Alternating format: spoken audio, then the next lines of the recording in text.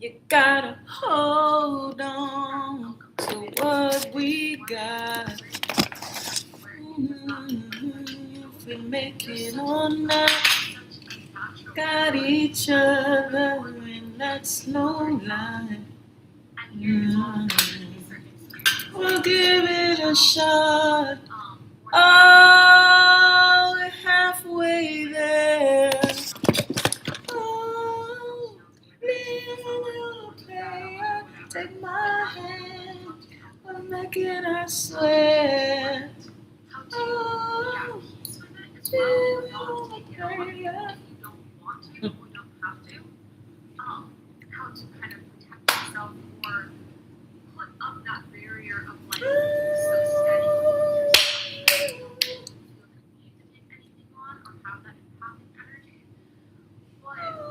Okay. Well, I'm debating on if I should because I'm supposed to do something tomorrow where I gotta go out. So I'm kind of determining, should I try to record what I need to record today, or but then that would be wasting. Well, it's not wasting, but I would be having 2 days of makeup. But I don't have that much makeup left, so that's why I'm like, should I just wait? And since I'm already going out tomorrow, I could already be ready, and I could do a good face of make, hopefully a good face of makeup, and then I can go do what I need to do. Then I can come back and then record videos and stuff, or knock out what I need to knock out today and still do what I need to do tomorrow. It's just I feel like tomorrow, if I hold it off until tomorrow, it will give me more of an incentive to like get up and like get ready and everything like that. And then, but also the thing is, I don't exactly have what I'm gonna say or do planned out yet, and I think that's important. So I'm kind of wondering if instead today I should just brainstorm and like really solidify what I'm gonna say, like how I'm gonna say it, I guess, and then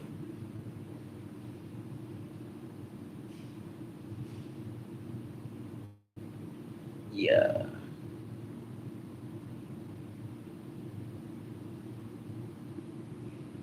I don't really like the concept of waiting. I'm not that great. I'm not that excited about the concept of planning. Like I'm always a planner and stuff, but I've been trying to be more like go with flow random. But I don't think this is something where I should do that because it's like a video and stuff. But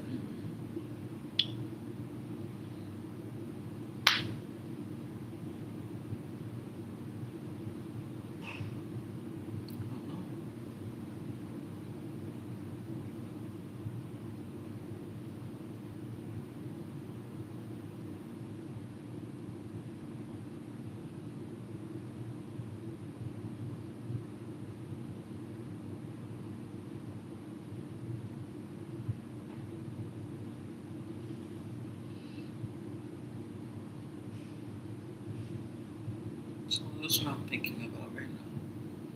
Yes, that you can do that.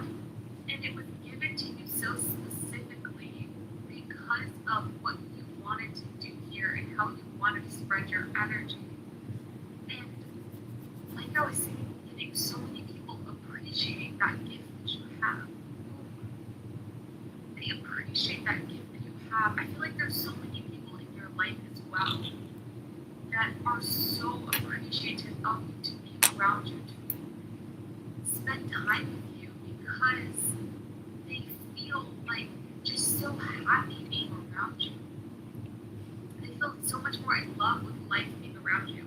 They're healing past experiences being around you. It's helping them with future experiences. Um, and beyond that, you're just such a good person and a nice person that people love to spend time with. They love to be around, and I think that you're very cool as well. I wanted to say outgoing, but I feel like your love is outgoing or your energy. You're outspoken in some way with your energy that people again just really appreciate.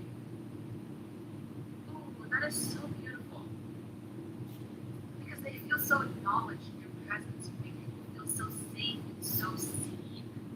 You make people feel so safe and so seen to be their full and utter self. And I just want to say, like, I'm so sorry you felt like you didn't receive that back. You always deserve to receive that back. And when you can acknowledge that this is a gift you have in yourself, you're creating more of that reality, or Is more that people appropriate? acknowledge that in you because babe, it is literally What?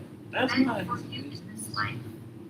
I was gonna say in He this got a little chapter soup of this life as well. on. But meant for you in this life to receive that back.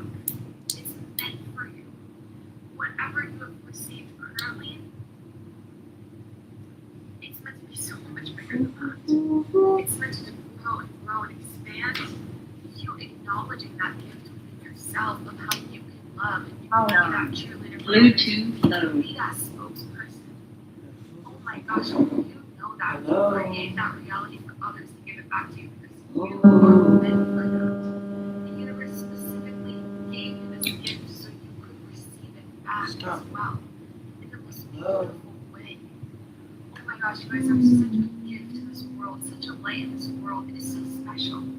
You are so special. It's so special to be you. Oh my goodness.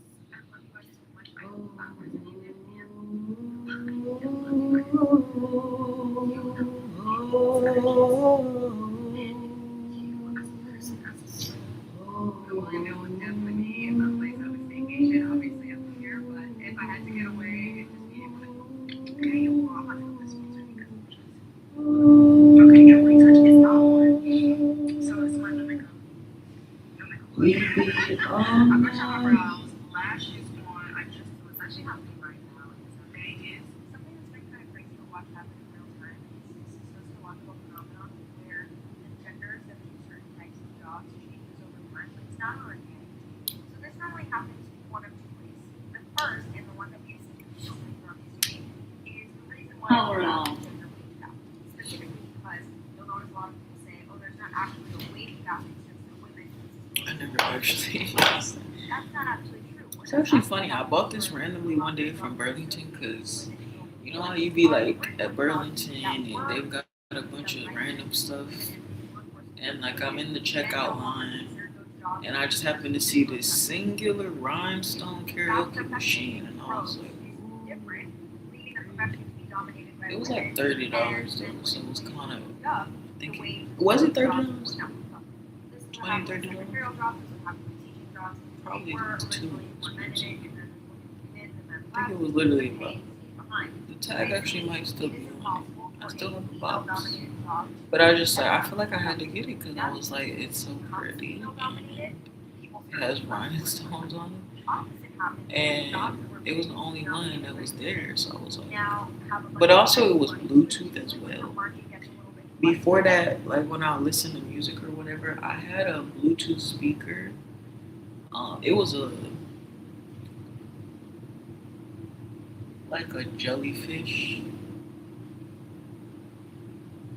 It was like a fake like jellyfish like Bluetooth speaker. So you like fill it up with water, and there's like these fake little like jellyfish that like float around in it. So that's what I was using before, but it was very the Bluetooth aspect of it was fine, but the concept of like having water inside, because if you don't put water in it, you'll just hear the motor running. So putting water in it helps for you not to hear the motor when you're actually using the Bluetooth speaker. So it has to have water in it, or you're just gonna hear the motor. So that's very inconvenient, given that I don't want to be having to be responsible for like a flimsy little like jar that's electric. It plugs in, but it also has water in it. Like that was just crazy. So I was like, well, I need a new Bluetooth anyway. So that was another part of getting it mostly. But um, yeah, but it also comes with a microphone, so that was nice. I think it actually comes with two microphones.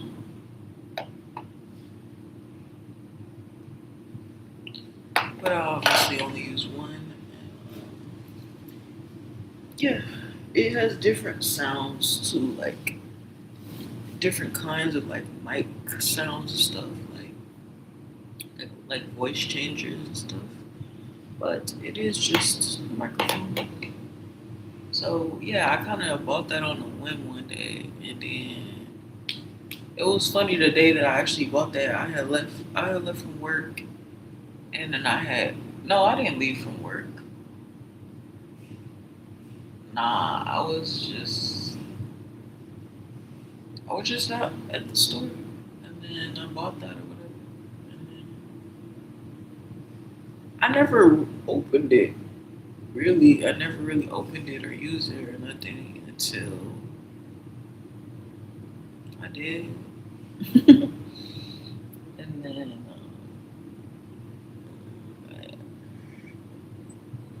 Now I like occasionally would pull out the mic part to just. It's kind of like just decoration now for the most part, but sometimes I'll put a microphone out. But ideally, I could use.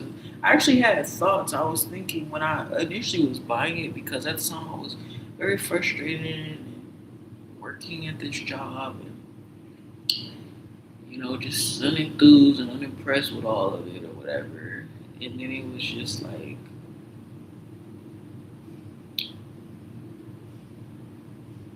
I was thinking of I just want to go on the street and just some people be out there with mics and stuff, just talking or whatever. I was like, I should just go and do that, just to make a speech or whatever, give my little public service announcement.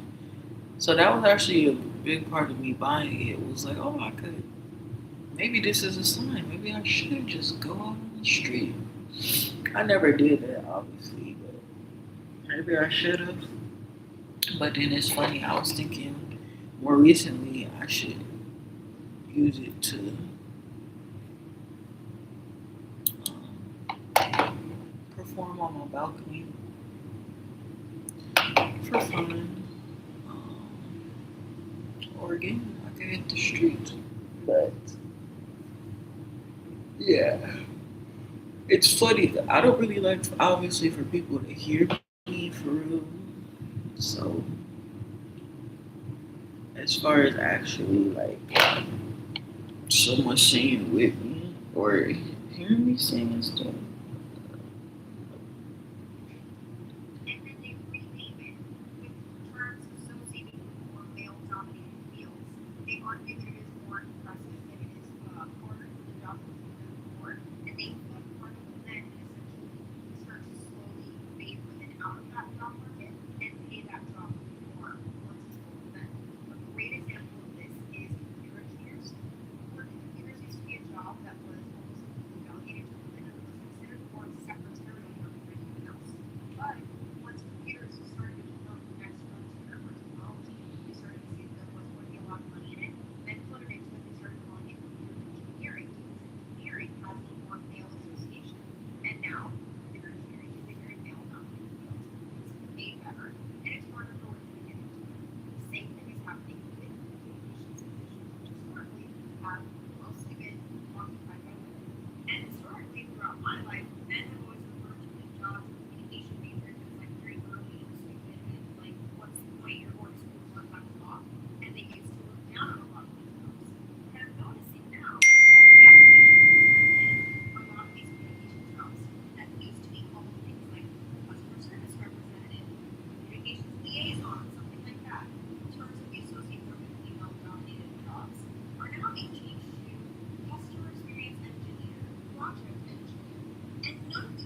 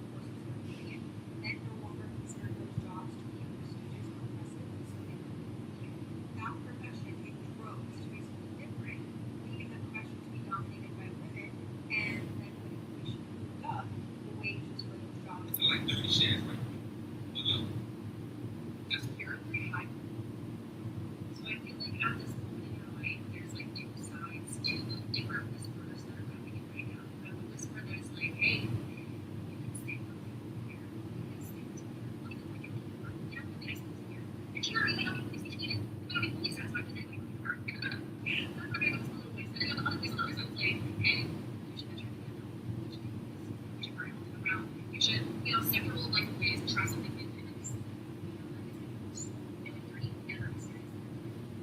I think you have being at the same time. That's the idea. There's two like there's two paths, two very distinct things. I feel like yours are right now. I'm not really hard to recognition or actually not willing to have this all goes out to deserve it. You're just like okay, where you don't have that same desire to. It almost feels like your soul is rejecting that presumption of saying, even though it feels familiar, it species with some of these, it makes you say, I just feel like right now there's a cycle of grievances, but also this cycle of great process is having no, no, they know that at some point in the near future, it's going to get to the point where you are actively severing the ties with the people, they say goodbye, have no process, and I don't know if it's going to make sense that some sort of big change, some sort of big change transformation is inevitable because what you are brought to is static and it's like your energy is really giving you this energy of wanting to soar, more taste, more growth, more adventure, more experiences, more wisdom, more fulfillment, more pleasure, more joy, more laughter. Like there's this, it's not a hunger in the sense of like desperately hungry for things, but there's this silent longing that you want to feel something, you know, more like that makes you feel alive. You want to feel alive when it's hard. And now that you've come to that realization, you want to feel alive. Anything that is preventing you from feeling alive feels like it's just you're not willing to keep it around. Or you're not willing to live with it, live with it. You know what I mean? To make a home in those spaces. You're not willing to radically but you are ferocious and choosing yourself right now. And that's why this whole feels so threatening. And it feels like one thing has to know it is you know it's up to you now. Power is in your hands for whatever you want to hold. What you want this life to give to you. You know? And I feel like that can be such a productive way to do it. Whatever you are doing, there's so much that's happening on the surface as you're coming home these realizations. Like yes, the power is in your hands now. You also have you know, simultaneously breathe and begin to let go of and and oh so I think you have this just right now. Do you want to get close to Indiana? Maybe you're thinking to source and to the divine is sunshine. I just passed a house that was going labeled sunshine, and no matter where I'm on, where I'm at on this hill, the sun has been directly in my eyes. I don't even know how that's possible. I have not stopped hearing the word sunshine, sunshine. Source calls you sunshine specifically because of your energy. Your energy is so pure, it's truly unmatched. There are not many people like you. And I feel like I'm speaking to somebody who kind of is a little bit down right now. Like, my heart kind of hurts. I might be going through like a major heart purging right now. Honestly, you might be exhausted as well. But Source wants to remind you that you have one of the purest hearts that walk this planet right now. And when you walk into rooms, you radiate. There's a specific energy that we were planted with.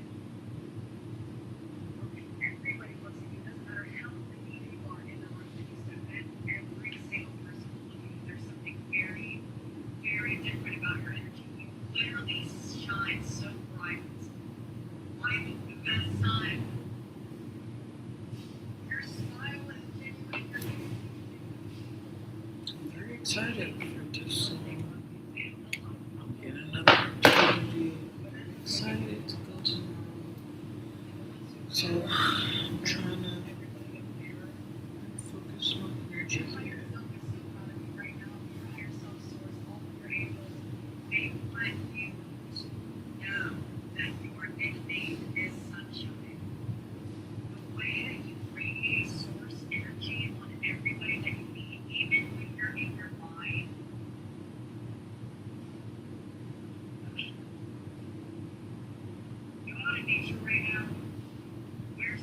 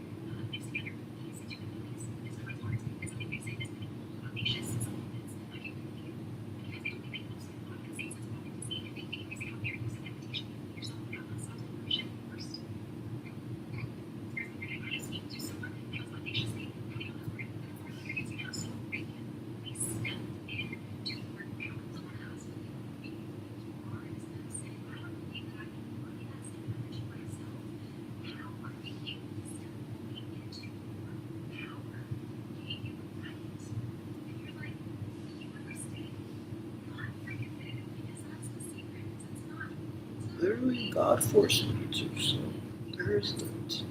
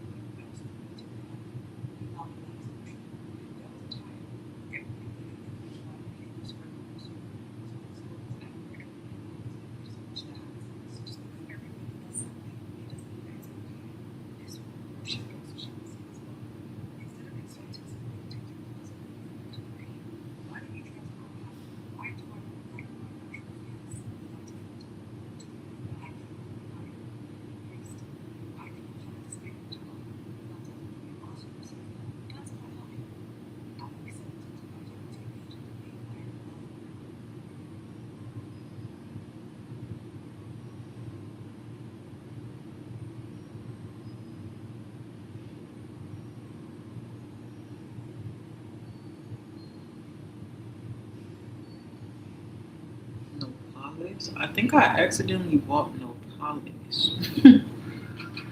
Is that how you say it?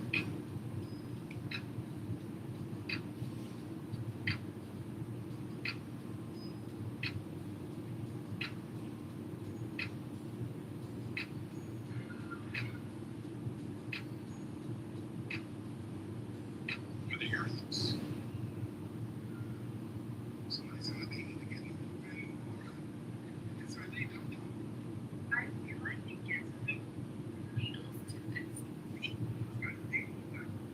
by learning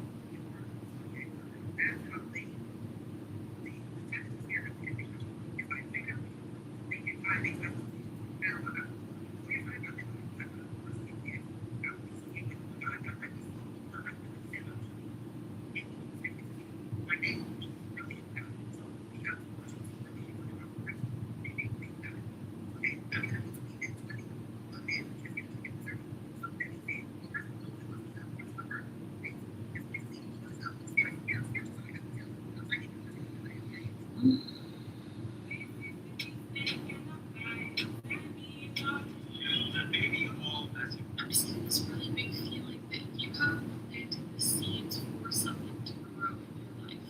Putting in some sort of work, whether it be energetically or physically, for something to happen. This could even just be you listening to music and actively manifesting. There's an active manifestation energy, whether the physical world or energetically, you're putting energy towards something.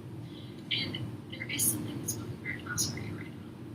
There is something that is wanting to come in. And I feel like there may be a part of you at this time. In this, I feel like it's not in this moment though. Whenever you're watching this video, I feel like you're very connected to love energy, or maybe there's even been this back and forth of being very connected to love energy, being very connected to your mind, and actively manifesting with your mind, actively believing in what it is you want to bring to you. And then there's this other part of you that is like, oh, I'm leaving behind an old version of myself, or I'm leaving behind like something that once resonated with me, but it's so liberating. I feel like there's a shedding energy that's happening for you right now. It's really beautiful. You're shedding some old identities, some old belief systems to really feel like you deserve what is coming to you. To feel like you deserve what is coming to you. For some of you guys, you could be in a partnership, yourself. I'm seeing someone looking in the mirror and feeling so beautiful and feeling so happy about who they are and what is attracting to them. Is he? Yes, you have so much going for you right now. It's really good. There's so much going for you, and your mind is very sharp at this time. You're a very sharp mind. I feel like you've always had a sharp mind since you were young. Or someone who just kind of knew things were going to happen. And I think you're now in an energy of being able to visualize something and have it happen, or see visions of your future. You're seeing some type of vision of your future that is I want to going make future food that for is a video, but currently I'm attracting not. because of energy that you are putting into it. Some manifestation energy. This could even just be energetically. Like you may not even be physically doing a lot towards this right now, and if you are, the energy is aligning with it. You're aligning with a dream, with something you've been It was all a dream. and your I used mind to is read really Word Up drawn in, magazine. your focus, Salt and your pepper and focus heavy of D up in my what you magazine. know to be true Every about day. yourself and about your reality. Mr. Magic I Molly, love you Mom. guys. I let my tape. I'm just getting this really big feeling that you have planted the seeds for something to grow in your life. Putting in some sort of work, whether it be energetically or physically, for something to happen. This could even just be you listening to music and actively manifesting. There's an active manifestation energy.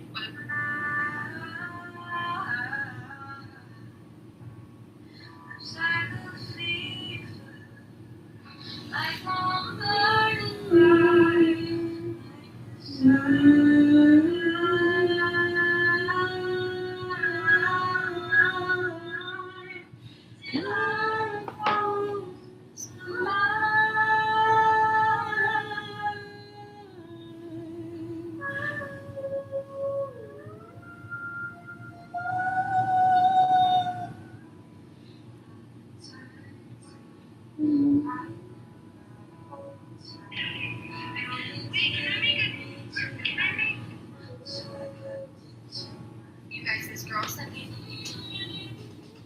people like to me or be around you. And it's nice to me because you make me feel acknowledged, genuinely cared about. Like you're interested in your lives with what they have to say. Probably because you're maybe like a really curious person. But it comes across as very like care about people, going through what they're thinking about, what they like to do, make people feel like quite nurtured and supported, and maybe without even like realizing it. Do I have too much cleavage out? Sometimes even when you have it, you could change your personality often. There's a lot of magnetism that surrounds you, just like because of the person you are, because you kind of view yourself as rich in life, or there are certain ways that you've gone about life, that you've gone about bringing things into your life, or gone about like just being the person you are, that people find really interesting. Like there's something about you and your energy that I don't even want to say it's like so different from everyone else, because everyone's got their own purpose, everyone's got their own special thing. But that's my favorite Billie Eilish song. What is that called? This energy of people being attracted to you, and I genuinely feel like the collective of people who watch my videos, you literally are stars. Like I don't know how many messages I make so many messages about that. You make me hate this city, and I don't talk shit about you on the internet. Literally existing and being observed. So there's anything that shit's embarrassing. You ruined everything. Okay? No, because I have to say this first. I have to say this before we ask that. You don't have to try. You don't have to try to be observed. You don't have to try to do certain things so that you're observed better or more people. Because I'm literally getting this message. I've been feeling this so strong lately for my collective who watches my videos. It's like the less you try, the more attracted people are to you. Because now you're in that like, I don't know, the best word I have for it is authentic energy. I feel like I'm really overusing that word lately. Like authentic energy. To where now people can, they're resonating with that authenticity because these people that are wanting to observe you, that make you the star that you are, right? I mean, you're a star even when people don't observe you. I mean, amen to that, right? But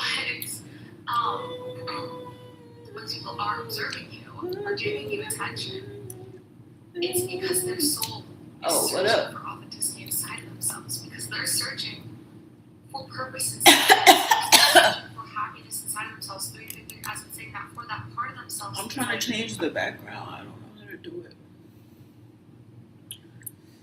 Bear with me. Did I click it? Did I click it?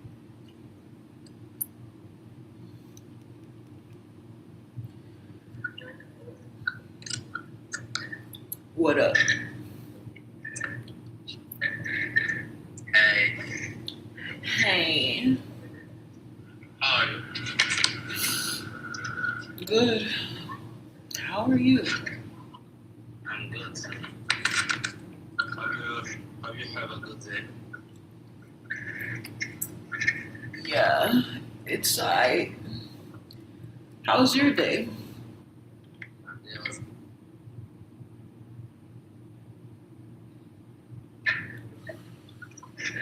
Ooh. Okay, I found it. Ooh.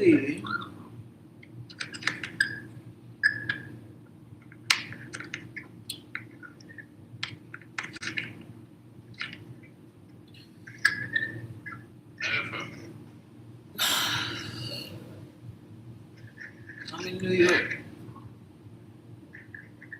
You say? I'm in New York. Where are you? Yeah, I'm in West Africa, in Senegal.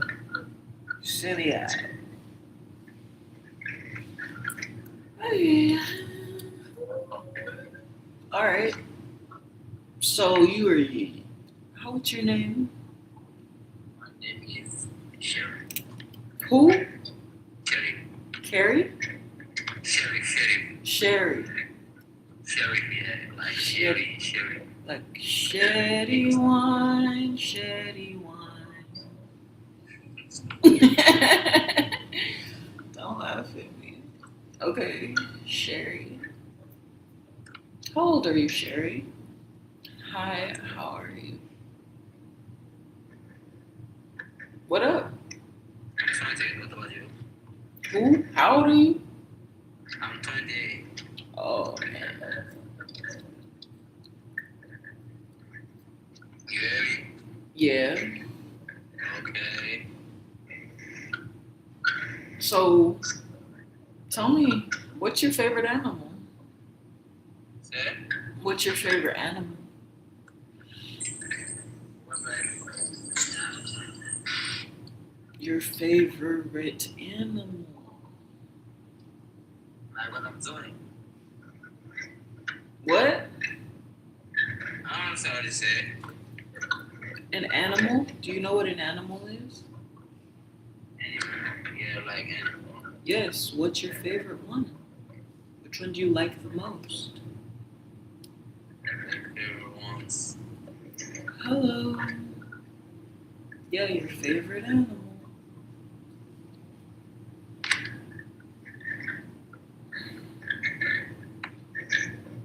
Come on, you can answer the question. You can't live in Africa and you don't have a favorite animal.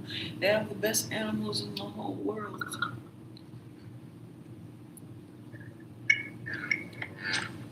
I was doing my hair, sorry. What up? Oh, sorry.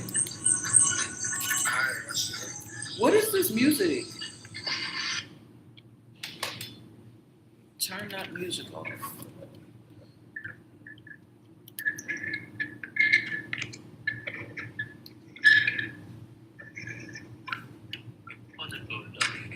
Huh? Wait, why are you not answering the question? Are you do not understand the question still, or what? Yeah, like I don't understand the question. Okay, so do you know what an animal is? Animal. Like a bear, a kangaroo, giraffe? Like what I'm doing. That's just what an animal is. Like a animal. You're a human. I'm a businessman. I didn't ask you what you do. I asked you, Yeah, I'm a businessman. what's your I'm business? selling. Yeah, I'm selling bike like from Prunes? no like I'm selling bike like bike. Oh, bags. Yeah, like I'm selling bike. I'm selling phone too. I'm doing like all the business too. Oh my gosh.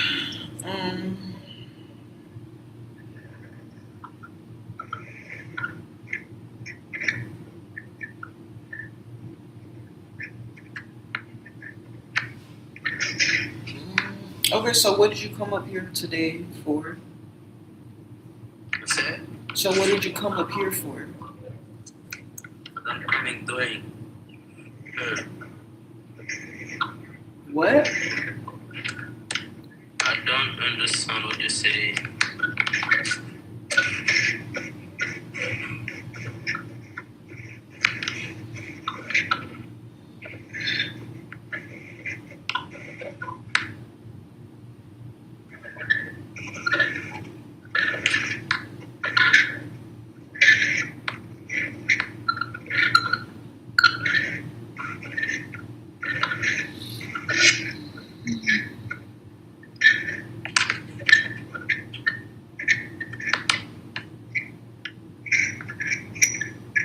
What I'm doing in life. I think language doesn't really make sense because how did languages become languages?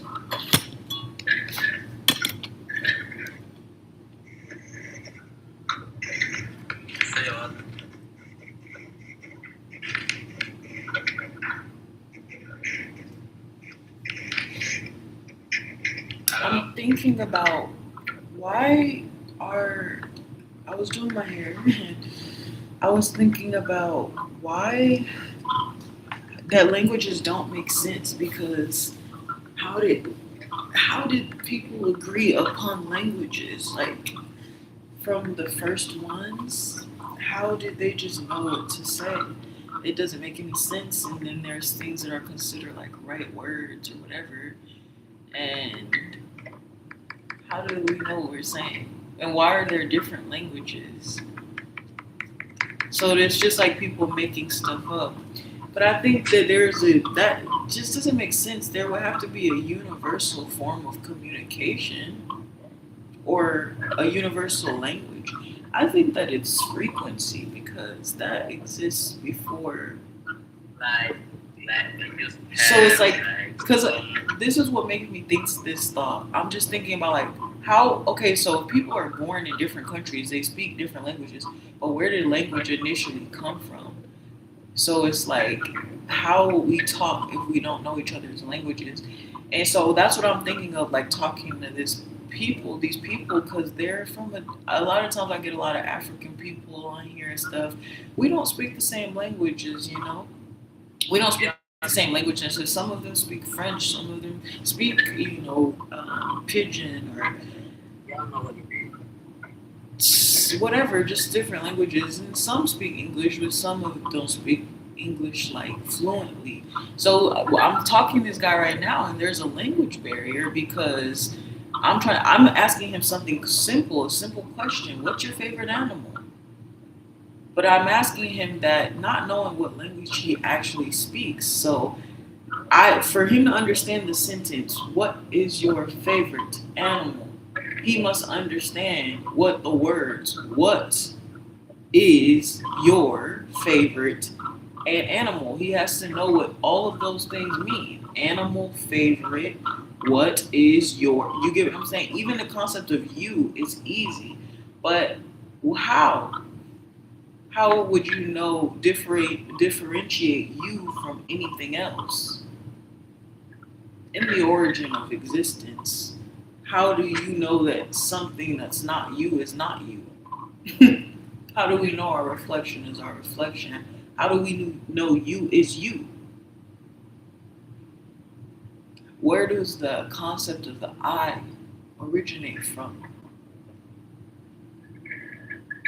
We see our reflection as something that we look at in the mirror, but is not the entire external world nothing but our reflection at that point, and our eyes are the mirror.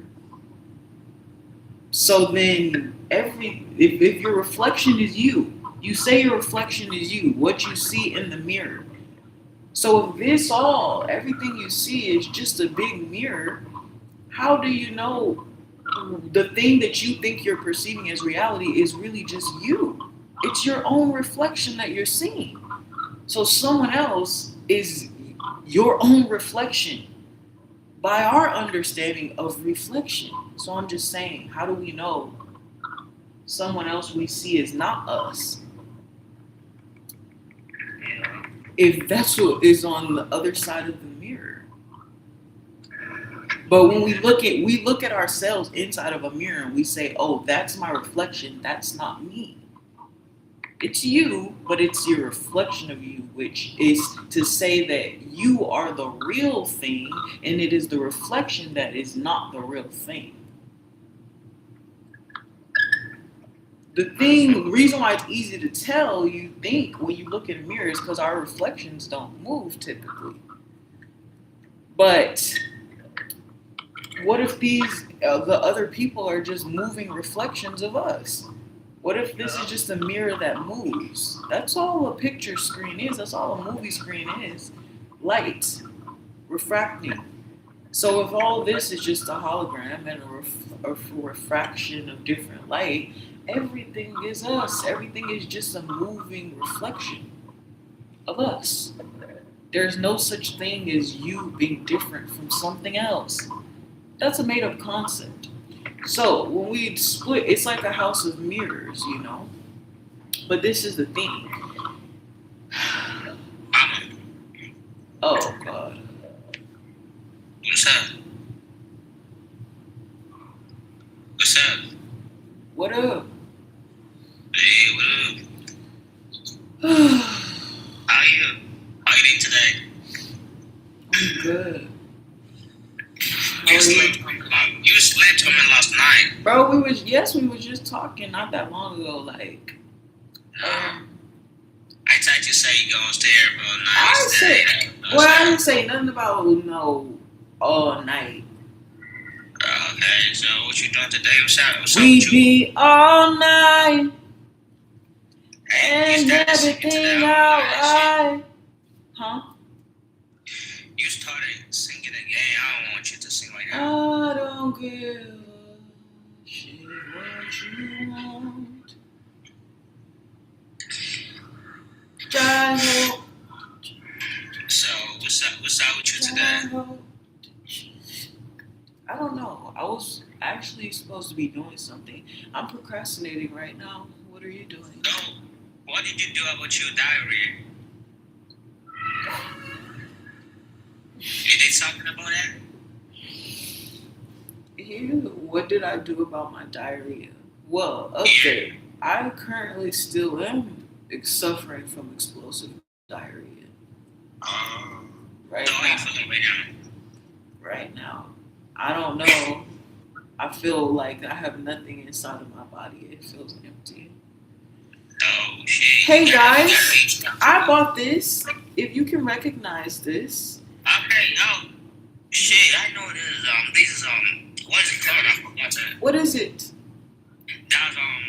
That's I forgot to. Please remind me. I forgot it. I don't know actually what it is. I thought it was aloe vera, but it obviously has these prickly things in it. But I got it. I have this husband back here. This is aloe vera.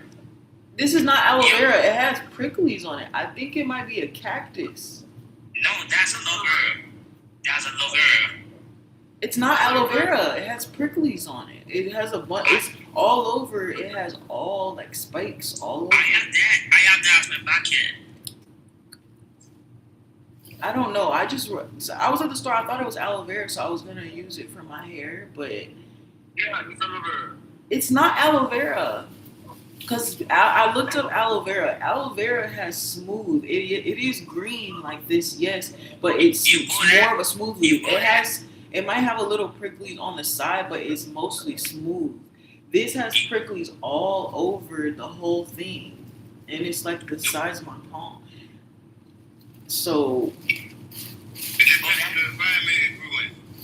I thought it was aloe vera, but because I wanted to use it for my hair, but then I got it and I poked myself. But I got it and then I searched it up because I was like, well, let's see, like, I was gonna look up like hair recipes and stuff from people, or like aloe vera uses like in the hair and stuff. But like, it was okay to just put it in as like a gel or whatever. It's food, so I'm not sure what it would do. But anyway, You bought it yourself? then it said, but then I realized by looking up the video that this is not aloe vera because this has pricklies on it. So what's it So called? it might be a prickly. So It what's might be called? a Napoles. I've seen something. It was either like Mexican. Mexico uses it. You're right. And they eat it. You can eat it and drink it or whatever. But it's attached to the prickly pear. The prickly pear cactus is a fruit, but this doesn't have a fruit on it. It's just the cactus part. So I think from what I looked on the internet a little bit, it said this might be a Napoles. But anyway, I was talking about language in general of like. So when I'm talking to this guy and we can't talk because he doesn't. I'm trying to ask what's your favorite animal, and he can't answer because he doesn't know what animal means. So, or he doesn't really know what I mean by animal. He doesn't understand what I'm saying with like favorite. So then it's like I'm trying to ask him simple stuff and he's not understanding. But I could tell by the way he was asking questions that he was like a beginner learner. You know how when you first learn language, you learn, the basics like, hi, how are you? I'm good. Where are you from? And I could tell by the way he was talking that he was obviously it's something Do you want me to teach my language? No. I'm Do you not want me to talking teach my about you. language? Damn, you're too blunt. I don't care if I'm too blunt, bro. Fuck you. I'm about to make my own too. So this is the thing. So I'm saying I could tell by the way he was asking me questions. It was that he was like, it was like obviously it's his first language, but it's the way that like I was wondering like why do they keep asking what you're doing? That's the first thing that every single person says, but that's usually how you start a conversation when you. No, you don't like someone ask how you doing. No, you don't I like don't. someone ask you that. I don't. Huh? I don't because it's annoying and it's repetitive. But I'm you explaining why I Wait. understand. Bro, what the fuck? Let me say something. Like, I want to be honest with you. Like, you always trying to be like, oh, I don't know. You don't even like anything. Like, if anyone asks you how you doing, like, you say you don't like. What you like? Like, what you really like? I don't care about that. It's irrelevant. You're trying to be a spaceship. The point Like, someone not a is, spaceship person, and you're not really all that. So I'm just saying that there's a different. I'm talking about something that's significantly more important than whatever it is that you're trying to interject with right now. But you're a human being, so why are you trying to be a spaceship, someone that is really spaceship like that? And you're not really all that, so what you mean? I'm not really all that. I don't need to fucking be all that to talk about changing the world. Your head is in the gutter. Nobody's worried about fucking being liked. I don't give a fuck. I don't give a fuck. Like that's the point. That's the point you don't understand. And why is that not waking you up? Why is that part not waking you up? The fact that I don't give a fuck should be a warning. It should be a sign of something. It should be proof in itself that what I'm saying is not bullshit. Because why else would I risk? It's because you complain too much. It's like, not about complaining. You complain too much. That's no fear. If someone asks you how you doing, you'll be like, you always mad at someone. Like, why? Okay, are you just happy to like us? Hey, how you doing? How's your day going? Is that a bad thing to say? That's not a bad thing to say. That is very appropriate to ask someone how he or she's doing. So anyway, I understand. Because you always mad at everything. Whatever you always they're mad saying. at everything. Since I started talking to you, whenever I say this, you always mad at me. I don't know why. We are human beings that are created by God. We have to just respect each other. But the way you talk sometimes, you just talk like, okay, maybe like I'm nobody. But I'm somebody. You talk to me like I'm nobody. That's fear. That's unfair.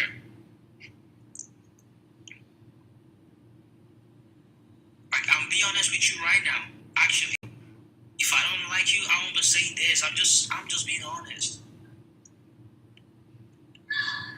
Sometimes you just have to mind the way you speak to people. You too blunt for saying something sometimes. But anyway, I love you though. Anyway.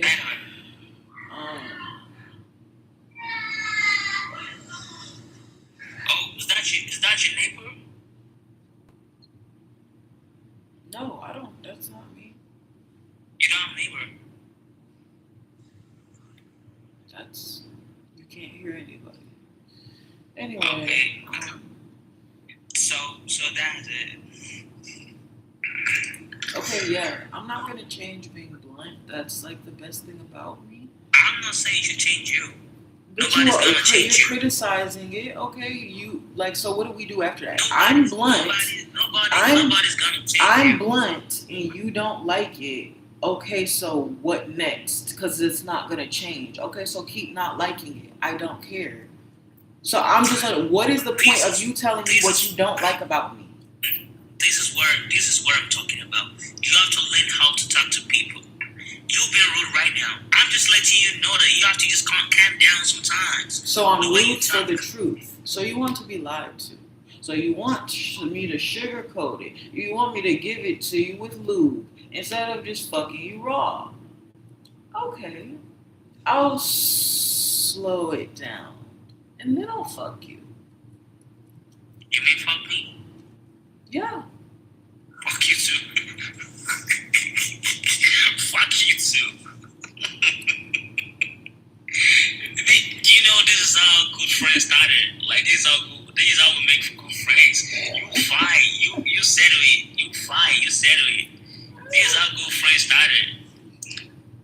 never agree with you.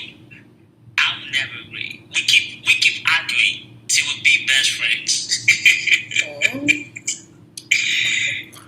We keep arguing all the time till we be best friends. Either you agree for me or I agree for you.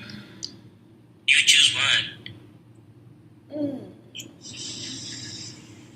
And hold it, and hold it, and hold it, hold it, hold it. The power of the spiral. What you pondering today?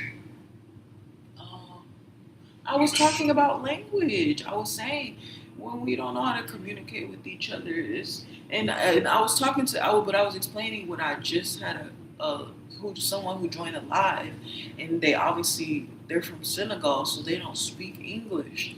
And so we were having a conversation barrier because I was trying to ask them what their favorite animal was, but they didn't know the concept of favorite or animal, and I don't know their language to be able to explain it to them. So I'm trying to ask them like different things, and I'm realizing and then they were like, I don't understand what you're saying. And so at first I was irritated, thinking they just were like ignoring me or they weren't like listening to me. But it's like and then I started like, well, why am I getting angry about it? Maybe they are not being funny, like they genuinely don't understand me. Because I'm thinking I'm asking something simple. What's your favorite color? How old are you? And he can't answer. But so I'm thinking it's simple, like you should just know that. But I was like, okay, maybe he really doesn't get it. So I try to break down the different things, like, do you know what an animal is? And I realized he didn't really understand even what an animal was. Like when Okay, he doesn't understand English. right, he doesn't understand English. That's the point I'm describing. So I'm just saying, real time, I'm having this conversation, and then I kind of just sat there. I was like, okay, let me calm down. Let me try to figure out how do I explain the concept of an animal to somebody who speaks a different language than me. Like, how do I get to know them without talking? Because we can't talk. So I was like, let me just sit here and just vibe. I don't know. Because sometimes my testament of like a great relationship is when you can sit in the silence with someone and where you don't always have to speak. You don't always have to say I something. think the FBI knocking on your door. Boy, what are you talking about right now? No, I told the FBI knocking on your door. Would you stop playing? Why are you doing that? I played too much. Stop. No. So, yeah, so then I'm realizing, I'm like, okay, because yeah, I think like a great relationship is like when you don't always have to be talking to somebody, you don't always have to say something, and it's not that awkward silence where you're like, what do we say?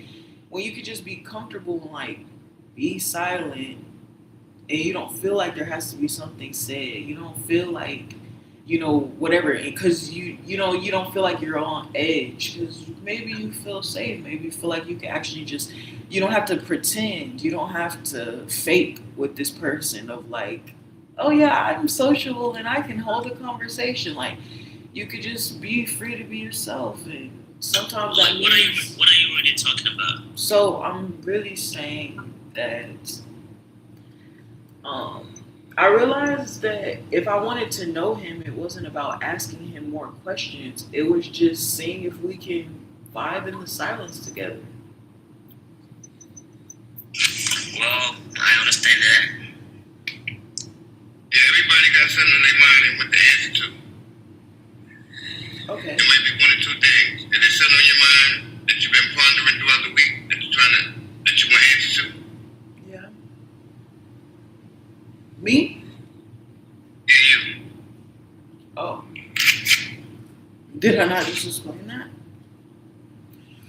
I'm to myself, like when I was younger, I wanted to know why the people, because my grandmother did Bible study, so I used to want to know why the people in the Bible don't have Bible, why they not reading the Bible, why they don't got no Bible, so how they living, and I was in the Bible, we had to read the Bible, but they ain't have, but the people in the Bible wasn't reading no Bible, they were just going about life in the Bible.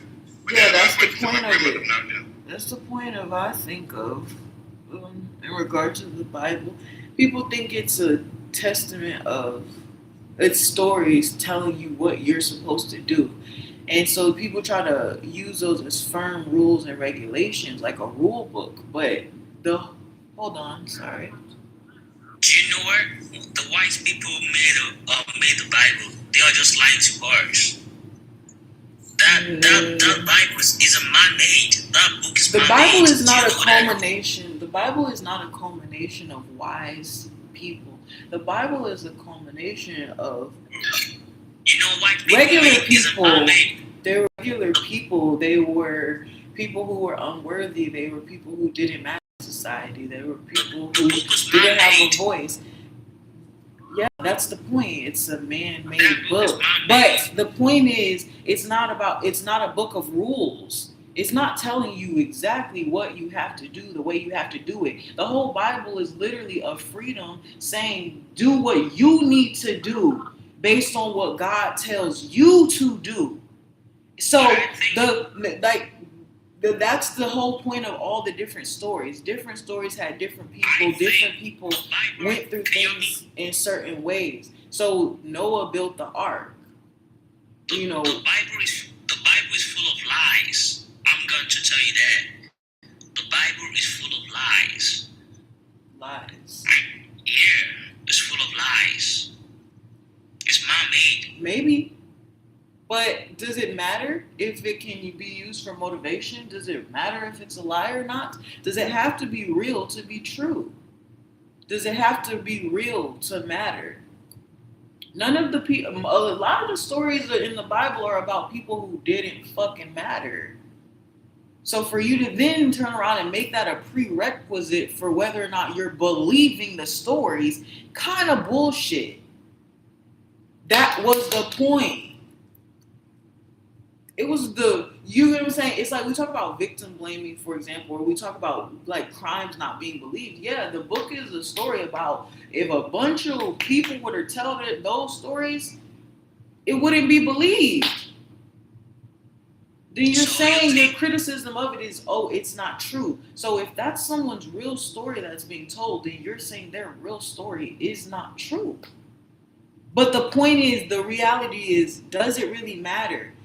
Movies can be fake, but they can still inspire you. They can still lead you to action. So you're saying it has to have actually happened for it to matter. I'm going to ask you this. Do you believe what is in the Bible?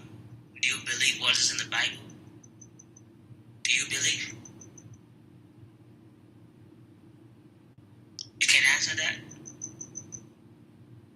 I believe it. Yeah. Do you believe the Bible is real? I believe it. Yeah. Can you prove it? Can you prove it to me? It's not for me to prove. That's the thing about a story. So A story is just something for you So to believe in. You're supposed to use it for belief to get you to believe and imagine that. Reading books expands your knowledge about people and places and things. That's why I love to read. You have no point. So it is a point. The book, Bible is a book. It's a story. You actually have no point. The belief I of the believe story is based. I You're believe- basing it I on believe- whether you believe it actually happened. But Do you some of know the what? best stories are the ones that sound impossible. Those are the greatest stories. The ones that don't even seem like they really happened. Do you know 'Cause what? that's how crazy it is. So for you to say, "Oh, that's too far fetched to believe," Do you know what? I do believe in God. I believe there is God. But I'm just saying, like, everything in the Bible, are they true? I'm trying to understand is that. anything true? I believe in God. No. I do believe in Who's God. the judge of knowledge? I want to ask a question. This question. I just asked heard you all a the time. question. You're asking me, is it true? Okay. Based on what? So Before- I'm saying, before- how do we? You're saying, is it true? Can you prove it? Belief, and it's like all of the words belief, proof, and truth were all made up.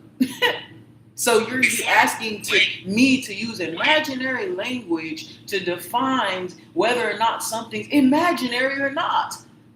The imaginary language itself should be enough to answer the question of whether or not this imaginary story is true or not. But why are the words real to you? The words are true, the definitions are true, but the story is not true?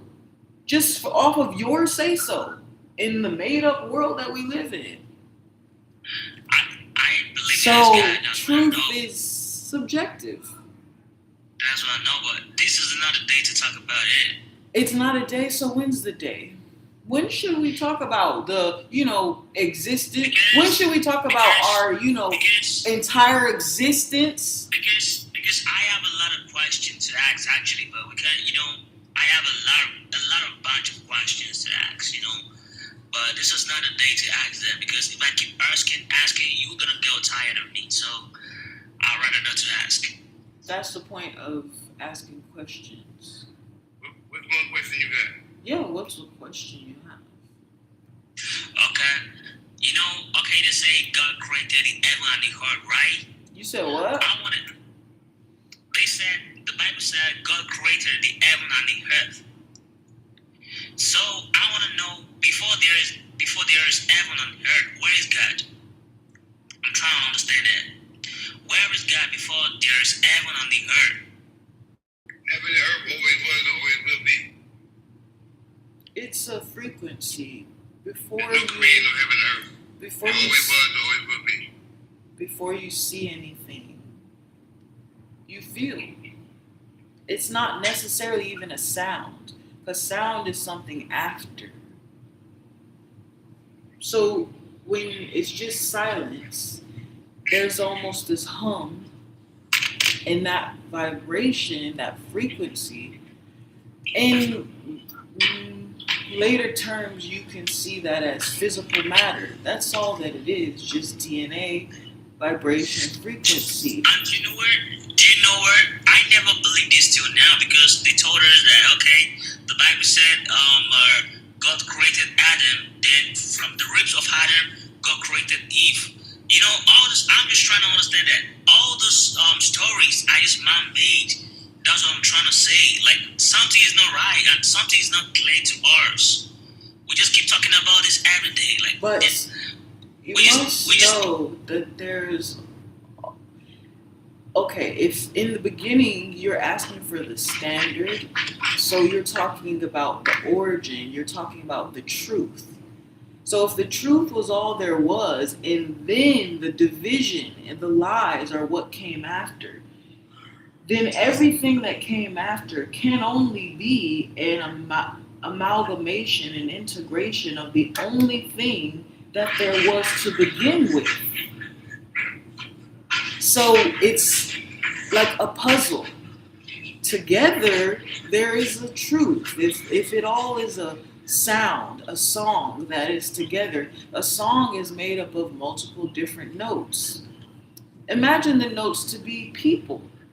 Each note is a different person.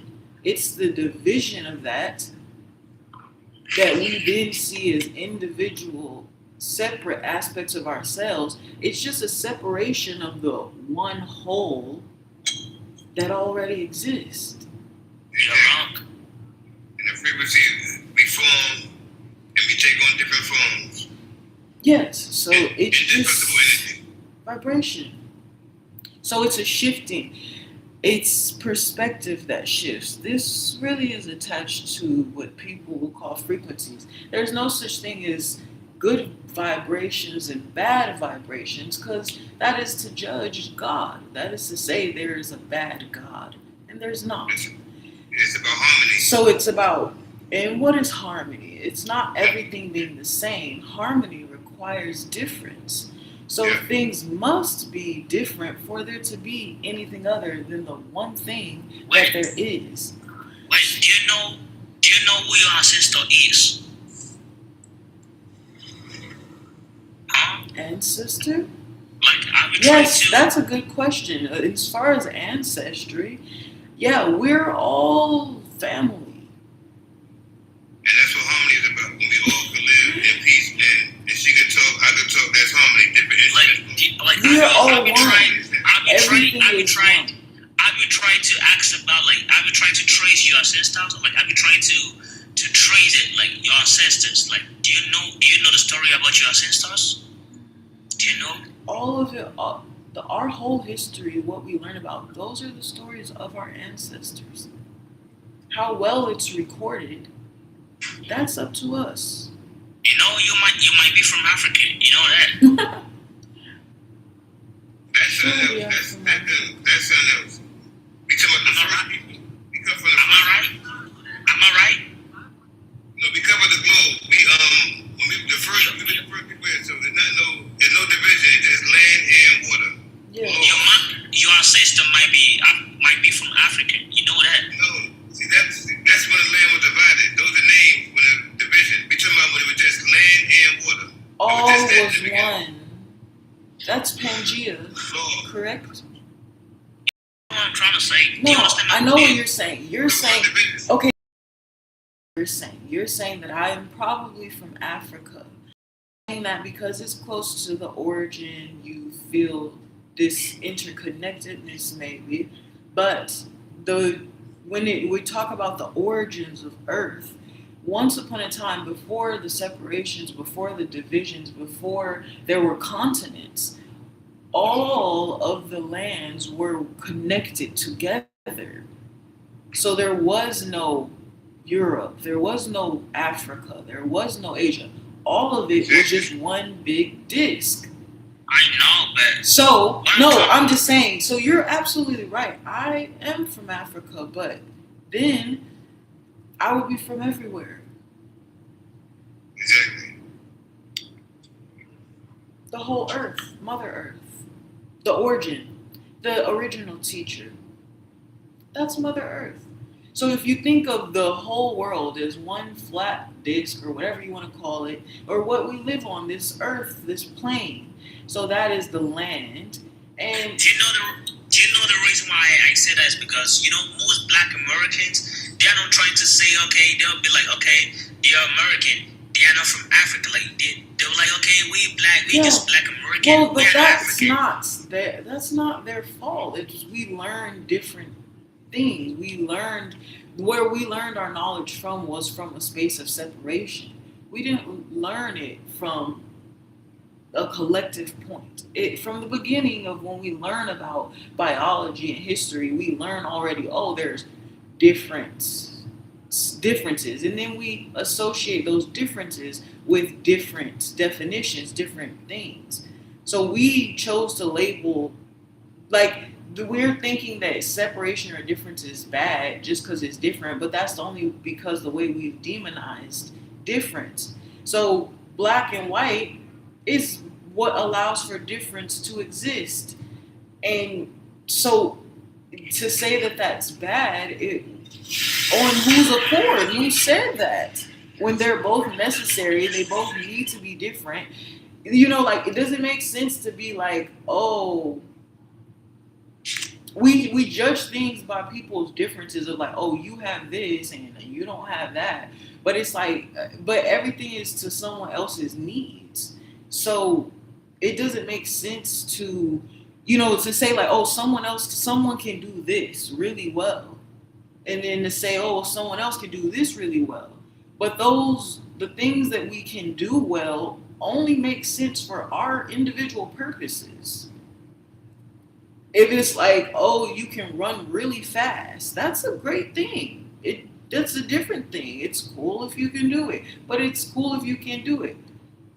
Are you using the running to apply to something in the field of running? Like, if you want to be a track star or athlete or whatever, yeah, the ability to run is great, but you don't need speed to be a veterinarian, or you don't need speed to like work in an office. So it just, you don't have that skill, but is it a necessary skill? It's the same as like, sometimes people will feel like being tall is a bad thing. And if you're tall,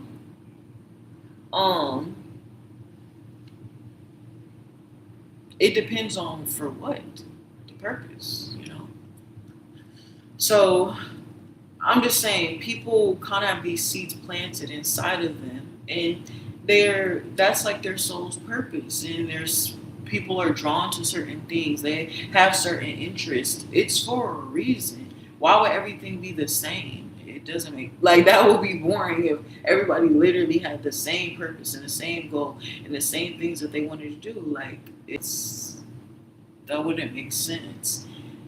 So you look how things work out, how certain people have been drawn to certain interests and it has led to certain advancements in certain fields. It's, like people have their different soapboxes, things that matter to them more than someone else. Maybe because of something that they personally experienced, like um you had domestic violence and then that inspired you to do something in that specific field. And someone else may have not had that experience, it may not have that same drive, but that's because it's not a part of their purpose. So look at the things that you experience in your life and for who you are and your own experience, and you have to reflect within yourself of what that means for you in your life. Another thing that struck me was who named the land. And why would I, and if I don't know who named the land, why would I say I'm American or African or whatever it is if I don't know who that person is who named the land? Who's responsible for the divisions? Who's responsible for the why are there certain languages in certain places compared to other people? Well, you have to look at what you're inside of. You're essentially inside of a dome. This disc is almost like a phonographer, is that what it is? Like sound, but they literally track the vibrations of the earth. There's literally like a vibration plate that we live on. You get that? We literally live on a vibration plate. And so what is then speaking to us? It's a frequency, it's a vibration, it's the land itself.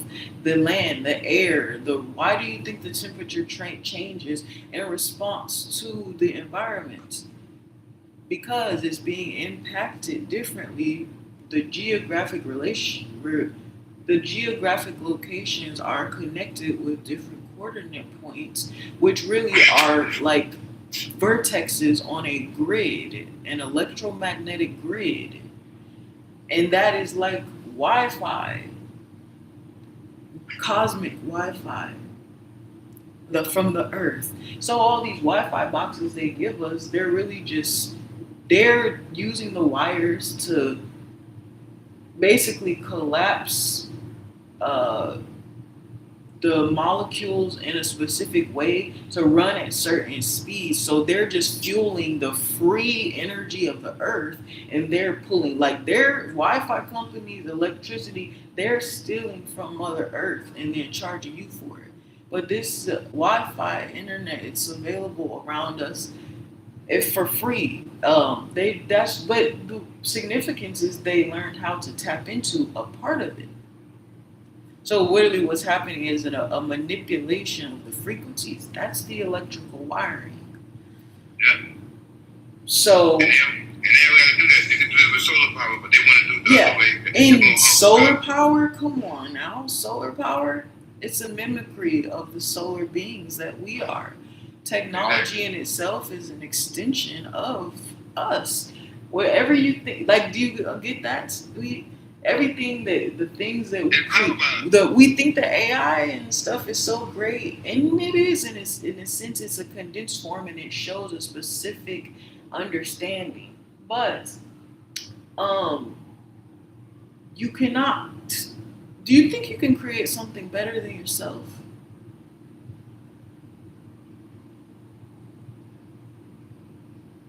So I think what the things that we think are so great, they're just an expression of us. It's something we're already capable of within ourselves. So when we talk about this electromagnetic grid that surrounds us, which is coming from the vibration, again, this is not made up. The vibrations are recorded. They track these already, right?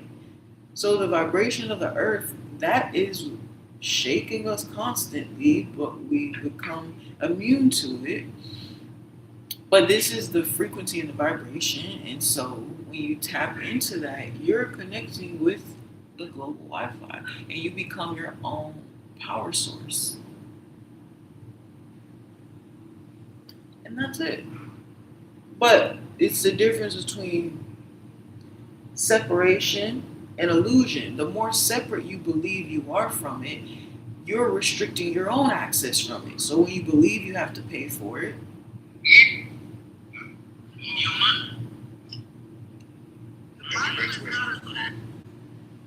it's about,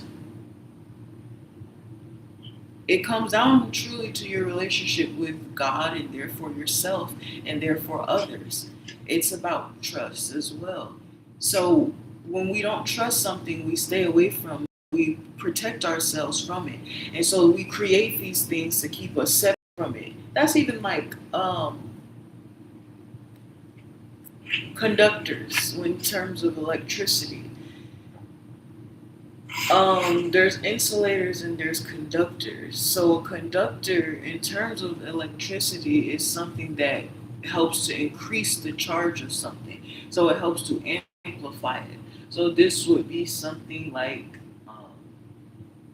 I don't know, like a metal, you know, something that conducts really well. I think gold is considered a really good, I think gold is actually considered a really good conductor. Now listen to this. This is actually, I had this theory a while ago. So, ooh, okay. So yes, gold is considered a conductor. So that means in terms of energy, it is an amplifier. That's why they do like the gold diamond testing, and they say like if it shows if it's a dud, if it's fake, it's not gonna zap. But because of the conductivity of gold, it allows for a charge to ping off. That's electricity. So, Copper also. huh? Copper conducts electricity also. Correct. Carbon as well. And so, but I was just giving an example. And so, on the other hand, there's something called an insulator. And an insulator is something that reduces the charge of something. So, that is basically almost like a safety mechanism to keep the charge away. This would be like rubber.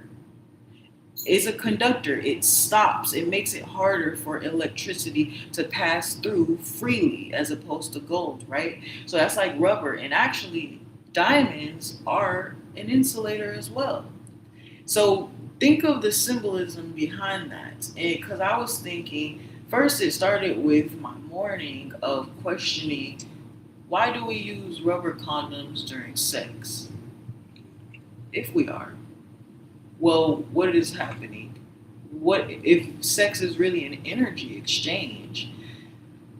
The point of the rubber is to reduce the energy exchange. Yep. But that's assuming that the sex is only happening in coitus. Sex is creation. Sex is all around us. Sex is unavoidable. Sex is the reason why any of us are here today. But what is sex? What is sex really? We always define sex as girl, boy, male, female, X, Y. Just two differences. But that's just the components of sex. Sex is the integration of the two. That's literally right. You can't have sex by yourself. So sex is both. So It's originally lovemaking. Yes. Which is the making of children, which is preserving your culture. Sex, yourself. separation. So yes, so using a rubber, but sex is just sensation. That's really all it is. It's just friction and vibration that's happening from two opposing forces Yeah. separating. That Reproduction. that's creation. That happens all the time around us. That's sound. Then That's the energy. child That's verse. wavelengths. Yes. So it's about opposition. That's harmony. You need opposition in order to even attempt to have harmony. There has to be things that are separate. Then they must come together. So, And then results. yeah. So then I was thinking of like, okay, rubber. So I'm like, okay, so that's why. But the point of really, it's a mental thing of like feeling like it's better without a condom is because you feel more connected. Why? Because you're thinking you can trust this person enough that you're willing to put your health on the line. It's up to you. But that's the thing. You're supposed to use condoms for safe sex. But eventually, we understand the risk of going raw. And your willingness to take that risk with that person usually may be tied to a sense of safety, security, and trust that you feel with this person. Maybe you feel like, oh, we've known each other long enough. I love them. I trust them enough. So then that makes it feel like it's better. But it's really why? Because you feel safer. When you're using a condom, the concept is you're trying to stop something. That's the intention of it. So there's restrictions that then come. That's a restriction. And with that restriction, it's a mental restriction that's also happening of I can't fully give in. I can't fully trust this person. I can't. That's what you're saying. But then you think about you don't really trust this person. That's why you have to wear a condom with them. But you're still being with them. You're allowing someone you don't trust to enter into a pretty invasive space.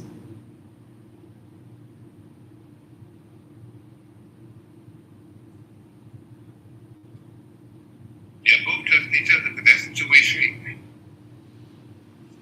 But I'm saying the use of a condom suggests that there is a lack of trust there. There's an unwillingness. There is a restriction somewhere. So why are we engaging? Why would we then put ourselves in that position? Why don't we wait until we don't have to use these restrictions? Yeah, they put the pleasure without making it tripping sometimes. Do you get it? Yeah, but making a child is a consensual decision as well. Do you think it's not? That's what I said, they put the pleasure without making a child. But that's what that's for. Love making is for making, that's why love making is not really, it's supposed to be love making originally.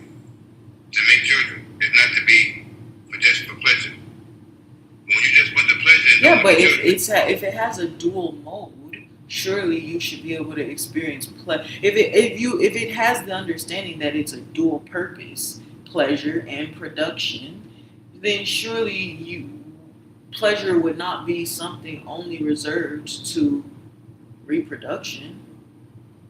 Why would we not be able to experience pleasure? Just because that's the point. That'd be the point.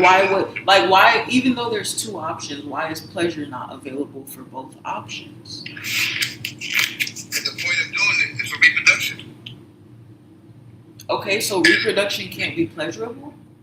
Is it not supposed to be? Is that not why it's like they think it's like either trying to make a baby or have fun? People saying, but at that same point, when you supposed to be doing it at that point for that, not to just do it just for the pleasure. But I'm saying, why can't it be pleasurable both times? Why? That'd be unfair because now you're cutting out the reproduction and just having the pleasure. That's unbalanced. But why can't reproduction be fun? I'm just saying you're doing the same thing for both of them. So why you're doing the same thing for both of them? So why does the pleasure get removed from reproduction? No, the reproduction is getting removed from the pleasure. Because the person when they have the pleasure with the condom on, but they want to eliminate the process of having the okay, so there's pleasure in both of them. That's what I'm saying. Yes, because you said pleasure without the condom. So are you saying Yeah, that's what I'm saying. reproduction Pleasure is in both. pleasure? But the unfair part is not reproduction in both. Because now the rubber is there to prevent the reproduction. But it's still pleasurable. Just for the pleasure. But eliminating reproduction.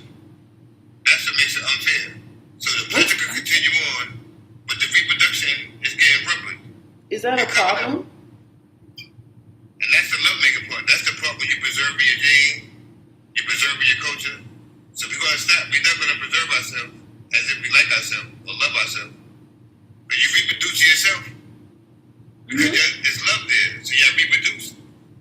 And y'all produce a child between the two.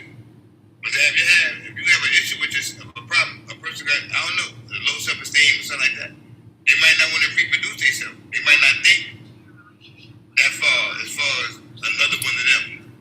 And they got ways they think about themselves. When people No. We're not gonna do that. Let's not do that. So are you suggesting that people who don't want to have kids are insecure about themselves and that's why they don't want to reproduce? So then you're suggesting wait. So yes or no? That's them from low self-esteem. Okay, so he confirmed that. That was a confirmation. If you don't want to have kids, he's saying it's because you are insecure. So you're then suggesting that those who choose to have kids, it's because of their confidence? I said low self-esteem. Right, but you're insinuating then that those who do choose to have kids, they have kids because of their confidence.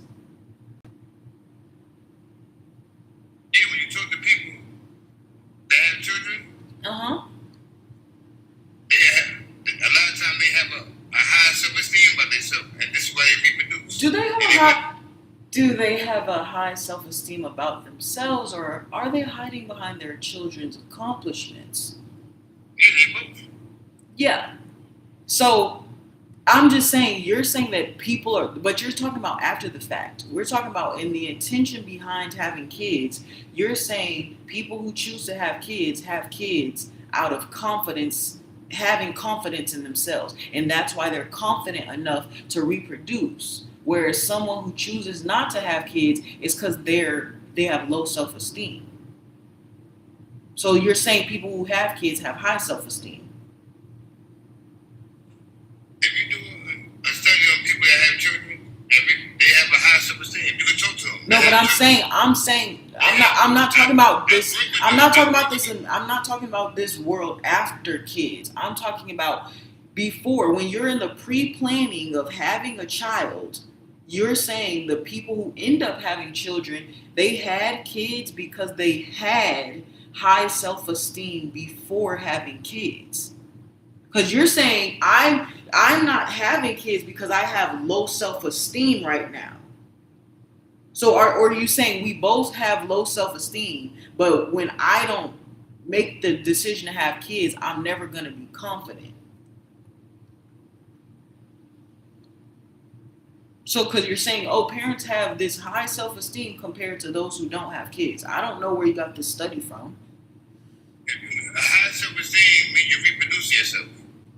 Okay, so you're agreeing with me. Reproduce yourself. Yes, you're agreeing with me. That's what makes it high. That you take it beyond your mind. You make another one of you. Okay. That's cool. Yes. I don't know what's more of a high self-esteem than when somebody goes that far. Now, somebody don't go that far.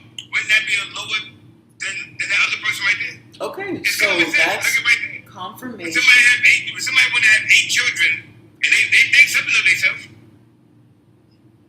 They think this person don't want to do that. They think something else. I don't know how you can come to that conclusion, though. You're confirming. You're saying if someone has high self-esteem, they have kids. If they have low self-esteem, they don't have kids. But I don't get what supporting evidence are you using to prove that people who made the decision to have kids is because they had high self-esteem?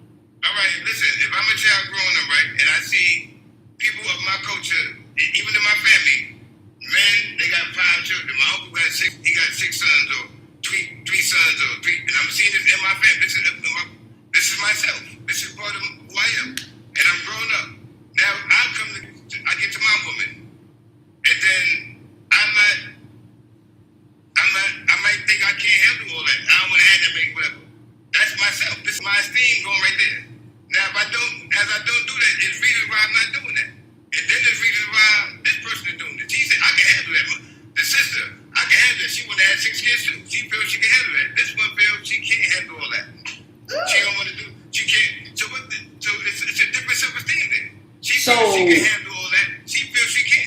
Okay. And Yeah. she goes and Or tells what somebody about that the see that's that- where that's you're yourself.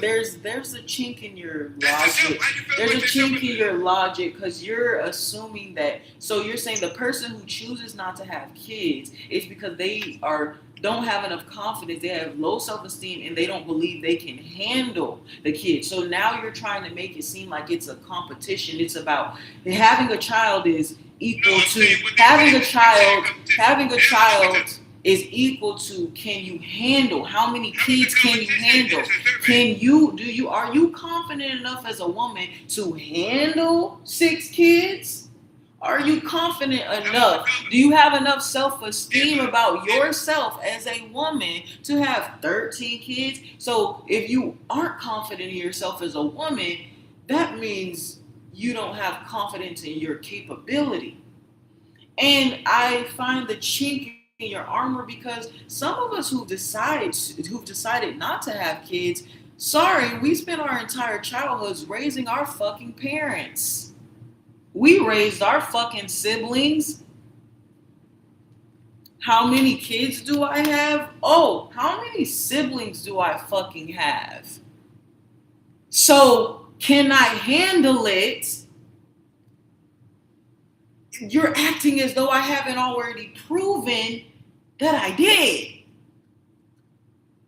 And it's funny that when I stopped raising the motherfuckers, they didn't know what to do anymore.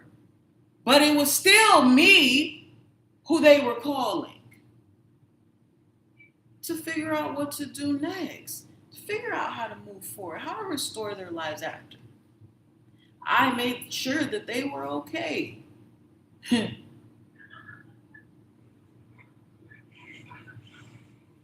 Maybe I did a bad job. Oh, another thing my parents aren't willing to admit, that maybe they didn't do a good job. Maybe that their best wasn't good enough. But look at me. I can admit that as a parent. When the survey is done, it's not, they already know it's not no So competition. it's a critique of you as a woman somehow for you to make the decision not to have kids. Oh, she can't Yeah, so when you handle it. ask, So when you ask, handle when is you not ask in them, it when I've already handled it. I spend my time raising all of you bitches every single day. Showing you, teaching you how to do better, how to be better, how to live better. I figure out the solutions. So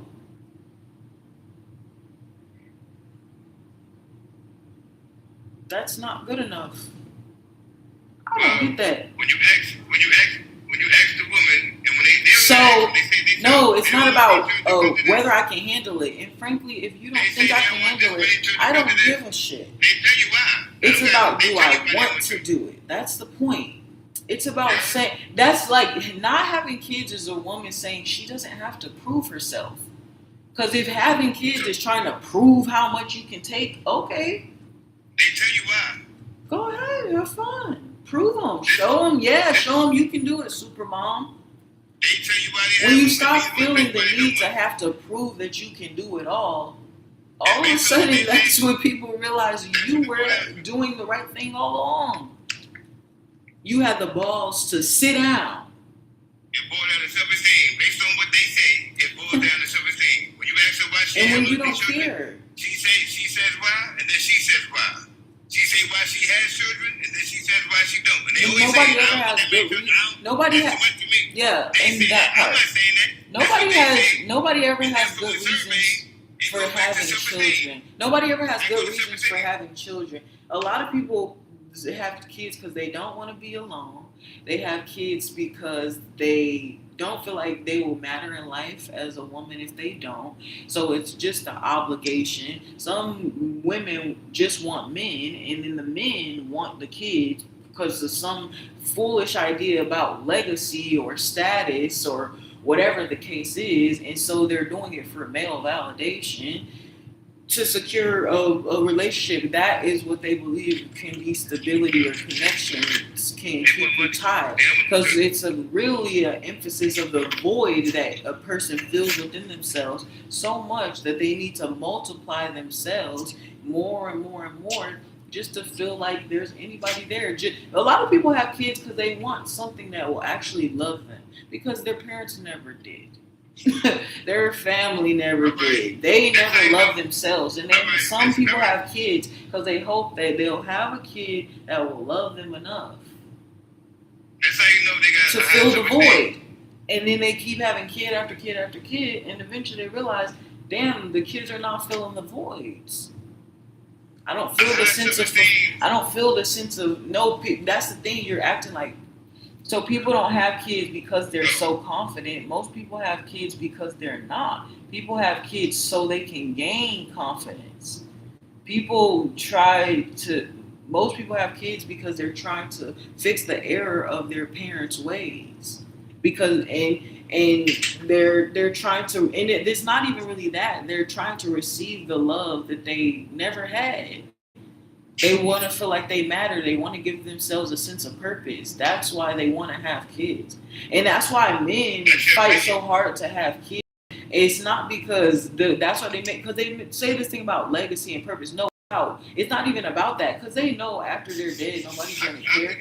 If anything, that might be the first time that maybe somebody even cares or shows no right. It depends, depending who you are.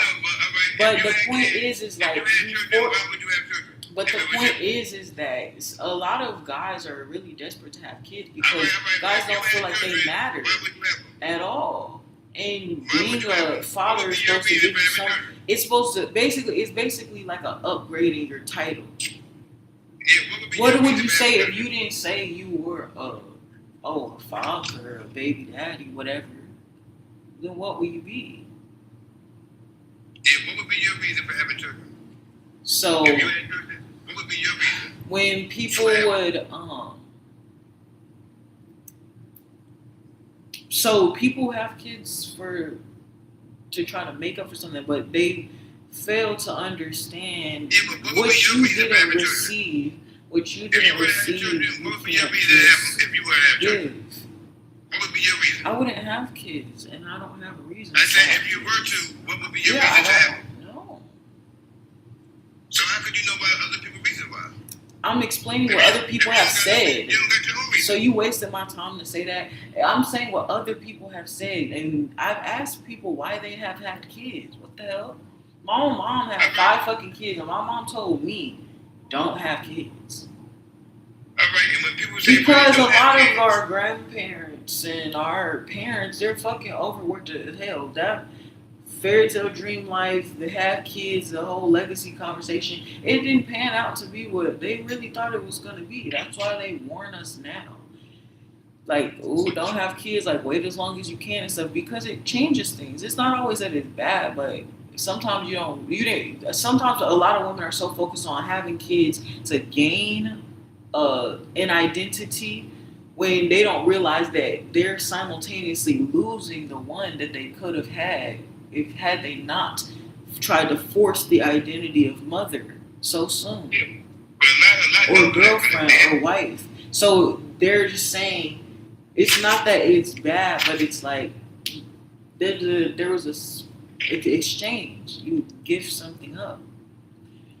A lot of women don't do that. But they're doing it. They don't realize always what they're giving up until it's too late. After what they exchanged it for runs out, and then they realize, okay, this didn't work out. I hinged my whole identity on this, which was fine if I chose to do that, but I gave up finding out who I am, not being defined by being a girlfriend or a wife or a mother or,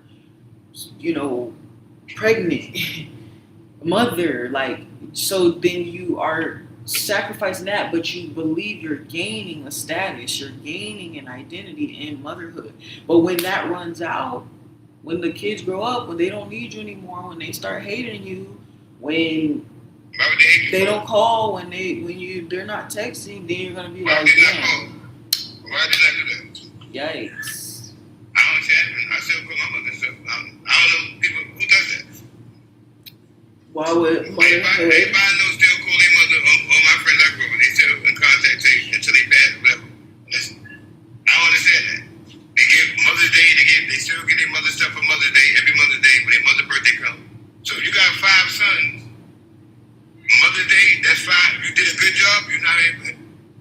Yeah, They well, doing some good. of us stop seeking our parents' approvals.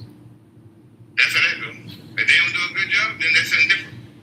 It's not about, like, the way I look at it, even with my relationship now with my family, is just, I don't think of it as a bad thing. I feel as though we had like 25 something years together.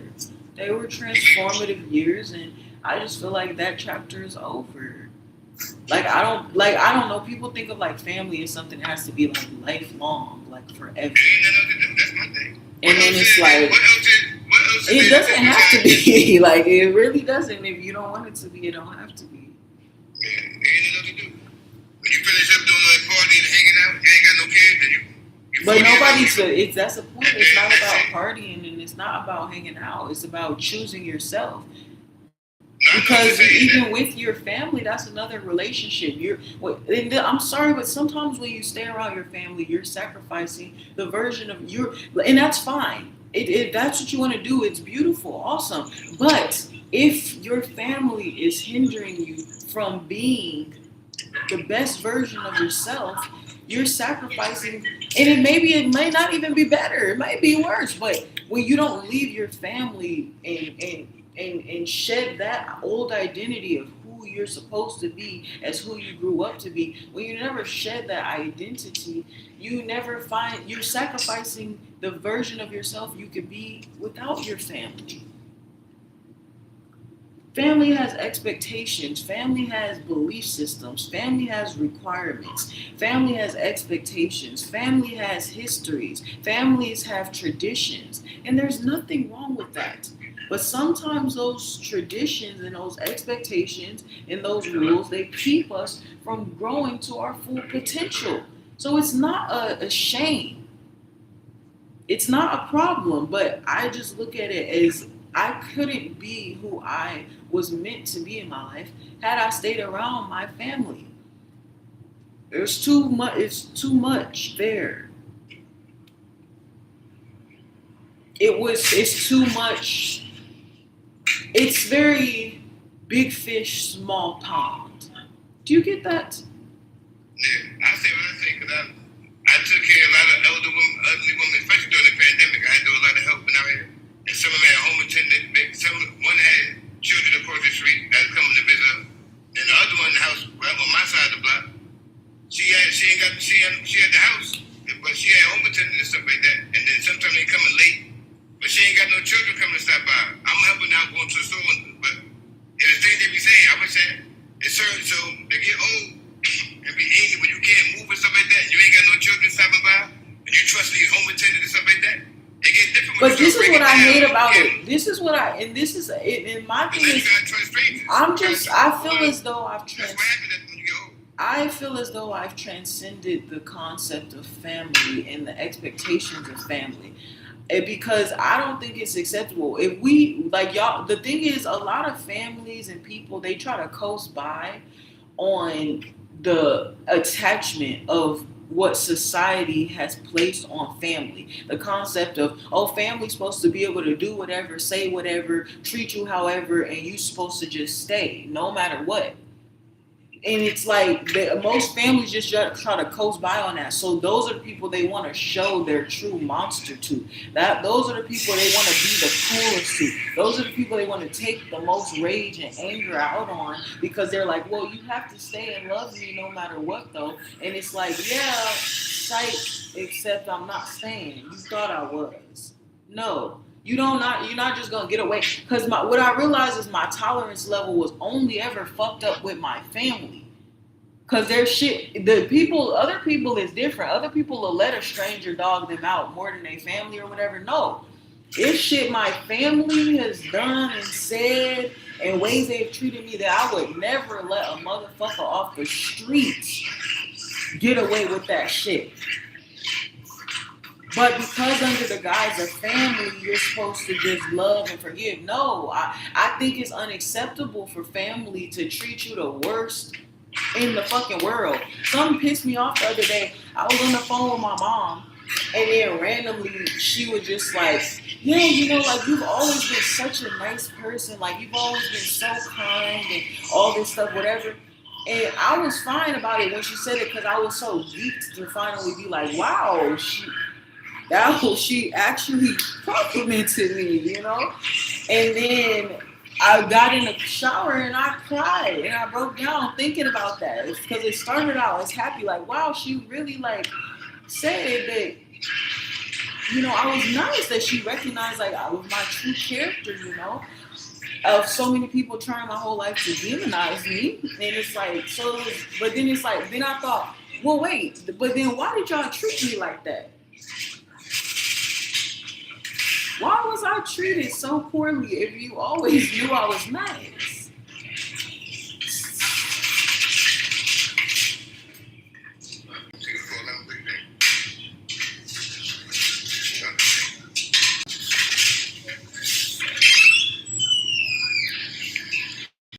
So that broke my heart because I was like, so they were mean to me because they knew how nice I was. And that is just, you know, it's painful, but at the same time, it's like, but that's why I had to, it can't just be about family and forgiveness. I think if we understand the concept of family is no matter what, then we should, no matter what, have to be good to each other. That's my only thing. Just because it's forever doesn't mean that you should abuse it forever. If we're going to be a family, why can't we love each other forever? If you know that that's supposed to be somebody you're always going to want to be around, you're always going to have to be around, then we should be the most nice to that person. But we're putting on fucking facades for strangers who you see one time and they don't give a fuck about you. But the person who actually loves you the most, then that's the person that you want to hurt the most.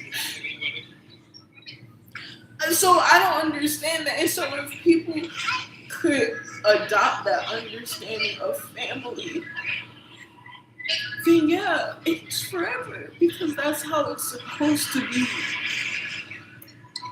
But what's the point of it if it's to my detriment?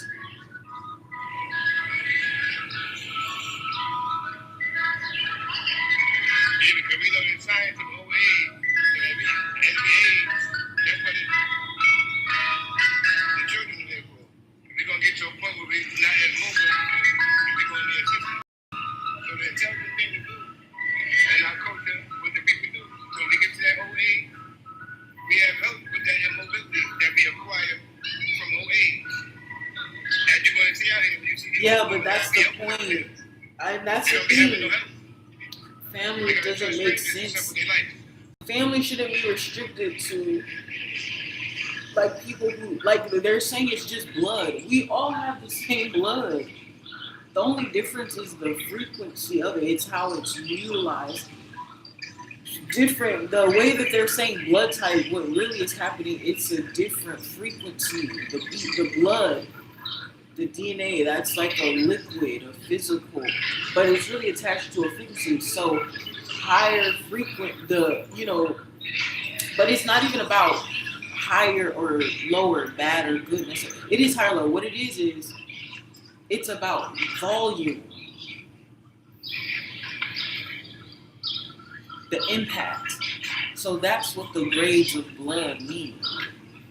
So they track the person by their blood, tracking then they know how big of an impact they're gonna make on the world.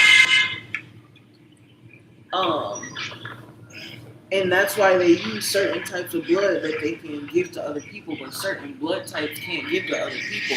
But it's for a reason. It's because they need the help. We come with the trees and the plants. So when we produce, we feed the trees and the plants. The CO2. It's all complement to the trees and the plants. Oxygen.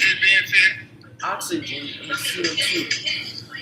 So your blood is charged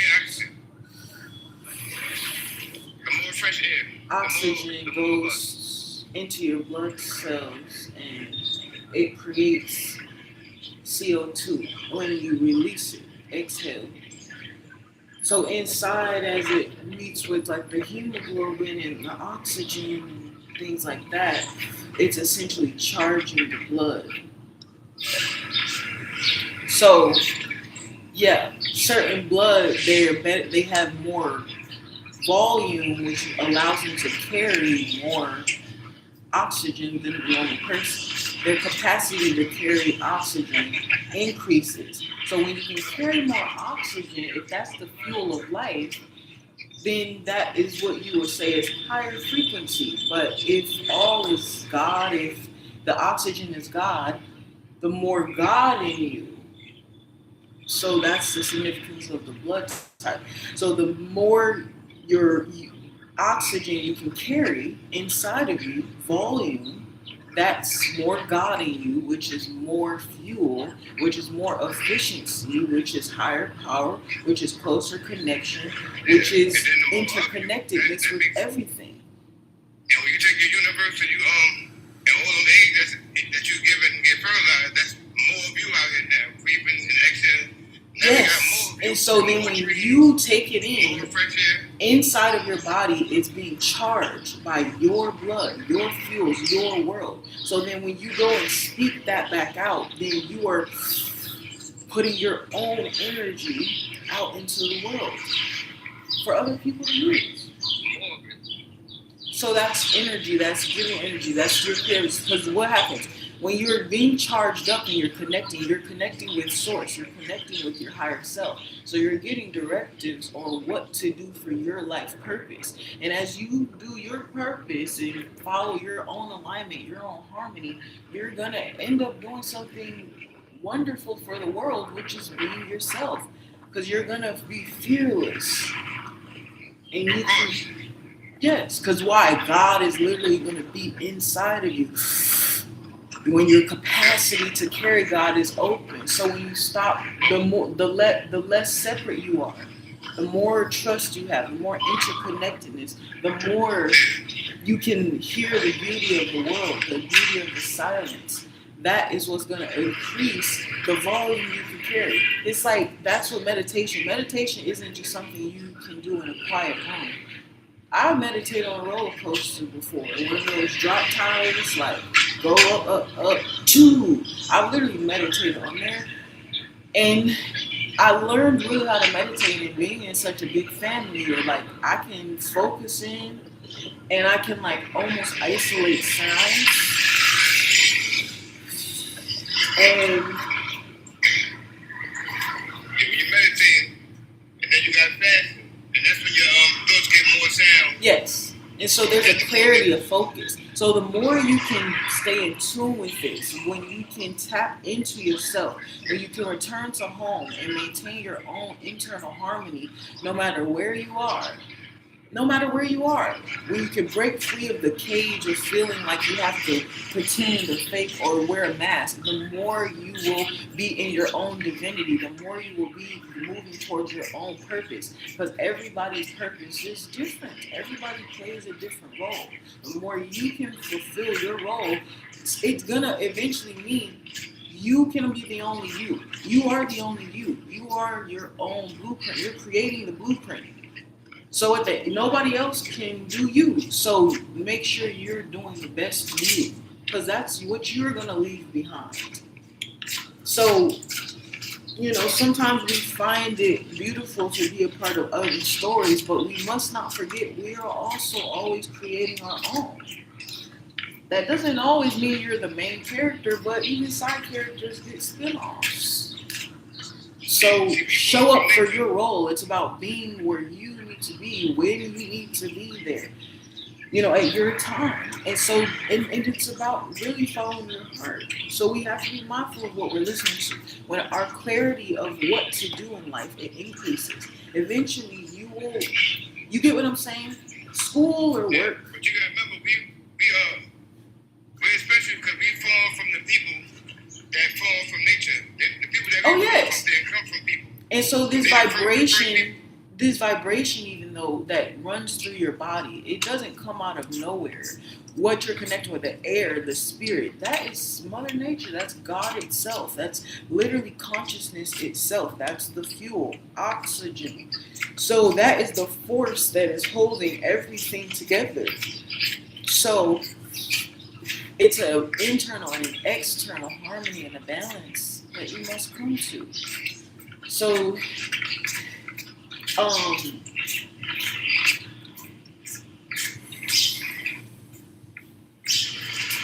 so that doesn't come from nowhere. It's the remember we live on a plate, a vibration plate. So that is Mother Earth speaking through the elements as well. The air, the earth, the land, the water. And so everything around us is God, Mother Nature, consciousness, vibration. So that's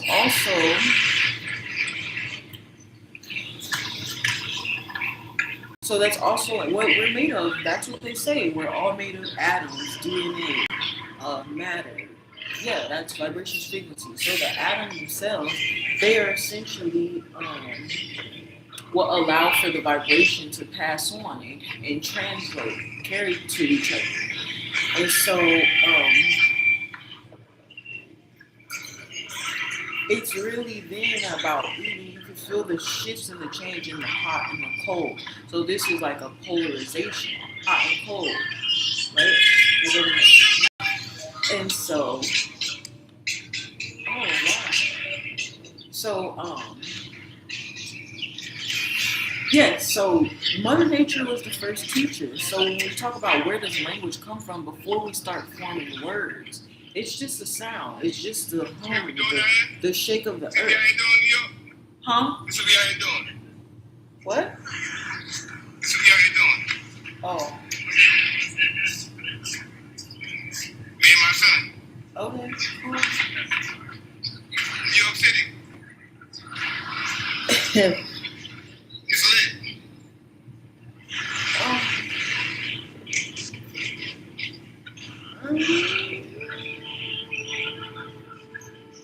Solar beings here.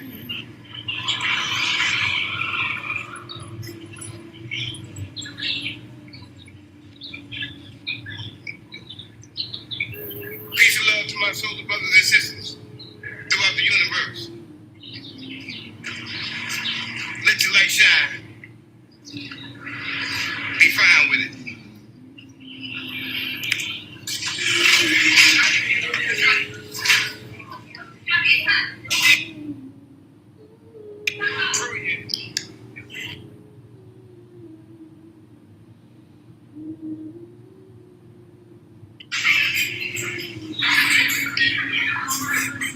Yeah, the more of us, the more clean energy, the more oxygen, the more trees, the more leaves on the trees, the more fresh air, and the more the reason why we reproduce so much. And it's more about being fruitful.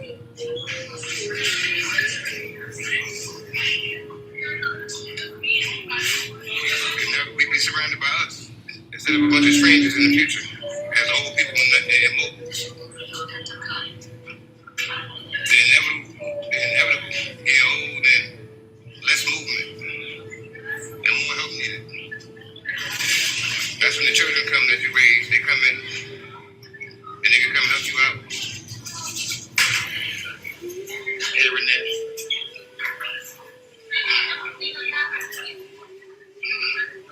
And you're better off as an elder.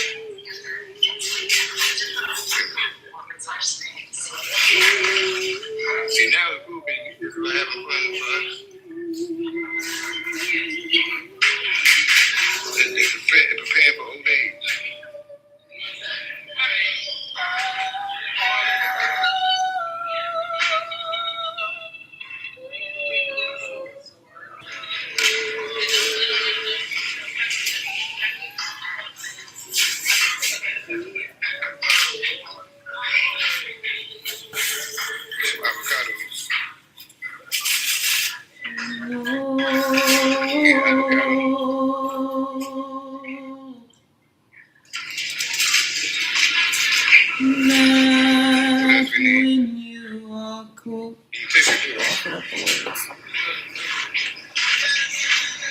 That when you look at me, so much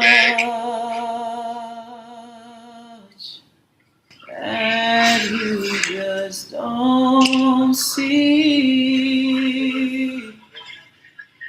but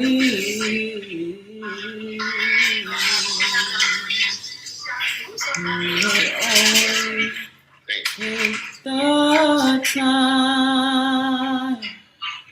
I know in my heart you'll find.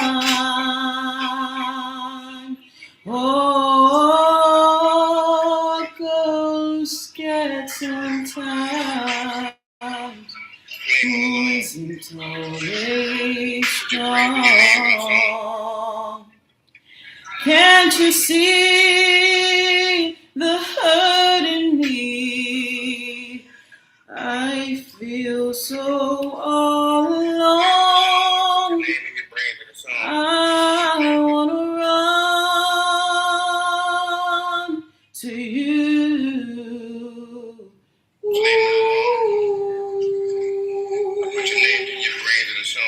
I wanna run to you. Tell me, will you stay? Will you run away?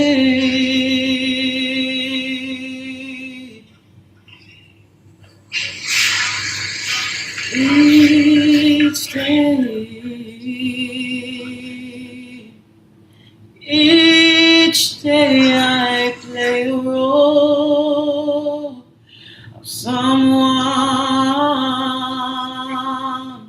always in control, but at night I come home and turn the key. There's nobody there, no one cares for me. Oh, there's nobody there, no one cares for me. Oh, what's the sense of trying hard to find your dreams without someone to share it with? Tell me, what does it mean? Tell me, what does it mean? I wanna run.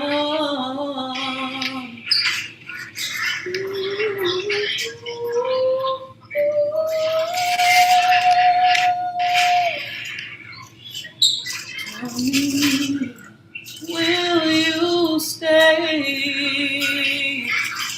Will you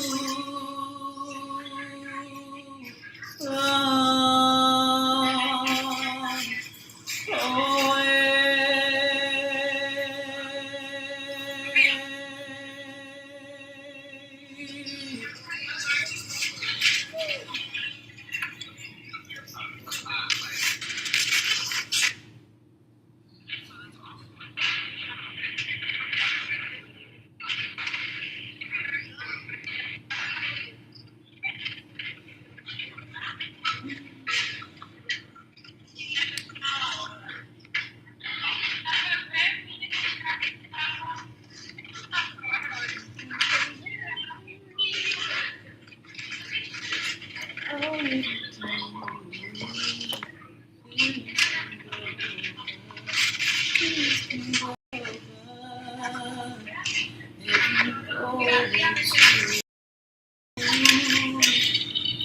Taking my hand, to my eyes, being rushed to you tonight. Feel something happening. I see a spark. Satisfy me, baby. Got to satisfy my heart. Do you know? Do you know how to touch?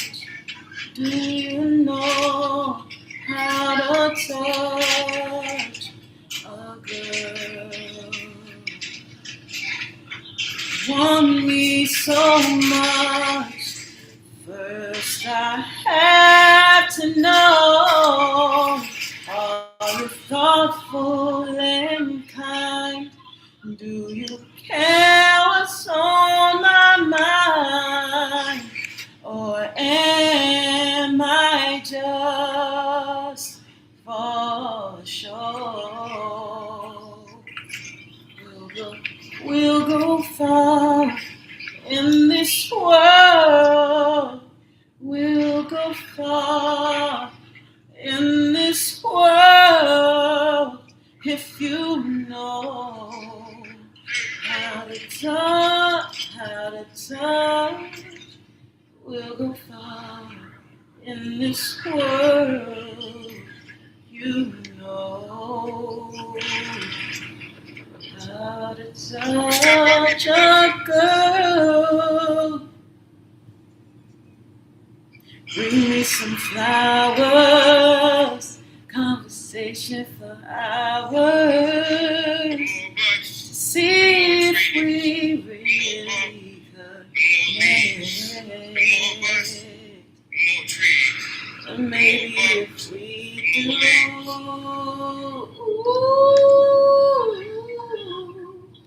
I'll be giving all my love to you.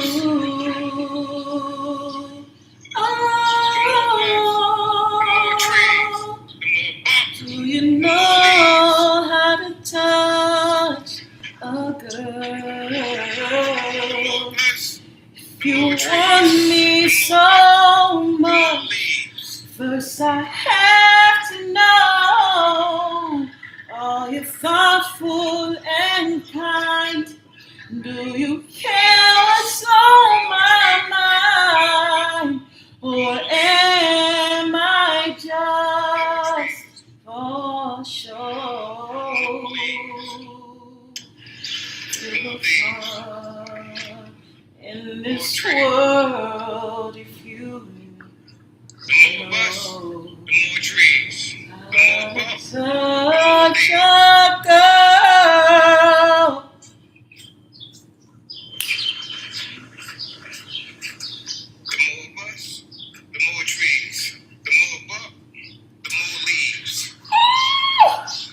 Oh, I thought that deleted. The more us, the more trees. The more bark, the more leaves. Introducing Ayana the Star. I lead vocalist for the universe. Wait, could you say that again? I wasn't recording. You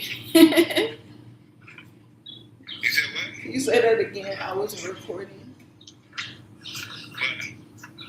Introducing Ayana, I lead vocalist for the universe. That's not what you said the first time. The more of us, the more trees. The more bark, the more leaves. Y'all need to know, love the earth.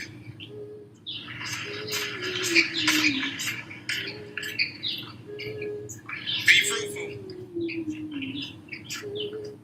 Choose wisely. It's about creation. That's the thing. Oh, that's the thing. That's the tea. Like when people talk about God saying, "Be fruitful and multiply," multiply doesn't just refer to children. That's not the only way to so-called be fruitful and multiply. You can bear your own fruit. It's the labors that you create. It's your creations. Those are also labor intensive, valuable receipts of fruiting and laboring. So it's not your kids is not the only way you be fruitful and multiply. No, be fruitful is like take the fruits that God planted in you, grow this. You are the seed. Be fruitful and multiply. Grow your plantation. Grow your own garden. You are the garden. So God plants a seed in you, and He sprinkles you with fertilizer, which is your personality, and it's your likes and your dislikes, and it's your interest, and that's the fertilizer. God gives you gifts. The way you speak, the way you think, the way you act, the way you talk. There may be something you're really good at. You're good at building, or you're really smart. You're supposed to use that fertilizer that God has given you to grow the seed of your soul within you. And so that's what God means by be fruitful and multiply. That doesn't just mean, just have kids. If you feel like kids is your purpose and your calling, then yeah, do that. That's you. That's not the only right way, though. Take the fruits that God has given you and grow your own garden. You are the garden. You are the butterfly. You are the caterpillar. You must nurture yourself. Yeah, but you're right. But when God, then He's going to show you too. So as you are granted the awareness that you're granted, that's why God, we have a witness. And when you hold your breath for too long, you start to lose your consciousness, which is awareness. But when you're breathing, you have consciousness, which is awareness that God granted you. And that awareness you're aware of what you're planting. You know that the plants and stuff being fruitful, and you get more fruit. So as you see things being fruitful that He put before you, He's telling you what He means by being fruitful, because the fruits that you plant then reproducing and stuff like that. So you're aware of reproduction.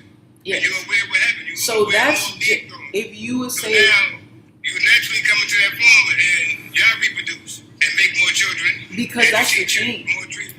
Some people, if you want to add kids to your workload, then that's for you to do. But adding more to the workload doesn't excuse you from doing your primary job, which you were sent here to do, which is to be you.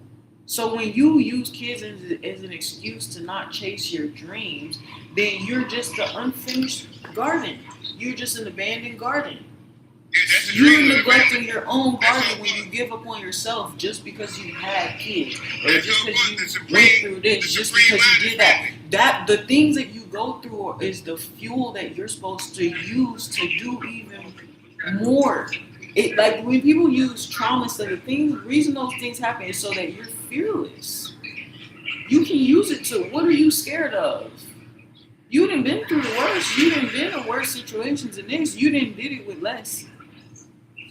So you're supposed to use that not as an excuse to, I just never did. I'm like, what excuse do you have if you're already at rock bottom? I'm just asking. And that's why I say sometimes you just gotta speed run your way to rock bottom, so then you can finally crash and burn and wake up to your own fucking potential. You need to literally crash and die and kill yourself, so you have a second chance at reawakening to hello. You've been sleeping through this life, and you needed a fucking wake up call. That woke you up. You're welcome. So keep going. People always waiting to fight. Everybody just living for the end. But then they're so scared to get to the end. Well, use that fear to fuel you. What if this is the end? What if this is the last moment? What if this is or what if it's not? What if this was the chance that you were waiting for if you got the chance again when you thought you already messed up before you ever even tried? Right? You gotta remember, we are here because of that reproduction. We are here because of that fruitfulness. So why stop that? That's why we are here. We wouldn't be able to have this conversation if it wasn't for fruitfulness. Right, so but all I'm saying is people talk about kids, but people don't find it. People always want to talk about having kids, but then they don't want to talk about the infrastructures that are necessary for kids. Because the ones wanting kids the most and who don't seem to give the least amount of fucks don't have a ass idea about what it takes to actually raise a fucking child. But then they asking for motherfucking more. But then you're complaining about what already has to be done when you don't even do shit in the first place. But you want more kids. But you don't want to take care of more kids. That's the problem. If having kids and people taking care of the kids that they have was synonymous, it would be no issue. But for some reason, people think it's an option. So no, nobody's just about to have no more motherfucking more kids.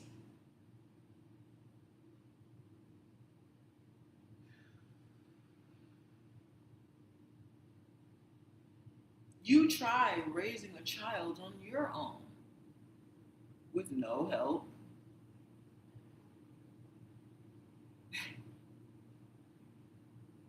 You don't know what to do. You're confused every day. Someone's depending on you for their survival.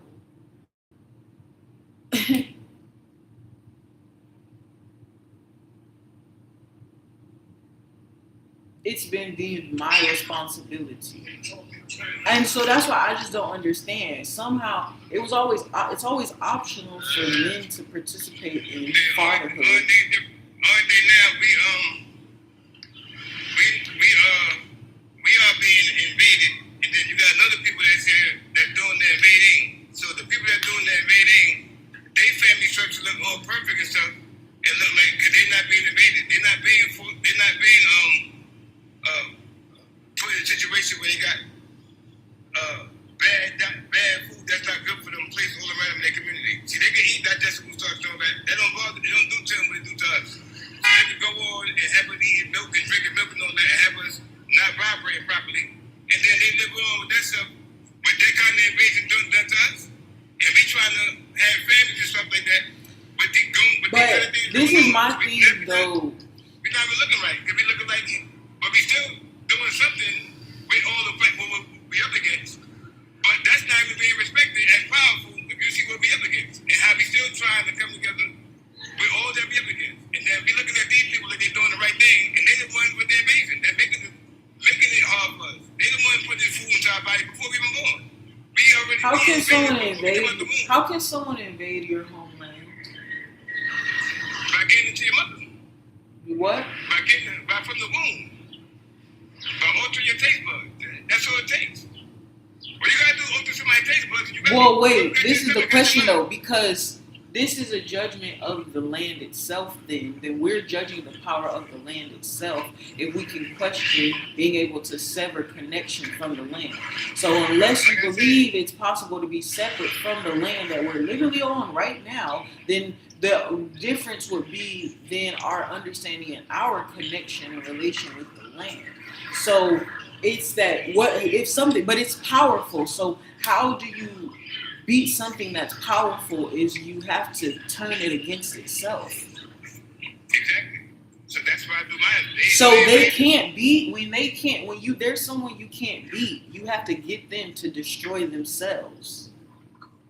Exactly. Because they're not powerful enough to destroy you, but you're the one in control. You're the one choosing. So if they can convince you to get you to give up on yourself, if they can convince you to quit, if they can convince you that you aren't powerful, then you destroyed yourself, and then you've given them an advantage. That means keep on reproducing and don't fall for what they try to get us to not do. You've given them an advantage. That's a program. They don't want to reproduce it. I was meditating a couple months ago, and Archangel Michael told me, protect your reproductive rights. So once you understand that program, you understand why it said be fruitful. And I didn't know what that meant. They trying to stop that. Yes, but that's the thing. But again, my basis is creation does not just occur in one way. To put a limitation on creativity is also a form of fucking control rights because it's my birthright to freely create. It's my birthright to live however the fuck I want to live. So when you put a law on that and try to control that, and you try to tell me that I have to play the game this way, no, no, no. That is directly impacting my not only my will, my freedom to live, to peace, to sovereignty, but it's also impacting my but it's also impacting my ability to create. So that's a reproductive right. Reproduction is about creation, the multiplication of something for the advancements.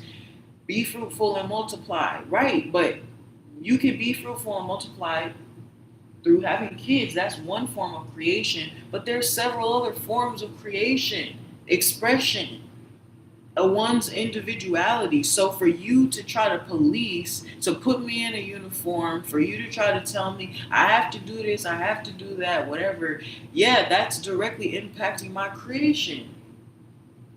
You're like infringing on literally my whole existence. So that in itself, it should be illegal. And but also the thing is, the whole concept of laws are made up. Who are you? Who gets you the permission to make laws?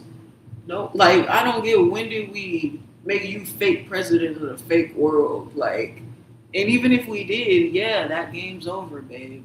Like, when games end, right? We can like this is how play pretend works. Play pretend works by playing pretend. You agree to certain things, you do things, and then eventually you stop pretending. At some point, we get back to the reality part. The question is, which one is which? The question is, why would somebody want to reproduce themselves? Why would they want more themselves out there? So yeah, I may not have children, but I put some very high quality art out into this world. And that should be enough. It's the legacy you leave behind. Selena didn't have any kids. Right? But she still she still has a legacy. That's what it's about. I don't know everybody's children's status, but I'm saying. So, but the point is, it's not about having kids. It's about creation, what you create. If having kids is a part of your creation story, okay, that's beautiful. That's not a part of everyone's story. Some people still make an impact on this world even without kids. And that's more important because that is the infrastructure for the kids that the world will have. Like, what are you talking about? Huh? All these bitches is my sons. And I ain't talking about things. Bitch, I get money, so I do's what I pleases. I live with the motherfucking pools in the trees. Broke bitches so crusty. Was you provided with eggs? I'm sorry. Huh? So if you provided with eggs and stuff, and then you got the men provided with sperm, that's for a reason. And then you say you got instructions to multiply, and we have these components added to us. Common sense, 1 + 1 is 2. I got this, he got that.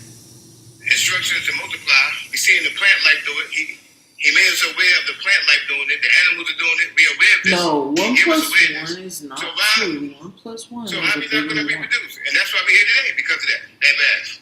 That's how we're here, because they reproduce. They made love.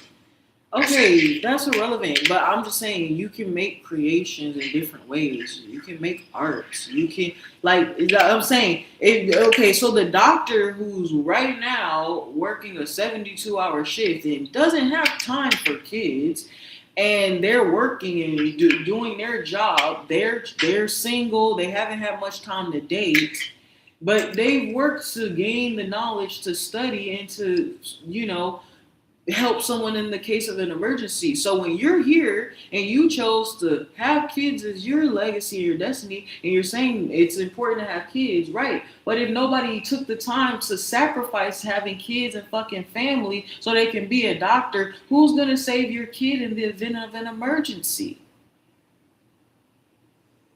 So yeah, let's all just go be stay-at-home moms and not learn anything, not do anything. The one I say about the We children, learn about the what? other one- Making kids. The other person who had children, and they found that's how they became a doctor because there was no doctors. So Okay, yes, but that's the point of it. That's the significance of it. You have kids. There's nothing wrong with having kids. You have kids, and then the point is, Alright, but that person that know they care for children, they learned that from caring for their own children. So now my child run afford the same thing, being that his son had the same. It's easy now because he reproduced. yes, So and this I'm just saying based on the current. But I'm saying based on the okay, but current based okay. This is simple. Based on the current existence right now that we're in, I'm saying most people who have kids don't even have basic CPR, first aid, and AED knowledge. Am I correct? It's not even a requirement. Yes, they do. No, they don't. Yes, they do. If right now someone's child had an incident, they would have to call EMS because they're gonna need help. The average person, and I'm not. Hey, if you feel like it's a bad thing, then that just means that why is it a bad thing? It's because people don't know how to do it, and therefore they should do it. So what I'm saying is, I'm talking about based on how the world works right now. If your kid broke their arm, you can't do anything about it in your own household. You're gonna have to go to the doctor, the hospital, okay, that's fine, right? But that's what happens when you have to outsource knowledge. So I'm saying, if you want to be a parent, I would think it's required of you to have certain understandings of what to do in an emergency. That's not a punishment. If you want to have kids, you should know how to protect them, correct? But then no, we're relying on the single people that we're shaming for not having kids and settling down. Yeah, if I don't put my head in this book, not running around all day taking care of a kid, there's not going to be anybody to save your kid because you don't think it makes sense for you to have to carry that knowledge. So this is what I'm saying. It's about this really comes down to a conversation of where does knowledge even come from, and where do the first teachers come from? Like you said, a babysitter, a nursery. Where do they learn these? These were mothers. When women cook, it's cooking. When women cook, it's just cooking. Men, especially back in the day, they were too. It's work, so they can't cook and stuff. So what happens? They cook, but then when men, and then that's just what mothers do. And when the cooks, those are chefs. You know, the men, those are French 5-star Michelin chefs. And so it's about labor. It's about labor. It's about labor. And it's about the free labor that's extracted from women on a daily basis. And then men turned it around and flipped it. And then they started to call them careers. And then they started to pay them for it. But we never got payment. Our mothers never got payment for teaching you how to do the job that you claim you're a fucking professional at. You the one giving out the master's degrees. Like, think about that. Men are giving out the master's degrees. Men are giving out the master's degrees now, but everything they know is because of a woman. They've somehow become better. They've become the judge when literally every singular thing that they know comes from a woman. Figuring it out by just doing shit. You ever know the science behind the woman cooking is because the woman knows, I'm talking about the real woman. They know whoever got your stomach got your mind. So their thing is they got that man, so they got that meal for him because they got his mind. That's what they had. That's what that's about. They make sure they got your mind. They making the meal. They know. So if you out there, you just eat. You got a situation. You going out and you letting fast food inside your relationship, and y'all letting that's who got his mind. And this is why a lot of people don't know. These women fighting stuff. They don't know. The woman's about having his mind and having his stomach. You don't got his stomach, you ain't got his mind. So that's because y'all understand. Y'all know the science of the woman. Y'all think that's something else, some servitude and all that stupid stuff. Y'all know what's going on with that. So y'all lost with that right there. That little thing right there is certain relationships. Because now they don't got the man mind. Now McDonald's got his mind. Yes, but it comes from outsourcing. That's what I'm saying. But that's the You ain't point. eating food. The food they eat ain't got no love in it. The food they eat don't got no love in it. Then you want love from that man. You gotta cook. You gotta put that love into that. You gotta have his mind. How you gonna get love into somebody who's not putting love into the food that's going to his body? And then you don't want to have nothing to do with that. Then you're gonna lose that man. The woman knew that. That's why they had long-lasting relationships. Y'all play around with that thing and it's some servitude and all this goofy stuff they come up with the Bible, this stuff going on today. And y'all run from that and y'all just don't understand the science. And now talk about that. Because it's trust. So if you trust someone with your food, then that's really equal to love in a sense. Because like you can, like if you could trust, like think of that feeling of like if you can really trust somebody's food. You can't trust everybody's food. You know, you go to a potluck barbecue, you're just like, okay, who made this? Who made that? You know, because it's like you just don't. Why? It's just because you just never had it before. You don't know. So it's like, but I'm saying, think of the feeling of when you know you can trust the cooking, when you can trust it's gonna be good. Like that's your grandma, that's your mom, that's your she got your favorite meal. family members, you know, she like know your favorite meal every day. yeah, She know what you like.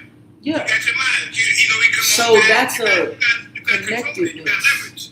Now But you got to talk every day. You got to he coming to talk to me every day. You got that leverage. Once you start losing that right there, he goes. but that's just also a metaphor. That's just a metaphor It's a to science, man. explain. It's a science. It is this. It's the same, but it's still a metaphor to explain like a different layer. Because on one, I'm just saying, yes, on one level, it's about being. It's about the feeling of trusting someone's food. That when you can trust someone's food. So that's like the stomach connection with the mind connection. You trust someone's food. That's like equal to saying, you know, I mean, if you eat someone's food and right, and it's good, you like it or whatever, you're connecting that with I can trust this person for you to eat their food. So that's a big deal. So I'm saying that feeling of trusting someone enough to eat their food is equal to the feeling of, say, like love. Trust. So otherwise what happened if you didn't trust that person to make your food? There will be a resistance. There will be doubts. There will be fears. There will be concerns. You'll be like, you'll be wondering like, I don't get that, right? So that's when the noise starts to get in. You just notice that. Yeah. When we trusted that we could trust this food, it felt safe. It felt good. We don't have to think twice. We just do it. We know we can go grab a good plate. We know it's gonna be there. We know it's gonna be good. We know it's gonna fill us up. We know it's gonna get the job. All right. And think about the other end when the person that's cooking for him and they seeing that reaction, boom. The woman that's seeing the reaction, like he like this is his favorite meal. He come home, boom, he like that. Now she's starting to she know him. He like this. Yes, she's gaining information because now she's okay. You like it, Get it from the table, and so when when you tell us, yes, I like it. Him eating it and repeatedly coming back is okay. I like it. So, but when that's it, so there's a safety in that. But what happens when people start wanting to eat somewhere else? Or you try something a little different and then it doesn't go right, or whatever the case is. When the women when I learned, when that women got all that going on, the male at the work, all that, and whatever, I'm talking about when the women got the proper situation when the man do his work, like my grandfather. And she doing her part like that. I saw a situation where he slipped up and messed with with the young girl and go out there and go to the apartment and end up slipping up and doing some cheat. There's always one time. And then they want to come back home because they're not that girl that they doing. They can't keep up with that. They can't. They're not. It's a different. They come back every time. They're gonna come back, and that's the last time they ain't doing that shit no more. Every time. That's one. They not doing that shit no more today. And then they come back on the grandmother got but then they already know this shit will happen. That they got you, but they know, and they you talk about the itis. That's the itis food because they cook that big meal now. Now when you get your favorite meal, they give you a lot. Now you're going to sleep when you come home from work. But what is it really that they're chasing? There's a reason why. There was something that made them stop. It was something that was sufficient. And then it was no longer sufficient anymore. So then it's like, what do they get from stepping outside And it's like, what is it that they're really chasing? And I Well, back think, then, at that time, they wouldn't take nothing, just going to work and stuff like that. Remember them old men? They were just really just they were looking for nothing. And then you got the young girls that out there. At that, I'm talking about them time. The young, and they temptation. They want to come and be extra. How you doing, Mr. What's the name? And rubbing their name, extra stuff now. Because they know these are married men and they work. These are working men, and they start playing that game. And then once in a while, a slip happens. But a slip? Then they find out, and that's it after that. That shit gets shut down, they come back home, man. The woman mad, you hear all that shit. You ain't no man, all that kind of shit. Yeah, you ain't whatever, because they got other, remember, they got friends too that they know ain't do that. They miss girlfriends and them husband. You ain't no man, you ain't, whatever, I said them, they ain't do, you ain't, whatever. yeah, because you're a liar. So you wouldn't be that man. You making slipping dippings and whatever. Like, yeah, you're not. A man will be somebody who is actually, what is the point of a man of his word? If you're gonna, like, if my thing is it's just about keep it real. Like, that's all I'm saying. So because if you were a man, then you will say what the fuck you want to do as a man. So if you're gonna say you're gonna do something, just do it. Just follow through. It's not that hard. So yeah, your manness would be in question if you making slips. I don't get that. What grown man is around here slipping and sliding? It doesn't make sense. Like, if you can't, if you don't. Why is your ditzy ass getting lost on the way from home to work every single night? Like, that one question. I would have to start questioning you because you keep going and making detours. So I don't understand. Like, so it's fine if that's what you want to do, but it's just the hypocrisy is you only seem to ever achieve understanding when it comes to me. Like, when you understand you wouldn't want me to do that, you can understand, okay, yeah. But for some reason you think that you have free license. And why? Because it's even more sinister. It's not even just the double standards of sex and women and whoredom. It's literally tied to, if I'm stepping out on you, it's because I am not satisfied with you. But that's your assumption, though. But the reason why you're stepping out on me is because you're no longer satisfied in the situation. But it's not really a reflection of me. But the reason why you're there, the reason why you still won't leave, the reason why, you want something, but you still won't leave, is because I do something for you, but I just didn't do everything.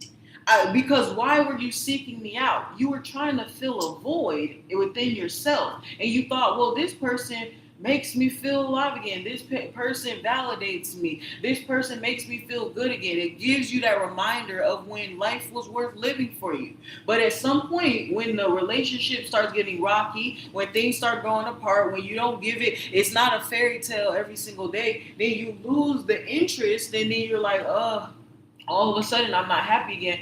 But then it's even worse when this isn't making me happy anymore doesn't even work when you are supposed to be good. When even the good isn't even doing it for you anymore. Now it's like, well, now you're questioning it's not them. They're great. They're not even anything wrong. It's actually pretty good. But when I'm still not happy, even when I'm supposed to be happy, now that's a question of what's wrong with me. And instead of trying to figure that out, instead of sitting and saying, why am I not happy even when everything is great? And then and instead of sitting with that, you go and you try to jump to somebody else to give you that gust of energy again, that makes you feel alive, that makes you feel brand new. The difference is, like I said, the difference is, at that time, with our grandparents, that was things that already happened when they was younger. That wasn't nothing to see. So now, they already went through that phase. Now they're together with their children. So that's not even happening at that time anymore. Now you see your grandparents living past that. That's so not true. A lot of our grandparents got married young. So they didn't have a lot of time to That's what I date said. and So stuff. by the time I'm growing up, they're already 50 and 60 years old. When I'm in my Right, but they never got to live their lives. They're already 50 with children. But they ain't 50 to 60 with children. When I'm like 60, something like that years old. So now, my grandfather's not doing that. That's not going on at that time. I'm Yeah, but we talk about older generations say, oh, our parents were married at 20 years old and bleedy bleedy, or they were married straight out of high school, 18 years old and stuff. And we act like that's a good thing, but that's not a good thing. It's like, but it's not a good thing. It's not old. You got. I'm not. It is older. Yes, I mean, yes. Of course, it still happens now today, but it's happening less and less. Less people are getting married straight out of high school, so that is a fact. So it's about the fact, but we're saying it like that was a good thing. But our parents, we've seen it. They didn't get to live their lives. They got married right out of high school. They're thrust right. We talk about now how being an adult sucks. Imagine being right out of high school and then you gotta immediately start paying bills and living your life and like doing all this stuff. And then you in a relationship now that you're married. So this is something you're told this is supposed to be forever. This is supposed to be the one person that you gotta make it work with. And then it's like, damn, like imagine how many high school crushes. Imagine if we all married our high school crushes. How's that person doing now? You know, like, would you even like them? You know, sometimes we look back at our high school crush, middle school crush, the one dude, and then we're like, oh. Yeah, that wasn't gonna work out. You don't want to be stuck on stupid. But when you get married so young like that, you don't have time to figure out that it's just supposed to. Oh, we just make it happen. But it's like because that is the way. I don't know. Maybe they even had. I think the problem now with the dating process is it is so extended to the point, and it really just reflects the like when you look at the time of marriages, look at the time of like when people are getting in relationships, look at the talking stages, look at from when people start dating to when they get married, and compare that to now and compare that to back then. It was oftentimes a much shorter period of time in between those two things. Now people are extending things out longer and longer. But we're really collectively, this is really showcasing the division. As the division has grown, we're marrying people for the wrong reasons more and more. That people are being so mistrustful of each other, so they're extending out these periods and having longer waiting periods. But it's just a reflection of how little we trust each other and how much we're all bullshitting each other. Because back then, when it's just like, if you could trust more that someone wasn't bullshitting you, because then they have no reason. They ain't covering up, they ain't hiding, you know, they ain't. Then you know that but also it's because they couldn't hide. Smaller towns, closer together, families grow up together. You know, you going to school with somebody that your parents went to school with and stuff. So when things were close knit, there was less you can hide. The whole neighborhood know your business because it was all families exchanging your information. So it's like who you marrying, you know who you marrying a lot of times. If you know you with a drug dealer, you know you with a drug dealer because everybody know in the whole town. So you couldn't hide. But look at as the distance has grown, the more far that we've grown from each other, the more we've been able to communicate globally. It's taking us longer to make the decision to trust each other because we just know less about each other. And we spend so much time of the dating process worried about what people have and what they don't have and what's their following and how they look, and we're weighing out all the options because you can talk to a different person in every single state every day. So we're making it more into it's become a comparison thing of who did, and that's why we question why women have to reach the level of perfection that they have, as they state it is. Why have women had to make so many different variations of themselves just to try to keep men interested? And we focus so much on the outside and thinking it was about maintaining a certain image and a certain look. But the truth is, it comes down to us being real with ourselves. Notice how, I'm sorry to say, but the gap that we see in relationships between men, it's women. No, but let's hear it out. It's women having to make boundaries. I'm not sorry. It's women making boundaries because men have because of mistrust and because of people getting married for the wrong reasons. It's because of lack of melanin. Too A many lot of people mix times, up an animal. there is so the expectations and the reality are not There's too many people matching. freaking pneumonia. So Too many people they got ammonia this in is their a blood. They the got vision worms that's in what their the blood. expectations are different. They can't function properly. So When you got ammonia in your blood from worms urinating in your blood, which is ammonia, and that has you freaking like a white tea person, that's what causes the mind frame to not function properly because they're reeking ammonia, which is in their blood, from the worms urinating in their blood. So you go to the hospital right now and you ask for a deworming program, they're going to tell you, they're going to take your blood and they're going to tell you the levels of ammonia in your blood, which is worm urine. And then you find out that white tea people reek ammonia. That comes through their skin. That's so when you find that coming through you, you understand why they want you eating digestible starch. And they keep alcohol, white rice, beans, and potatoes, and all that kind of stuff, and dairy, and all this stuff. but yeah, it's like women created these big boundaries out of fear of men because it wasn't like that. You realize that didn't have to happen, but it was created out of a necessity. So people think the unrealistic standards that women create are a reflection of women's like shallowness and superficiality. No, it's because when they were doing what they thought was okay, apparently wasn't. And y'all were projecting your insecurities onto them and making them question themselves because of you never wanting to take accountability for anything you do. So remind you that you say, why do women do this? But whenever she asks you why, whatever anything wrong in society, it's always a woman's fault. We can't do nothing right. Literally everything is wrong, and we're judged the most harshly for literally everything that happens. So but the thing is, you used us against ourselves, and what did you use? Our kindness. Because then y'all say, y'all try to paint this picture, we're so aggressive and so we're so mean and we're so rude. If we really were, y'all wouldn't get away with the stuff that y'all gotten away with clearly. We take so much. Women take so much. Black women take so much. And what have we done in retaliation and response?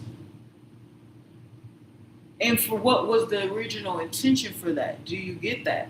Like people try to, it's people pointing the finger, beating, is poking the bear with the stick, and then saying, "Oh, why are you reacting?" If we react at all, but genuinely, what have we done? Like if you think about the KKK was hanging people, like they were literally killing us. They were holding us out. They're doing all these things. Really, what have black people done in retaliation of that? Women got men that would step up, child, give it alive, that will come up. Yeah, they were burning our children alive. We were literally caged up. Yeah, we watched them eat us. We were raped by them. We were, like, allegedly. This is what they say happened, mind you. Women can make men jump out and jump in front of things for them and jump out. This is what I'm just saying, this is the storyline of what they say happened. But in response to that, what have we actually, like, truly, what have we really done to get our lick back? What lick back? Exactly. What lick back? That's what I'm asking. They did all this to us. So that they sat in the schools and y'all sat in the schools and they told you outright what they did to us. And y'all have been here to observe the retaliation. They told the history of our alleged retaliation. Yeah, and mind you, we're aggressive and angry and violent and whatever. Y'all heard the history, our history, their history of what they did to us is literally taught, public knowledge. They plastered around, all of us. And what have we done in retaliation? I said the lick back from who? The worst thing that we have done, let's be real, is to ourselves. I said but I'm saying, what they did something to us, allegedly. Who's they? The white people. I'm talking about slavery. Y'all have heard the history of what happened to black people. You've heard of the things that white people specifically have done to several different races of people. Even their own people. From Hitler to... Why are you saying that? Why are you not moving with the people trying to get the lick back? You got the nation... No, I'm leading up to a question. I'm saying no. I'm making something very, very clear. It's an obvious thing that's being overlooked in plain sight, and it's not acceptable. It's about, listen, they have told our history. Everybody knows the world's history of things that white people have done to black people. Now, stereotypically, black people are the ones that are labeled as aggressive, mean, thieves, liars, violent, aggressive. People are scared of them, for example. They say. I'm explaining it right. So this is the story that everyone's been told in the world. They know about the things that have happened. It has happened to their own people of what white people have done. And so then y'all have been here they not only told you about the history, gave you all the gory details from the Middle Passage. They made all this type of movies about it. They got stories about it. They still got plantations today that you can visit. Today, they're literally saying, look, we literally did this, the worst thing on the planet. We literally enslaved people. They tell you the details of everything they did. And then they tell us the gory details of everything that they did. And then y'all see how they treat us even today still. Y'all see the mistreatment today. Y'all heard, y'all know the Rosa Parks, y'all know the Martin Luther King, y'all know the Malcolm X. Y'all see every other day in the news a black person still getting shot down. All these records come. Still, you're seeing, literally to this day, there's millions of different facts and information and proof and evidence of how they have continuously harmed black people. Even still to this day it exists. The racism still to this day exists.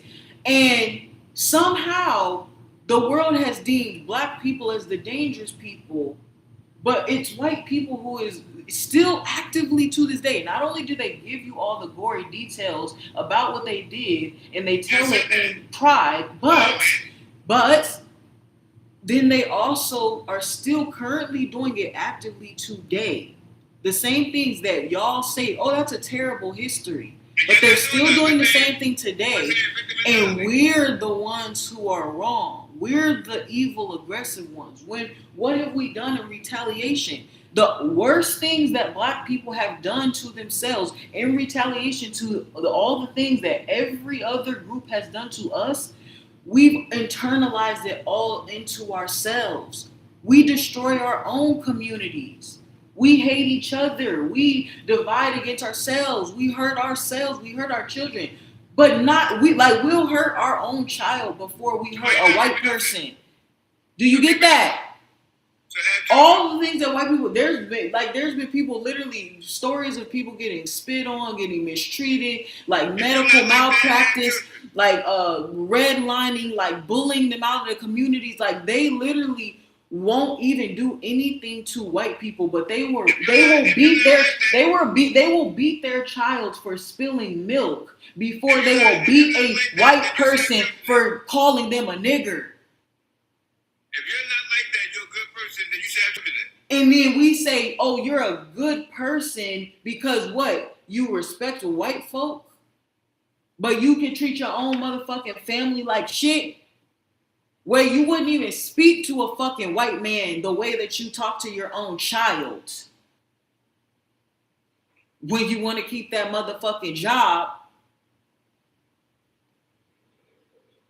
So you're more willing to hurt your own blood, as you say, than the fucking people who have historically and currently, present day, still treat you like shit, still don't want you around, still killing you, still hurting you, still dehumanizing you, still helping you destroy yourselves.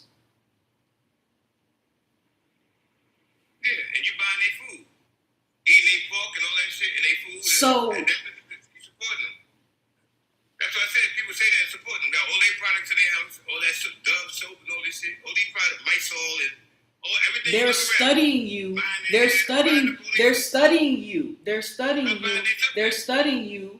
They're studying you. They put black people in human zoos. This is We support them. this is recorded knowledge. The Bronx Zoo, not even that long ago, the Bronx Zoo literally had a black boy in a cage. And we supporting them. And the New York Times posted about it. All the people in New York, they were writing papers about it. Haagen-Dazs ice cream, eating their ice cream. His every name day. was Otabanga, and they literally kidnapped him. They held him in a cage at the Bronx Zoo, the one that's still here today, making money. And they eventually did release him, and he committed suicide. Playing these games. Because, yeah, he was withheld in a cage for his life against his will, and he was kidnapped and mistreated. And one of the days, people came to the Bronx Zoo to poke him with a stick. And they let him, that day was the day they let him out of the cage, and they had him running around the zoo all day. They had him running around in the zoo all day, and a bunch of white people paid for tickets to come and poke him and beat on him and spit at him and taunt him with food. I'm making vegan ice cream. So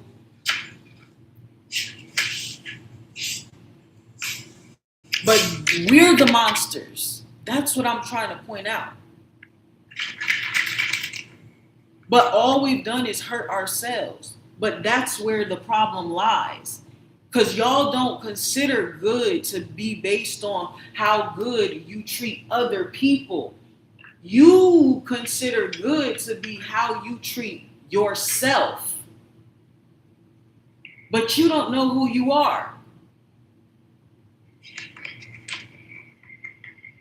And it's people who understand that there is no separation between the self and another. Those are the people who know themselves. Because then those are the people who are what? They're treating themselves good, and then they're treating other people good. Because that's just a reflection of them. So when you can harm someone, when you can harm yourself, you are not living in truth. Everything is good. Energy is good. Everything is good. G.O.D. got me waking up. I'm good. Yes, I'm good. Not to speed when I'm getting nothing good. Yes, I'm good. Don't leave by example. People think we've both all gotten it wrong at some point. There are some who believe that it is better to be selfish and to choose themselves and to prioritize their well-being above anyone else's. And there are some who believe that it is best to give of yourself to others, even if it is to your detriment. And the truth is that both are wrong and right. It should either be neither or both. Because the best way to be selfless is truly to be selfish. You do no one any good if you sacrifice all you have to give and you're just drained, because then what happens? You run out and you don't have any more to give. So then if what was the good part of your life was the giving to someone else, when you run out because you've neglected yourself, now both of y'all are shit out of luck. So, but if you never give at all, and you only give into yourself, and you only focus on you, and you don't care about anybody else, well, that's reckless endangerment, correct? Yes, we want to live freely and have our best lives, but we truly must agree there are other people who are living around us and can be impacted by our decisions and actions. So, yeah, we can do whatever the fuck we want to do, but think about another person who was thinking, yeah, let's do whatever the fuck we want to do, and then they decide to do something that ends up harming you because they're reckless, they care. Oh yeah, let's just do whatever we want. Yeah, let's just go on the rooftop and swing metal baseball bats, metal balls through windows. Yeah, we can do that. We can do whatever we want, but there's consequences to actions.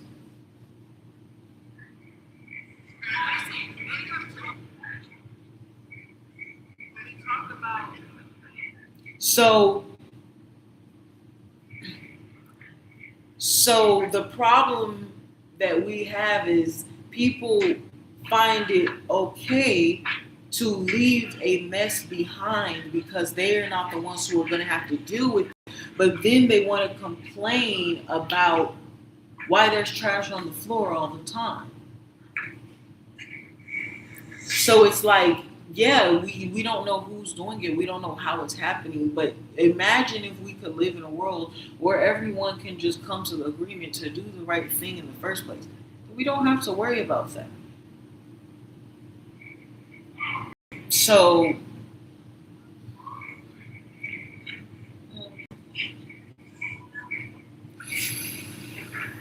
okay.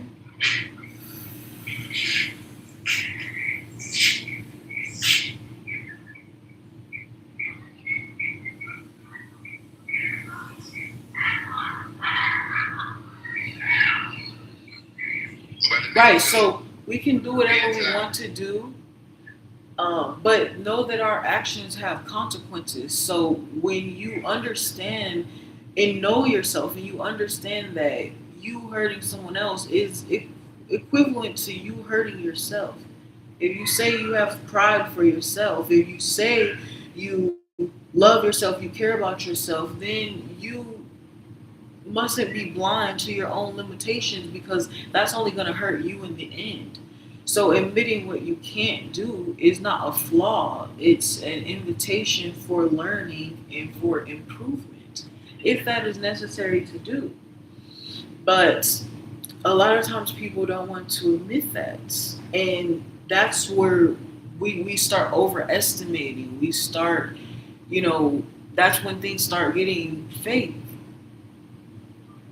When we make when you're so desperate to believe a scam, that has to come from a place of desperation. When it's like it's not like, do you know that level of despair that you have to be in to like believe in a fantasy? So people talk about freedom and living your dream, but it's always living on the edge of like despair because that's how delusional you have to be for you to perceive it in reality, for you to believe that was even possible, and so because it's not a lot of thinking, it's not supposed to be a lot of thinking, it's doing, and trusting that you're doing the right thing. And when you stop to think too long, you're going to get scared. So if you want to keep up the momentum, you just got to like, okay, once you get in that flow, just keep on going. Hope that it's going to work out. But anyway,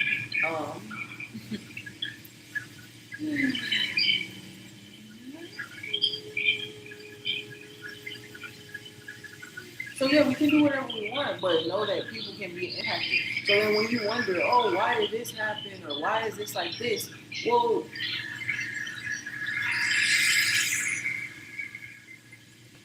yeah, everybody can do what they want, right? And then people think it's okay to risk hurting someone else because they're thinking it's a mess that I don't have to clean up.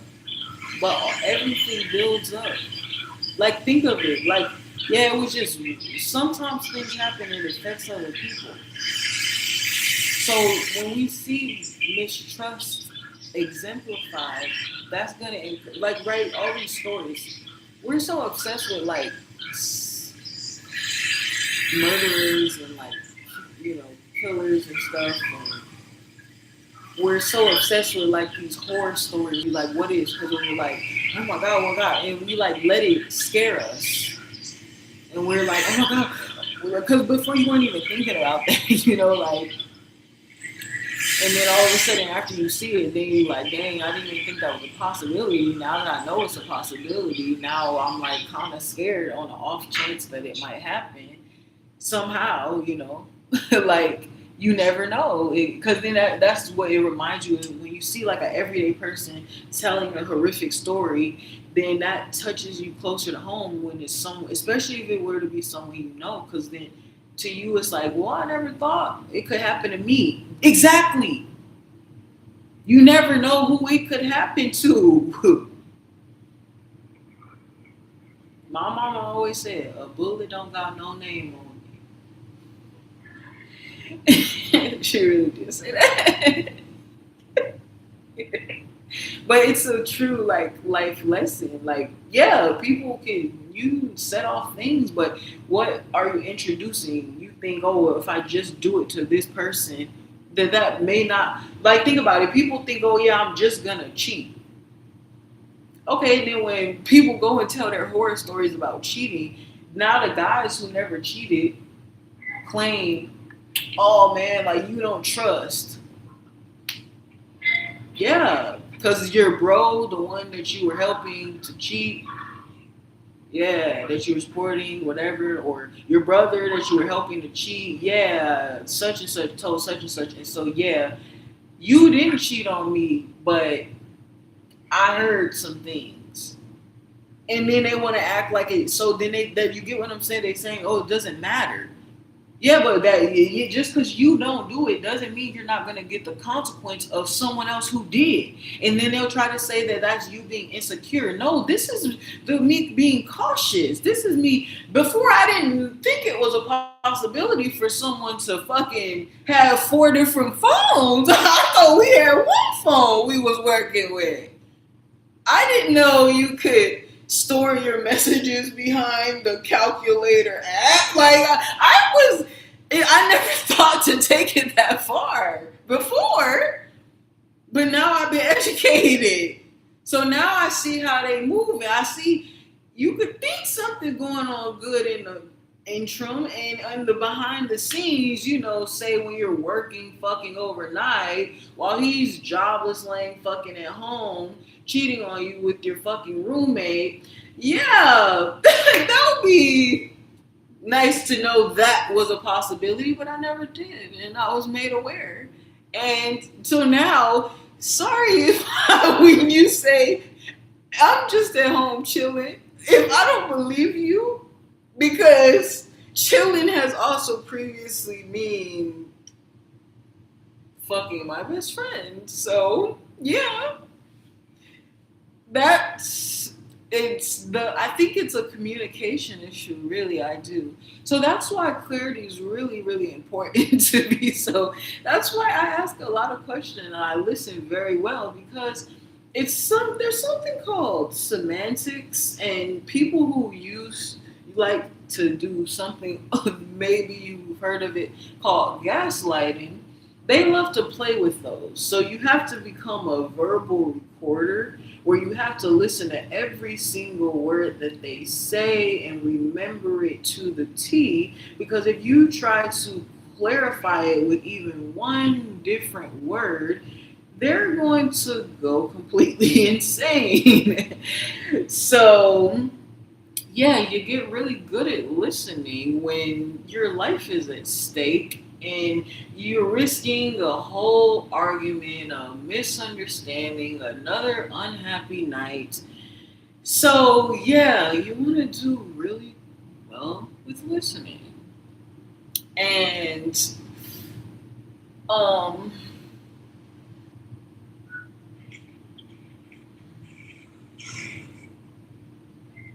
did a good job so far. This great, excellent.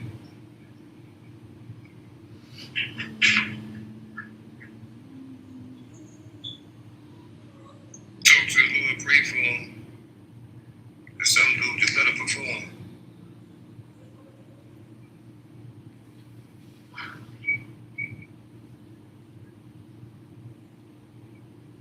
so yes, this communication has expanded. We've had less trust with each other, but it's just because we know less about each other, because we've become more secretive. We've worn more masks. There's more distance, so there's more time and space to bullshit each other. You know, when word gets around town quick and there's like, 10 people in the neighborhood and they all talk and they all know somebody who knows somebody, it's harder to get away with shit. Not that people weren't doing shit, but it's hard to get away with shit. So then you either like, but that's the thing. It was like, at some point you understand, people know usually back in that time, it was more common they knew who they were marrying because they kind of grew up with them. So the problem.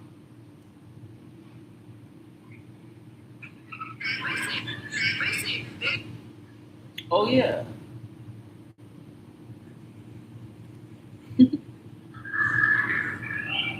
Everything is good. And it is so good. yes, you kind of grew up with them, so then you just knew them more. But um, eventually you start growing apart, and you know less and less. And so when I'm just saying, like, even in the terms of like dating, if now you can meet somebody in a different state, yeah, but it's like you don't know them, you haven't grown up with them, so it's like, so how do we bridge that gap? Because it's not that the gap is a problem. The gap is a sign that needs our attention. We can understand that's our limitation. We don't trust each other because we don't know each other. So that You bridge lets that us gap have a you bridge that solution. gap by visiting each other's hometown. Y'all go back and visit, and you see how people interact with each other, how they interact with you at your hometown, It's and how people interact with me at his hometown, and then getting you to make a know each test other. from there. So that if the problem is we don't know each other, we don't trust each other, growing further apart. But things were better when we were together.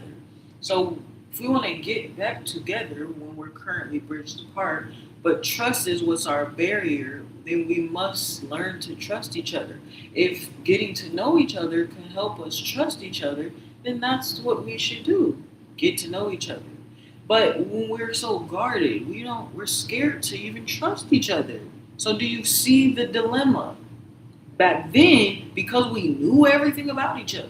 Because now we'll see people online oversharing and be like, oh my God, like it's oversharing. Like now we all want to be secretive, right? We want to sweep everything under the rug. We want to put on a show and be like, acting like we always have to only give our best moments because nobody thinks that we're worth the time and attention to watch a fucking 2 minute video.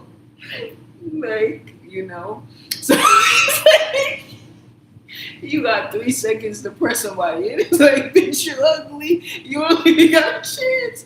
So it's like the internet is like the fucking hopscotch, like, fucking highway. And it's like you're just trying to jump on the fucking trend and hopefully you can like sneak on long enough to make it to one of the higher platforms. What you saying, Sorry. But okay, so yeah, so it's like right, yeah. Now it's like everything has to be a snapshot because we think we don't have time to do shit now. But back then it was like, oh, okay, and now it's like we need everything instantly. So it's like our things really change. And that's the thing too. These people, it's like, yeah, getting married right out of high school sounds like something. But when you've known them for 18 years, you're not taking that much of a risk, mama. Sorry. Because it's like, yeah, when you're talking about us getting married out of high school, like I went to 2 different fucking high schools. Like I don't even know how many elementary schools. Like I moved around so much. I was at a different school like every year. That's like 12 damn different schools. And there was sometimes more. So getting married out of high school, I wouldn't be getting married to someone I've known for 18 years, for 10 years. My family don't know his family, don't know his family. I'm marrying a total and complete stranger that I have maybe known for 3 years. So that's like the push into marriage. You have to understand it's not the same. But then everybody know everybody is generations. So that's why it made more sense to get married right out of high school, to get married young. People wonder why there's a wait. Because we're strangers. We don't know each other. And some of us, do you realize, even I say this is a great story for me because when I initially lived in Michigan, I moved around a lot. But I had not been exposed to like all different kind of cultures. Like even like I don't even think I met a Hispanic person until I moved to Arizona. That's just me. I never even seen a Native American person in real life. That was just something I learned about in school. I met when I moved to Arizona. There's a reservation. There's like casinos and native population and stuff. So I met real people with like from the Native American culture. I never even heard that before. And like majority of my school was Hispanic people, Latino, Latina. That was different for me. Also, I was used to going to schools though. Even like my middle school, I was like one of like 5 black people in the whole school. Like the whole middle school. My whole grade, right? My whole grade. But it's like so it was very few. It was a large Jewish population. um. So I'm saying certain people I had never been around. There are certain cultures I've never been around. So you have to think of historically how that's impacting the world. And I'm not saying it like it's in a negative way. I'm saying it in a way of like even here being on TikTok, like I've met people from Africa. I would never have been able to meet well, I've met people in Africa. Why? But it's because they're traveling. That's good. But you understand that that has not always been a thing. And some people that come on here, they'll speak like pidgin or whatever. I wouldn't even know that was a language that existed until people told me from speaking it on live. But so do you understand? It's very possible I could be the first person in my family to ever hear a person speak pidgin because they've just never been around it. Possibly, right? If my family's from Detroit, right, or whatever, even if you've moved around, you've been to different places. But I'm saying we lived in different places, moved around a bit. I never heard someone speak pidgin until 2026. Do you understand that? My whole life. The first time I personally ever heard someone speak pidgin was in 2026. This just happened. So you left Detroit?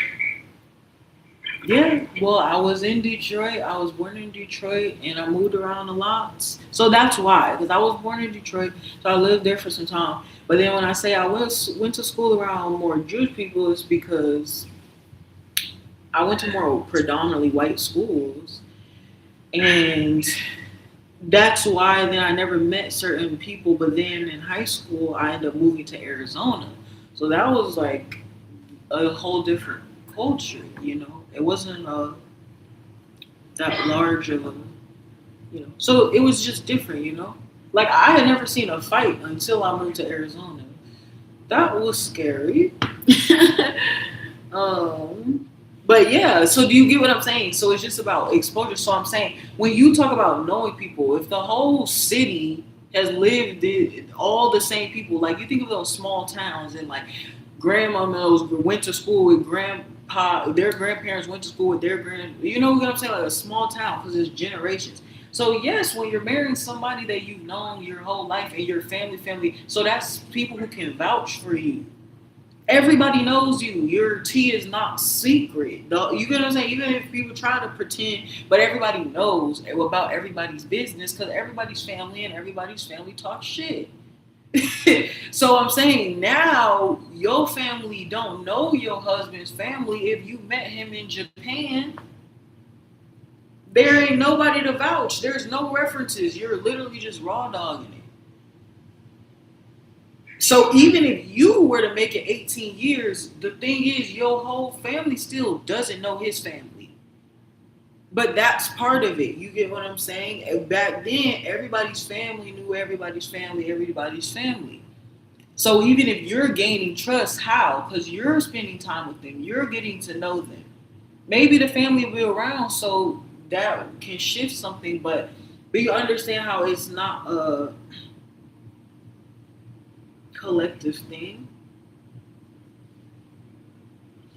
I think what makes it easy for you to know who you can trust is when you really. Oh yeah, no, but I'm saying no. This is the solution. Sorry. Hold up, because I need to restart it. Or I need to make a new video. Hold on.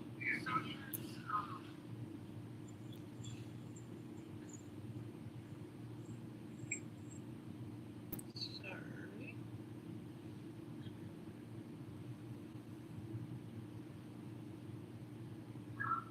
So, yes, this is not a bad thing. Yes, we don't trust each other, but that's something that can be solved by gaining trust with each other. And so, how do we do that without focusing so much on longevity? Because as time has proven, you could be with somebody 10, 20, 30, 40, 50 years, and sometimes they could just flip on you, and you find out they have a whole secret life anyway. So it doesn't really matter about the duration. Sometimes you can hold out, you can lengthen times, and you can make them wait. You can extend it out, and still the shit just might not work. So things are different. Sometimes you can meet and marry after 3 months, and it works out. Sometimes you can marry after three years, and it still don't work out. So what is the difference? Is about your initial discernment with trust. It's about your relationship with trust and your own internal alignment and your own ability to discern what is truth and what is right for you. So that's why sometimes people are getting with people to learn who they are instead of getting with someone because of who they already are. They're looking for an improvement.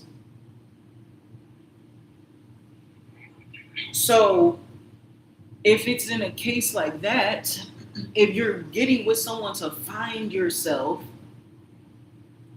instead of having found yourself and then being able to determine what is a suitable option for you, you're trying to figure out what you like. So if you're just sampling, you're figuring it out. You don't really know. You're just kind of perusing around. You don't know what your limits are. You don't know what your boundaries are. You don't know what your expectations are. But then it's also hard to coordinate that when your theories of your relationship are made up only in your head. So you planned a whole life with someone in your head. That's what you do. So that's very trustworthy and that's very dependent. I'm just saying, maybe it's nothing wrong with that, but if you can to envision a life with someone together, you can envision it, but it would also require that person's participation. Yes, it would require that person's participation for it to go the way that you planned in your head. When you're a BLK person, you can plan whatever you want to plan.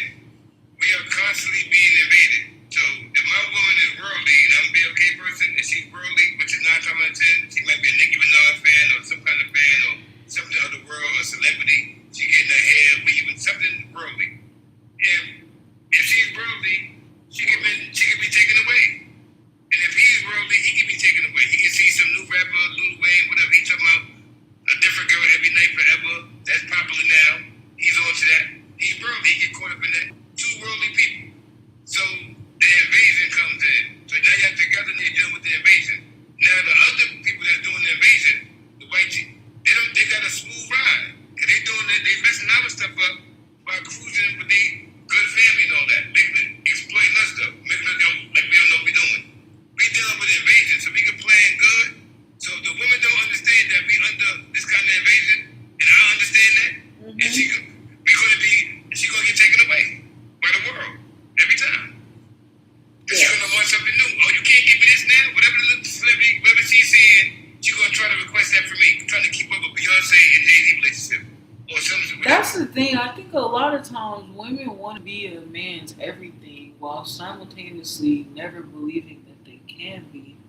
Because it's like, if you're always told you're not good enough, nothing you ever do is good enough, but you want to be that person's everything because when they outsource it, you consider it cheating. So you want to be that person's happiness, but then that would depend on you actually being able to make that person happy, which then in your mind, you translate to be everything that he needs. So anytime he has to outsource anything other than you, exactly. But that's the right. But that's highlighting the. For us to come together and Right, but that's the thing. No, that's not the point. See, that's the point that I'm highlighting is that That make you happy. You gotta make yourself happy. that's highlighting the flaw in everyone's theory because they're trying to depend on someone else for happiness, but you can't depend on nobody else for happiness, obviously. So it's about how to derive your own happiness from inside of yourself. But that requires you building a relationship with yourself. But when we sacrifice our relationship with ourselves for other people and situations and circumstances, when we don't find, that means that we're opting out of discovering our own power. That means we're saying we don't want to know what we're really capable of. We don't want to know the depths of our own soul. So if she can say he's not making me happy, that means she knows that she's not making him happy. Why she got that feeling? Because she knows she's not making him happy. She knows that he's not happy. Why are you concerned with somebody making you happy and trying to use that for excuse? It's that this is the problem. Is that with relationships, people are chasing to fill a void. That's the need. The need for happiness is because you have a lack of happiness most of the time. So you don't have, you're not feeling happy. So you will get with a person. So, now I'm happy when I'm with this person. But then the problem is when that person no longer makes you happy, you start looking for other sources to make you happy again and give you that feeling that you were looking at. You were trying to fill a temporary void with someone else. So then you become dependent on that person for happiness. So it's not even just that when you say, you're not responsible for someone else's happiness. Yeah, but when someone else thinks that they can only be happy if you're in their life, they become dependent on you for their happiness. And they see you as leaving them as taking away that happiness. So no, you're not responsible and you're not supposed to be, but you realize that it's the person who made them responsible. They started expecting them to bring them joy, and then they thought, okay, well, since this person isn't giving me happiness anymore, I can't use them anymore. I'm not getting that high I used to get. I'm not getting the validation and attention I used to get. Let me go get it from somewhere else, because you were just using that person to fill that attention void. So yes, but that becomes, you become dependent. Then you don't, so then to try to turn it on me and say, you're making yourself a martyr. I didn't volunteer to be your happiness. You assign me to the role just because I just so happen to make you happy. And then you start frequenting me more and more and more to fill that happiness void for you. And whenever I wasn't doing that, you saw no use for me. Then you say I'm being a martyr of throwing myself on the chopping block to offer myself as happiness. I wasn't offering you me as happiness. I thought we were enjoying each other's company. But apparently I was wrong. I was happy already. I wasn't with you because I was looking for something to make me happy. I was already happy. I thought you wanted to join the fun. I thought you wanted to join the party of my own happiness. But we weren't there for the same reasons. You were miserable and sad and pathetic without me, and I was the light of your life. I was your breath of fresh air. I reminded you that you mattered in this world. So you became dependent on me. And that's why you saw my own individual happiness as such a threat, because you thought that I had to be unhappy to be with you in the first place. And that was never the case. I wasn't with you because I was so unhappy by myself. I was happy, and you added to my happiness. So that's why you wanted me miserable without you, because you thought that was your end. You thought, she's not doing good. Let me see if she'll accept me again. That was never the point. If I'm not happy on my own, I don't look for other people or things to make me happy, because I know it's never going to work, because people and things are fleeting and pointless. So I know if I can't derive my own happiness, if I can't make my own happiness, it's pointless to try to outsource it from somewhere else because that's just going to be a dead end. No, I know I have to sit and reflect within myself truly and identify why is it that I even feel a lack in the first place? Or better yet, why is the lack a problem?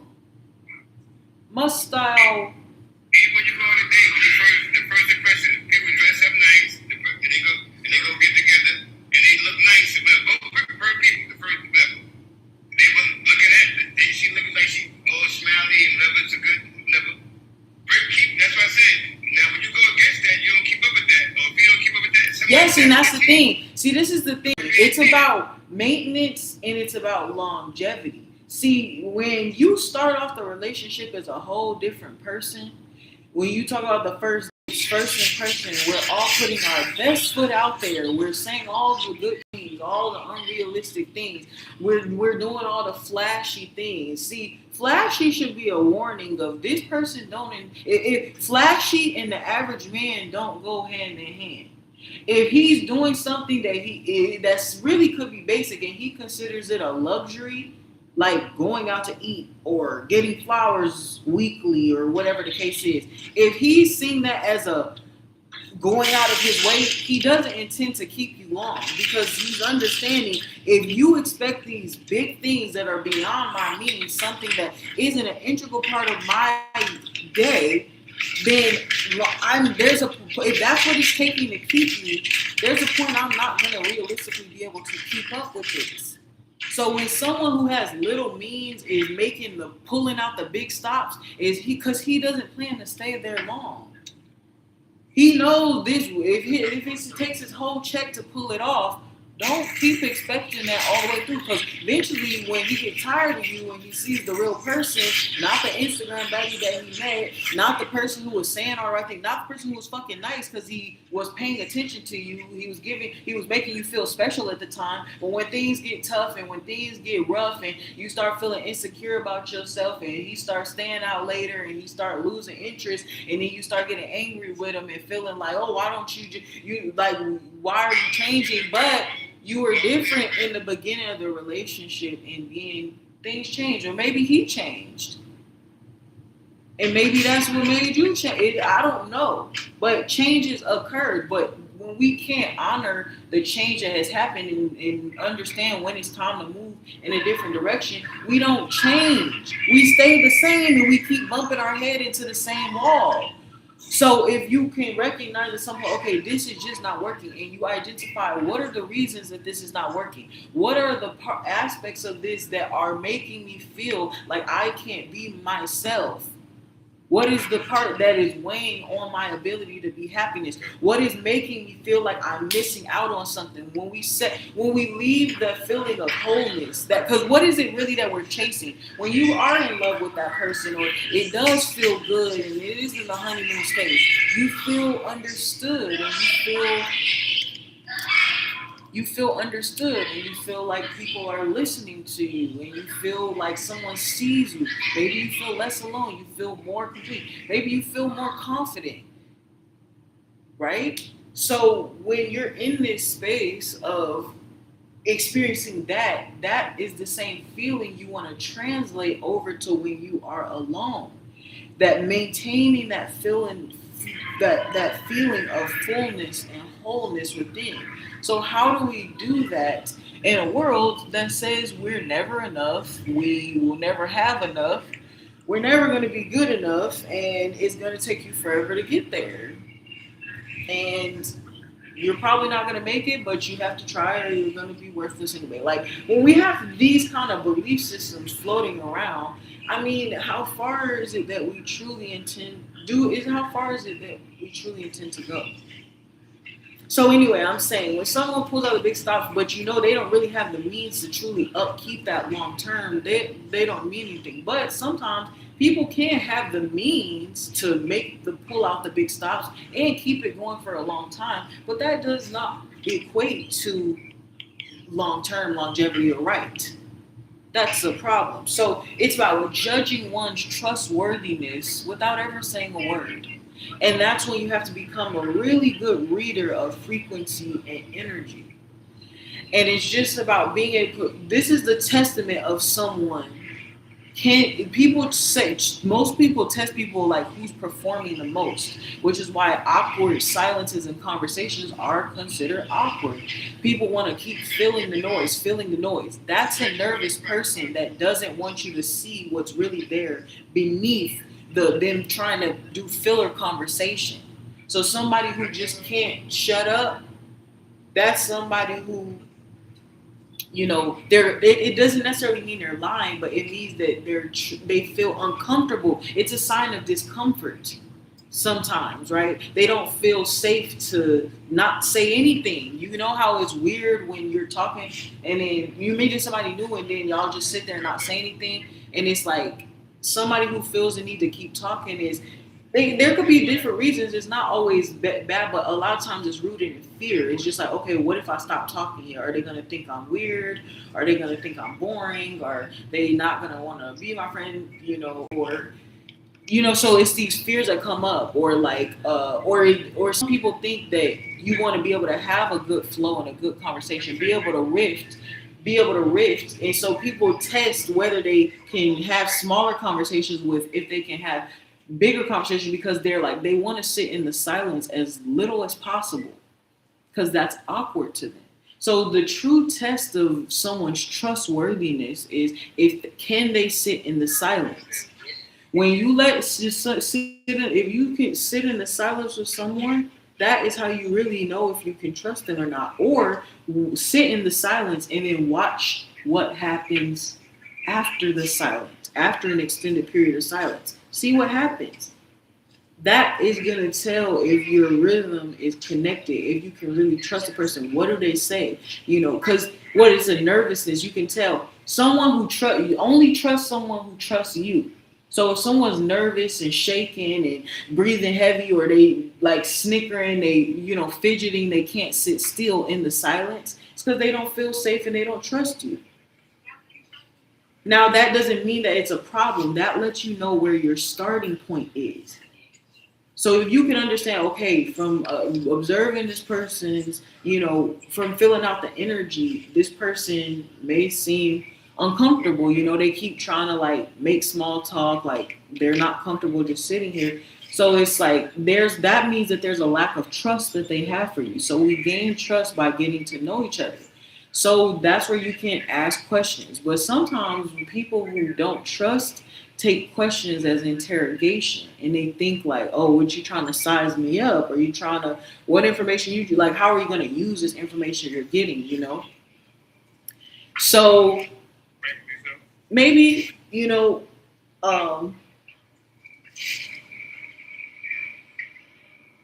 just say hi. Sometimes that's the easiest thing you can do. Just say hi, and I don't know. I like compliments. So I just think sometimes compliments can help break a thing, even if it's a guy or a girl. Oh, I like your outfit or something, But people also have found a way to demonize compliments, of making it seem like fake or whatever the case is, And it's sometimes I think so I may be a bit of a hypocrite, but I think how are you doing is a good actually question, because that also can determine someone's true state. If someone's willing to answer it honestly, that can be a sign of trustworthiness. Bro, I'm not even gonna lie, I'm not even having a good day right now, but people don't want to do that. Because they're scared. They're scared to be seen as weak. But that's the thing. When we're scared, we put up defenses, and then those are the armors, the suits of armors that we put on that are building up why we don't trust each other, and we're trying to fix the trust. So if someone has to be willing to take off a layer as an invitation, it's the only way. Because a lot of people, they're not gonna believe and see, but it's also you can't live your life being afraid of what's gonna happen. What's gonna happen, I don't know. That's the point. We don't know what's gonna happen. Most of the shit that has happened, some of the worst things that have happened to me, I did not plan for, and there was no way for me to plan for. So if what we're worried about is the worst, why? We can never plan the worst because it's gonna be more awful than you can ever imagine. So there's no point in bracing yourself for it. Just live the life that you want to live. And be mind, but what is it? Just really, what are you chasing when you're chasing this relationship? You're trying to find yourself. You're trying to find meaning. You're trying to know that you matter in this world. So tell yourself you matter by following your soul's purpose. Because that's, after all, what you wanted to do. So this comes down to the breath when we talk about our inhalation as well. It's like people are so lost and scared and confused that they're living a life that they don't want to live. And we have to make it a point to live a life that is worth breathing for.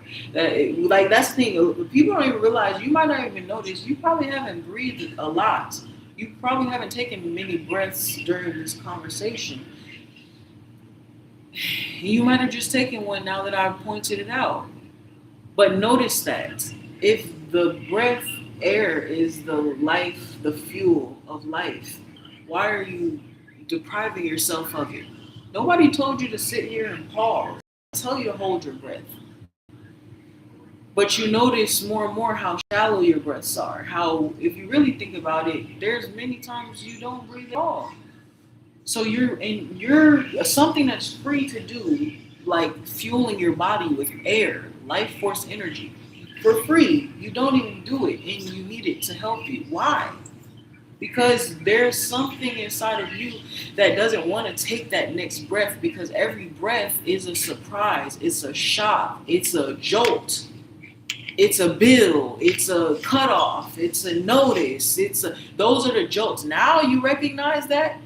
The catching your breath, that run, keeping up with the Joneses that we're used to, we're always on go, always on the go. We don't know what it feels like to just breathe. We're always gasping for air and trying to jump to the next point. That's how we live our lives. So we're literally scared to even breathe because it's like, how much is that gonna fucking cost me? So we're not even free in our life, and we can see someone's lack of freedom in their mind and in their life by how they breathe. Are you breathing as though you're running out of air all the time? You can hardly catch your breath. Are you overwhelmed?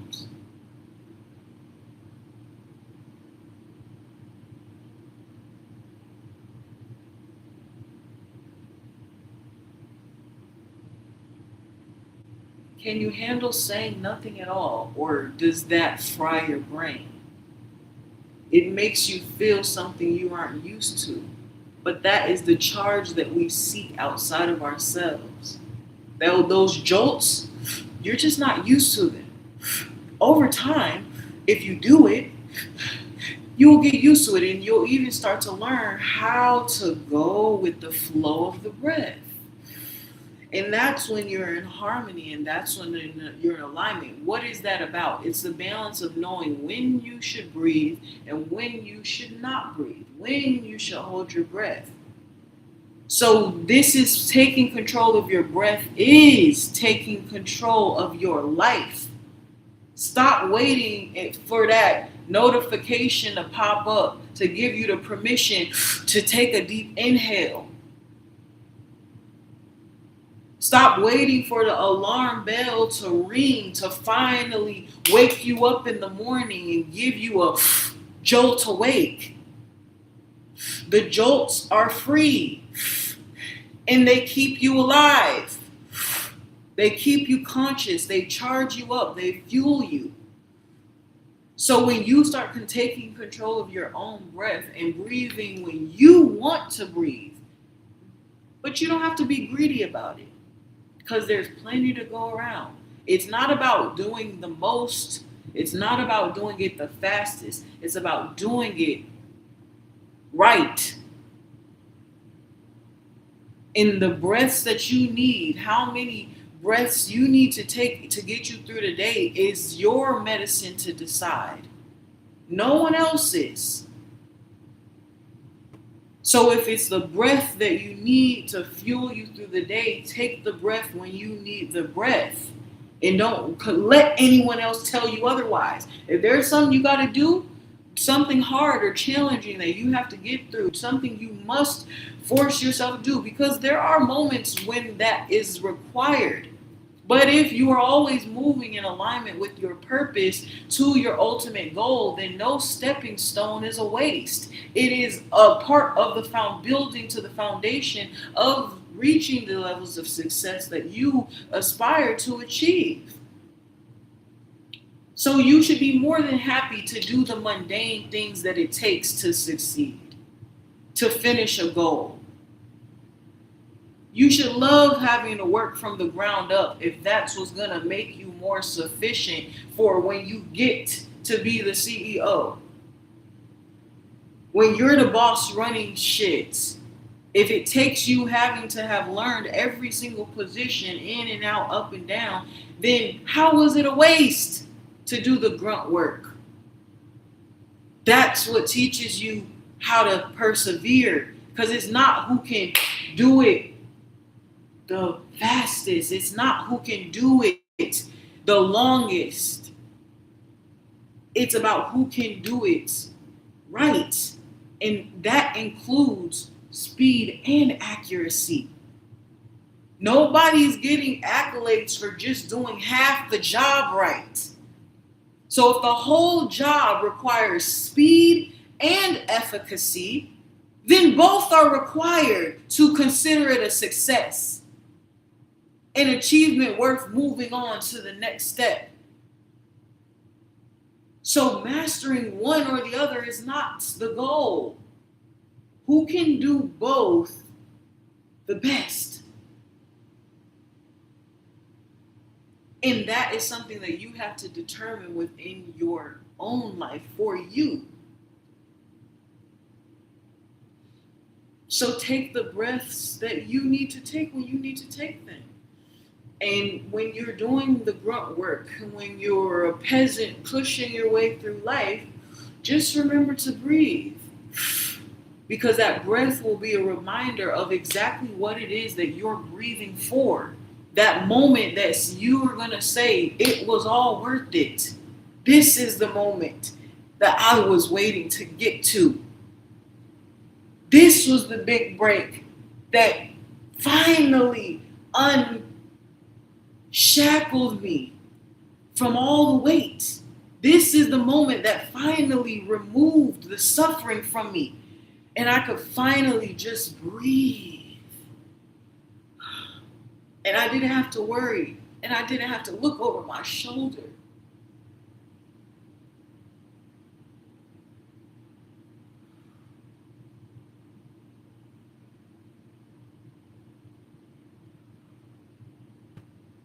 You're just one breath away.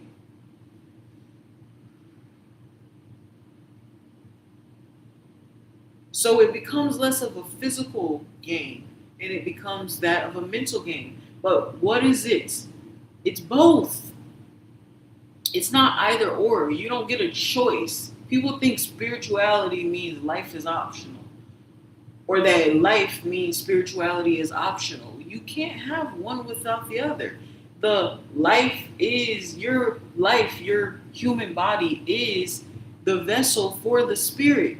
It is the charge, the battery that allows your vessel, physical vessel, to have any movement at all, any thought. So you cannot experience one or the other. Right? Imagine a life of a body without a consciousness or the ability to move. That's just a shell.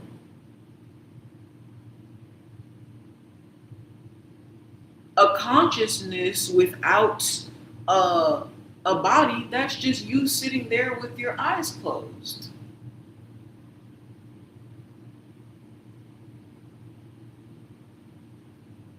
So those are your two options. It's either a void of blank nothingness,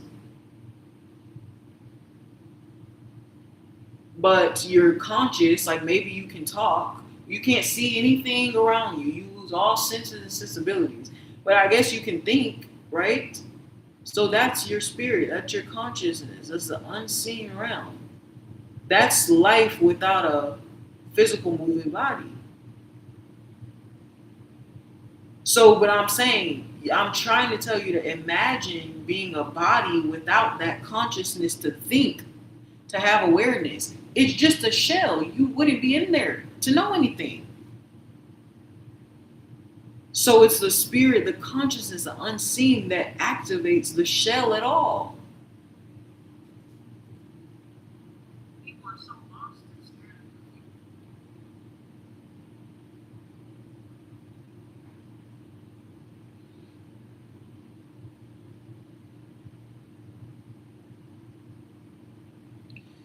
Yes, that activates the shell at all. So it's like, yeah, you would want both of them together. They work better together. They're meant to. It's like having a tool that needs batteries or it needs to charge. Yeah, let's like it's kind of not optional. It's best together. So spirit and breath, body and consciousness. So if we're basically a car in consciousness, oxygen is our fuel, our gasoline. How do we think it's optional to breathe? Like, if we understand on a certain level, it's not optional to breathe, right? Why do we need to breathe? They say we need to breathe to live. We need oxygen to live. That's what they say. But also, you can become oxygen deprived, which means you can separate yourself from the thing that you need to live, apparently. But when you charge your phone, do you have to keep it? This is not a testament, a judgment on the quality of phones and chargers. But ideally, when you get that brand new phone and you charge it, ideally, you can take it off the charger and it will continue to stay charged. It's like, that's the point of a charger, to load it up with what it needs, and then you'll be able to travel. It's portable. So the concept of us disconnecting from the very thing that we need to live is not possible. That's like saying you want to have a peanut allergy and not bring your, like say having asthma and not taking a pump. It's like having, diabetes and you don't bring the thing to check your sugar. It's like that. There's no way we can be separate from the thing that we literally need to exist. But your charger can break, right? Or you can get a new charger. But when you take the charger off, it will remain charged. So we act like we have to always be plugged in, and we don't. When we take in the charge, the oxygen, obviously you don't have to breathe every single second of the day, because why? There's still going to be air that's preserved in your lungs, in your body, in your blood.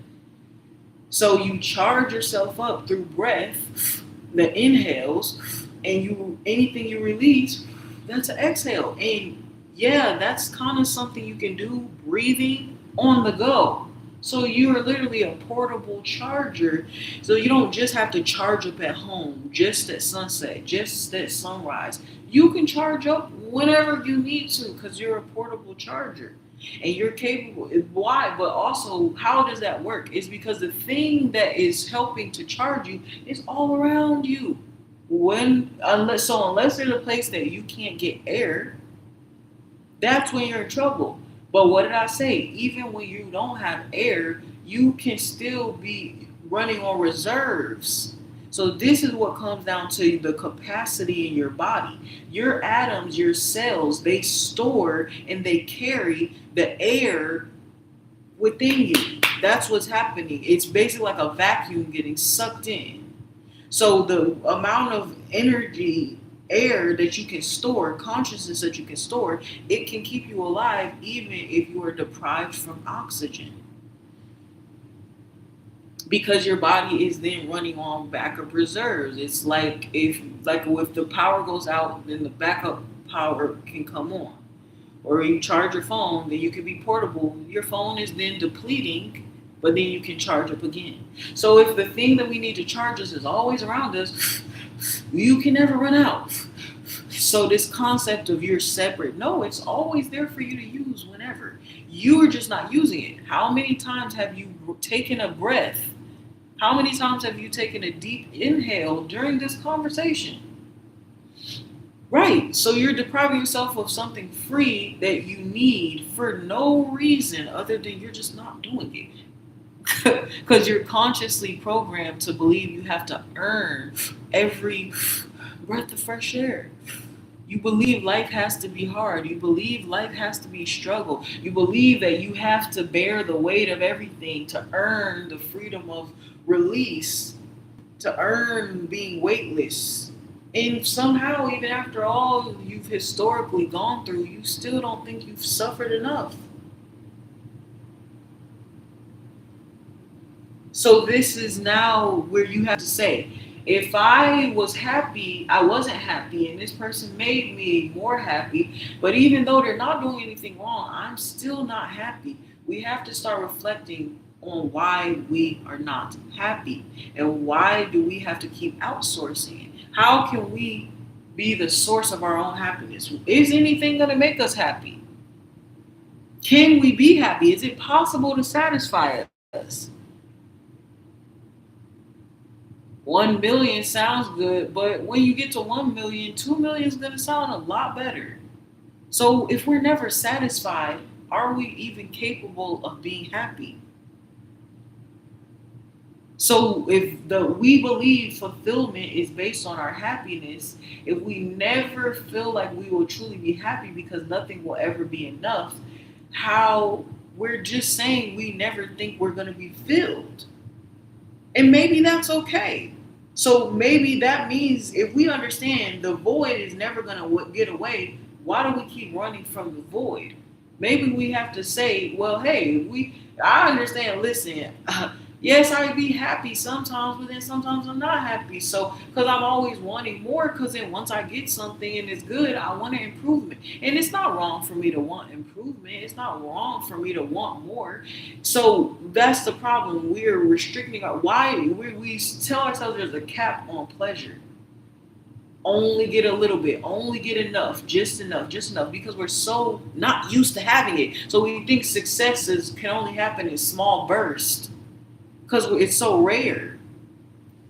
But when we make pleasure a part of our daily lives, we stop being scared to receive it, because then we think, well, if I get this little taste of goodness, it might be a while before I get another one. So we start to be sparse with it to the point of where we just start rejecting it altogether, because we're like trying to save up our tokens for the really, really, really big prize. And it's like, what if you didn't have to wait? What if you didn't have to earn? What if you got to just pick out? What if you didn't have to budget? So we're the only thing standing in between a life like that and what we currently have. But we have to consider maybe there was a reason we did this. Sometimes you don't know how good you got it until it's gone. So it's the deprivation of air is not in vain as well. The absence of air, the absence of breath is not a problem, because why? After a long time of no breathing, like you haven't been doing throughout this conversation, if you take an inhale right here, right now, you remember how great it feels, how amazing it feels. And you remember how crazy you were for depriving yourself of it. But in the forgetfulness of that, you're able to experience it again like it's the first time. And the first time is always the best time. After that, it just starts to become repetitious. So when we deprive ourselves and we forget what it's like, when we remember what it's like again. It's really us experiencing it for the first time. And that's why we look for these rushes in our lives. We look for these grand actions, these displays, these, you know, reasons to take our breaths away that are so rare and few and far between.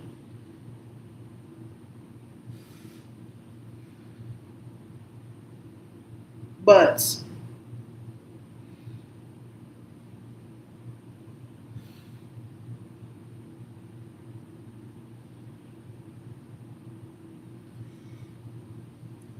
there's nothing wrong with that.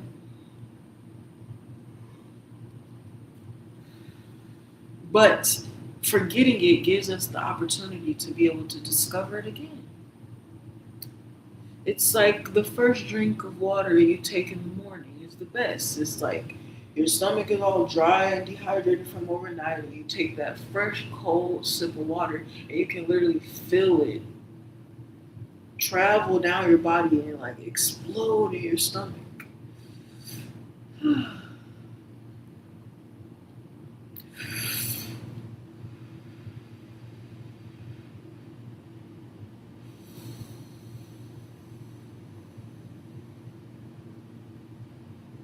And then as you do it more and more, you weren't used to it and it's rare, and you tell yourself it's just a little treat. That's the show at all. People are so lost and scared and confused. Hey. So yeah, you're in the hey. Hey.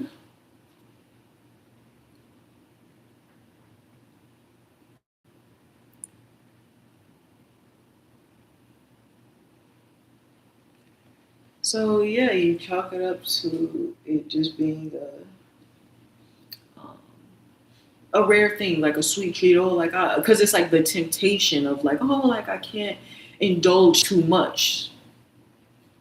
We think it's too much because we're trained to think it's going to run out. But your fuel source, oxygen, it is abundant. So you don't have to be sparse with it. But not being sparse doesn't mean you have to be greedy. It doesn't mean you have to take every last one off the shelf. Sparse, having abundance means you don't have to jump at every opportunity. And it also doesn't mean you have to say no to every opportunity either. It's about discerning which one is the right one. So that's what people don't get. There's a refinement that happens. Being able to know when to say no. Learning when to say yes. That's showing self-knowledge. When people don't know how to stop themselves, they don't know their limits. That is a display of a lack of self-knowledge. But it's not necessarily wrong. That could be a part of their experimentation into self-knowledge. Learn, you got to try stuff and do stuff. And that's the thing. We see how bad it can get. So we want to try to avoid it at doing anything at all costs because we're so scared to end up like such and such. But such and such was just one version, one way, one story. You know, just because it didn't work out for them doesn't mean it won't work out for you. Just because it went well for them doesn't mean it's going to go well for you. The lesson to be learned inside of these stories, even when we talk about the Bible, is not learning what to do. Nobody's telling you to go part the seas. Nobody's telling you to go build an ark. Nobody's telling you to go in the desert for 40 days and 40 nights. The stories are telling you to do what is best for you. It's building your relationship, not just with yourself, but with God. Because what were these stories? A lot of these stories, it was either about God telling them something, but there's also stories where people were frustrated at God not communicating with them. But in the times when God was not communicating, what happened? They had to try to figure it out on their own. That's the test.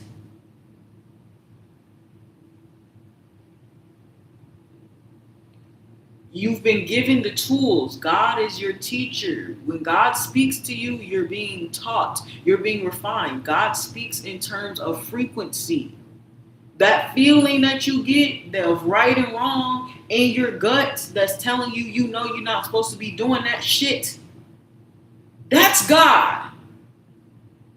When you choose to defy that gut feeling, defy that intuition, so you can listen to your teachers and to your parents and to your friends and to what such and such says, when you choose to defy your natural born intuition, you are destroying your own connection and relationship with God and with yourself. So when your guts is bubbling at night, it's because of your own disobedience. Because you're not one with the mind and with the body. You're scared of God now. You created a fear and a mistrust with God. You don't know what that booming sound is. You don't even trust yourself to make the right decisions. That's why you have to delegate to a boss or to a man or to a relationship or to a teacher. You always looking to bow down to someone else because you're so insecure in your own knowledge of yourself that you seek for the world to tell you who you are and who you should be because of your own disconnection. So to refine that, it's about listening to yourself again, learning when you had enough, not pushing your way through. You know, it's about knowing your limits. Knowing when you need to take a break. Knowing when you need to sit your ass down. Knowing when you got more to give. Even when it looks like you should give up. Because you believe in your heart and your soul, or you hope that this is going to be worth it. So that's the fuel that you use, but no one can give that to you but you. So you have to be motivated towards what it is that you're working for. So this is the significance of creating a life that is worth breathing for. A life that is worth taking the next breath. So you can try to remind yourself to do that more. That's why they say, stop and smell the roses. What is that about? It's like when you take the same route to work every day. Do you know every single store on the way there? Do you know the people in those stores on your one path to work? You never had time to stop and ask. You never had time or space or money, even though you only work every day, to stop and take the time to enjoy every spot on the way. To say hi to people you recognize on the way. Because we're so what? We're so busy. What? Trying to prove what? To who? Trying to perk for who? Trying to keep up with who? What are we all doing it for? We're all trying to find meaning. We're all trying to find a reason. We're all trying to matter. We're all trying to, but most of us are just trying to survive. So we're just zombies. Blindly going to work every day, blindly coming back, blindly going to school every day, blindly going back, and never stopping to smell the roses along the way. But when we stop and smell the roses, what happens? Our ability, when we slow things down, when we do have the time, when we do have a little extra money that month, then we can say, you know what, let's splurge. And we stop and smell the roses. And we get that sweet treat. And we get the toy. And we get the candy. We go out for dinner. We go to the movies. Treats. But only few and far between. So when we feel like we have a little extra to spare, we then treat ourselves.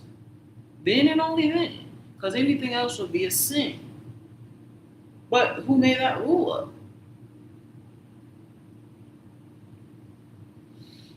So it's about knowing you. knowing that you function better when, like, it's not even just that. It's like it's easier. People don't get in society. It's easier to do things when you actually want to do it. Like it's not that hard.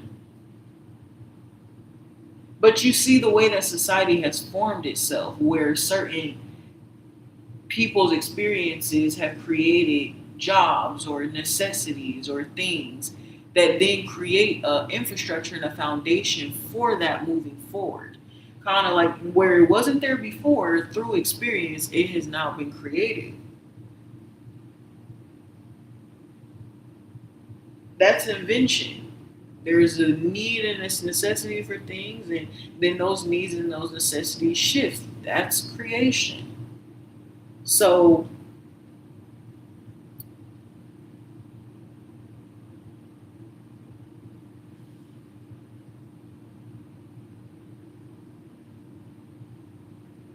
there's only so much that's when we all want to be the anomaly, but then we get so focused on statistics and standards and what's already been done. We focus hyper focus on history.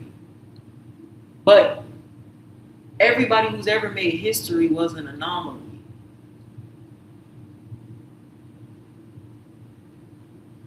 It was a, what is it, 1 in a billion chance? People who we see as just, oh, they just succeeded, Yeah, before they just succeeded, it wasn't possible to do what they did. Nobody thought it was possible. Like we just look at phones now, it's just we just expect the new launch every 3 days. Hi, man.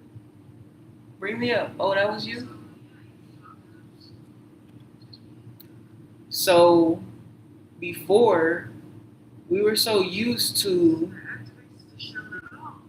the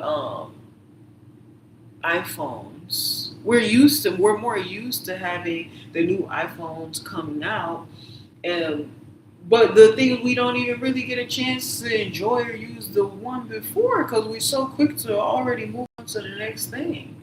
So it's like we are so addicted to it, but it's like it's when the more that people have gotten a taste of that like fast money, fast life, that what they believe is like success or like freedom from suffering, it has been turned into an overcompensation. So before, when you were deprived of it, you were deprived of it. So now you want to spend it more and more and more. It's like an overexertion, but that's not mastery. Mastery is being able not to, it's not deprivation, but it's not overindulgence. It's finding the happy medium because it's about time. There's a movie, and I talk about it. And it's I think it's called In Time. And it has like Justin Timberlake or something. I think it's on Hulu, or it was, but not spons. But yeah, they basically, yeah. So it's kind of like it's a world, it's a dystopian movie. Those are actually like my favorite movies. Like when I say psychological thrillers, because I hate comedy. Like action is like okay or whatever, but ain't nobody got time to be on no cliffhanger all day, hanging off the edge of the seat all day.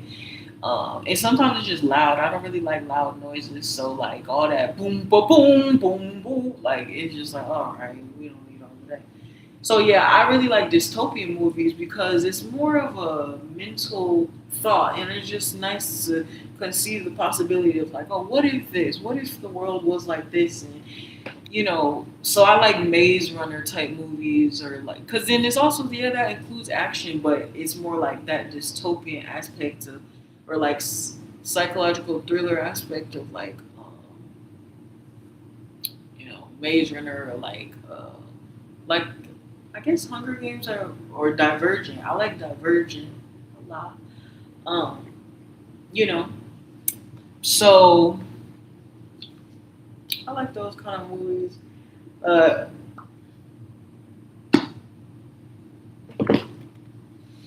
Yeah.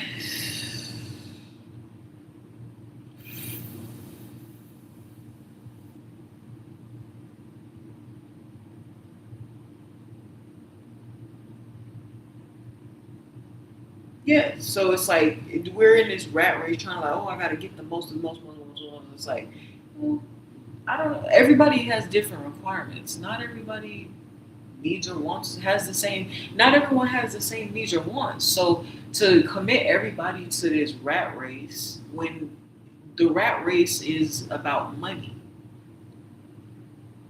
not everyone cares about money, but many people are forced to care about money because that's we're attaching money to survival.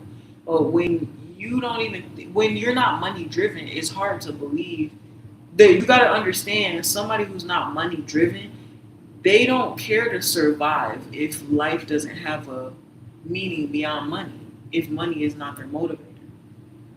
If it's like, oh well, either work yourself to death to make money and live or like be happy, they would rather die.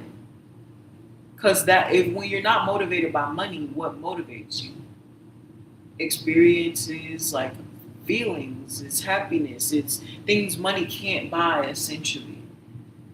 So yeah, you can't threaten somebody with money if they're not motivated by that because money does they understand money is not making them happy.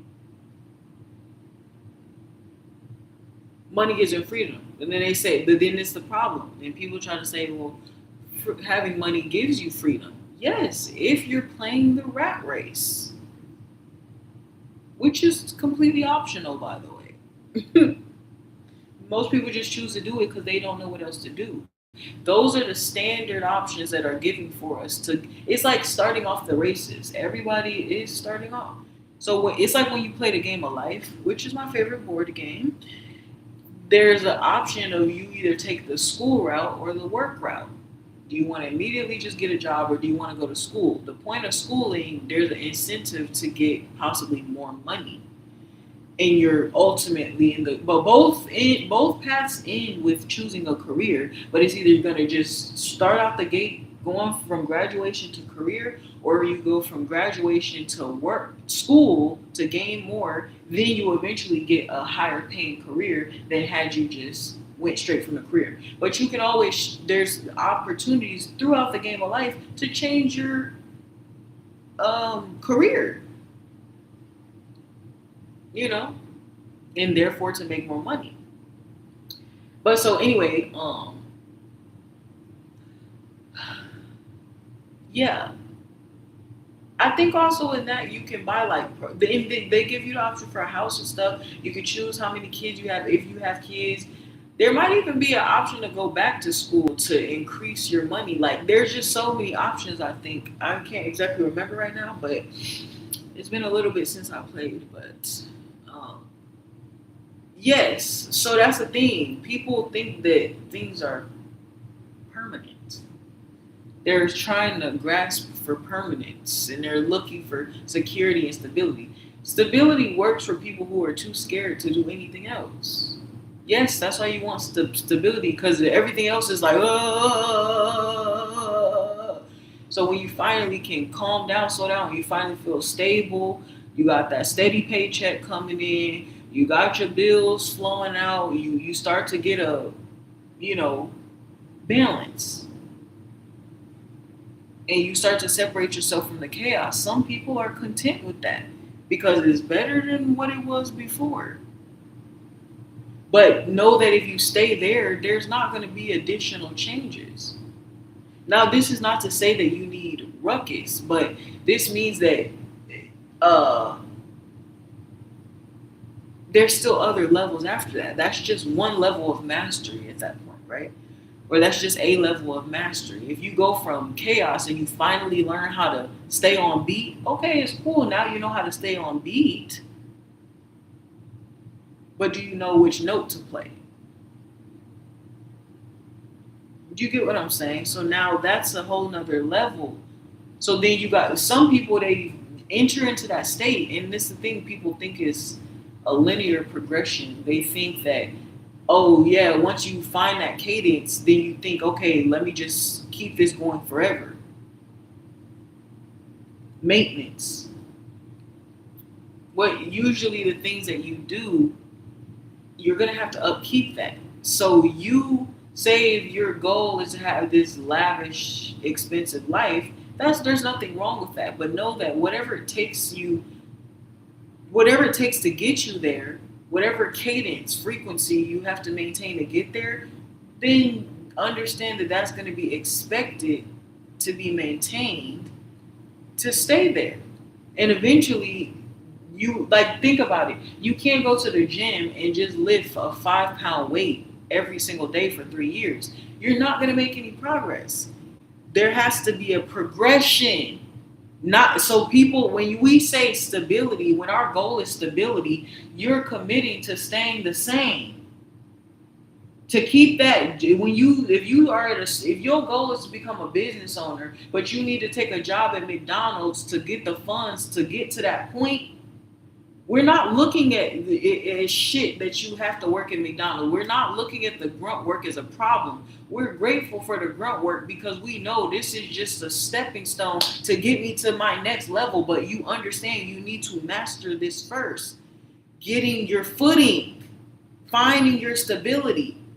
That's getting used to the 10-pound weight. When you get used to it and you say, you know, I can do this, it's not let me keep doing this the same exact way for the next 35 years. No, when you finally find your footing, you can say, okay, I'm ready to try to jump to the next ring. And then that's when it's elevation time. When you got this, you can handle this, you good, you stable. Okay, now you need to be looking, what else do we need to do? And then that's the thing. You get used to that so long of being in that mode of going, go. But do you know how to stop being on go? Do you know when to you talk about being fruitful and multiplying? Do you know when to enjoy the fruits of your labor?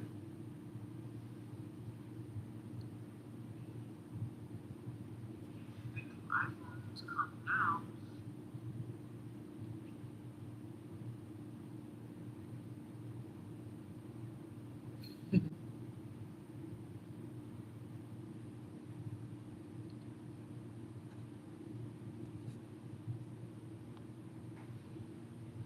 So if life is this rat race and you're always finding yourself trying to catch your breath and trying to keep up, we can view some, and you're tired of this, you're tired of the hustle, you're tired of always having to go. So when you think of abundance and peace and success, you think of where you don't have to rush. Where you don't have to wake up early and clock in. You don't have to be tired every single day, where you don't have to drag yourself out of it. You think of a life that you're happy to wake up to. You're happy to do. You're happy. Because why? You're doing what you want to do. You made your dreams come true. We're envisioning. So if you want to, we understand what we're looking for is breath. It's not just, and people talk about relaxing. I was talking about vacations the other day. Most working class people take vacations to do nothing. They don't just do nothing at home because home is where all the fucking work is. So if they want a vacation, they have to leave their homes. Imagine that life. Think of that life, that your home isn't even a safe space. Your home is a war zone. Your home, you equate your home to tired. You equate your home to work. You will equate your home to exhaustion. That's when you finally pass out after you've been working all day. Your home, you should be happy to go home. That should be your vacation. You're supposed to go on vacation to do shit, not to not do stuff. You're supposed to do nothing in your regular life, and you go on vacation like, you know, actually, I want to try to do this. That's luxury. Not because you have to, because you want to. But you don't have to be greedy about it. Being greedy about something is fucking classless. The people who see the trends online, then they gotta go buy every single one of them. Like, oh my gosh, how greedy are you? Because why? It's about a scarcity. You want to make sure you get all of it.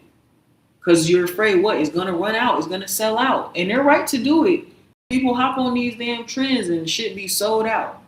So yeah, you do want to try to, because that may be your last time. It may be sold out for 3 weeks after that. I'm not saying you're wrong for your overindulgence, but I want you to understand the origin of your overindulgence. It comes from a state of fear. If you don't get as many as you can right now, you're going to miss out on it. And if this is happiness, if this is what people are lining up for, I need to jump on that bandwagon. This is really an extension of how desperate people are to be happy, and therefore an extension of how miserable they are. We're fighting people in line for Starbucks bears. We're lining up for free. Are those free? The tote bags? Grocery store tote bags people are fighting in line for. Because that bag is not just a bag, and that cup is not just a cup. That is happiness. That is mattering. That is belonging. That's finally having a joy in life. That's the treat. So look at that. The average person, many people, they have to deprive themselves of these things so much that when the opportunity comes for it to be there, they're literally jumping on it like fucking hyenas. Desperate. Because they're like, oh, we ain't gonna get this chance again. So that says a state that you're in when you're in an overindulgence. When you can learn that, I don't have to rush. It'll all come back to me. You get what I'm saying? People think, I have to take this. This is life. Like, people think success is in the life or death. It's a lot of people see success as life or death, which is why they're afraid to succeed. Because they think of having life, they think of succeeding as having to take a risk, like leaving it all behind. You gotta leave everything. You gotta be broke. You know what I'm saying? People think that's the interim of it, but that's not even actually a necessary part of success. When people have to get to rock bottom to achieve success, that's because they were too content where they were. And they finally said enough is enough. Right? People took these leap of faiths, not necessarily because they wanted to. They just got so tired of things the way that they was, that they was like, fuck it, I gotta try something else. I might as well at this point, because this, whatever this is, it ain't working. And I tried this. So fuck it, let me try this. That's where it comes from, right? But that says something on a deeper level of, you feel like in order for you to take the leap of faith that is necessary to succeed, your back always has to be up against the wall. Why can't you just do things like because you want to? Not because you have to, not because your back is against the wall, but because you actually want to, and it's something that you're going to enjoy doing that day.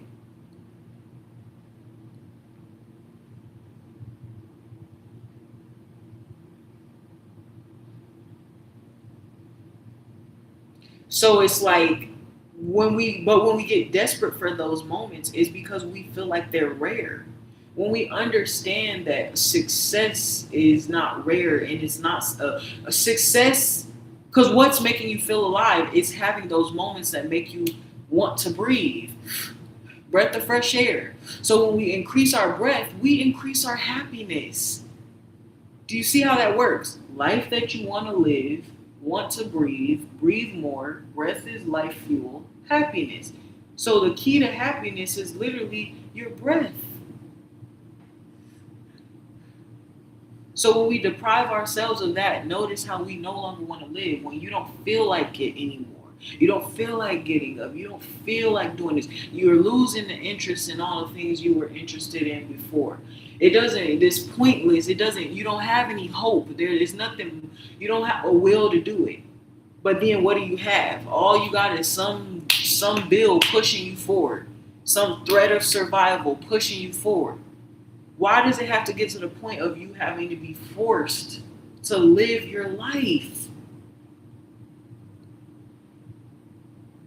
It's because you feel like the only way you can do it is a life or death, back against the wall, risk everything situation. When the truth, it is going to feel like that because you're not used to it. But the truth of a key to a successful life is you doing that's the difference. Right now, you're not happy because you have to do things you don't want to do. Start doing things you want to do and watch how life changes for you. Yeah, it's like kind of guaranteed. When you do things you want to do, your life will increase. Your happiness will increase. So we try to use other people's meaning and rules and regulations to tell us what we should or should not be doing. But why? Noah built the ark. Jesus did 40 days and 40 nights in the desert. Was it Moses who parted the seas? Or was he a burning bush or something? Listen, the point is, these were not instructions. These weren't step by step. Did they tell you how to build the ark? No. But so, what is it really saying? You build your own discernment and your trust. So it was about these people breaking through the fearless. Even there was times they were confused. Sometimes God told them to do something and they questioned it. Like, you want me to do what? Why would I?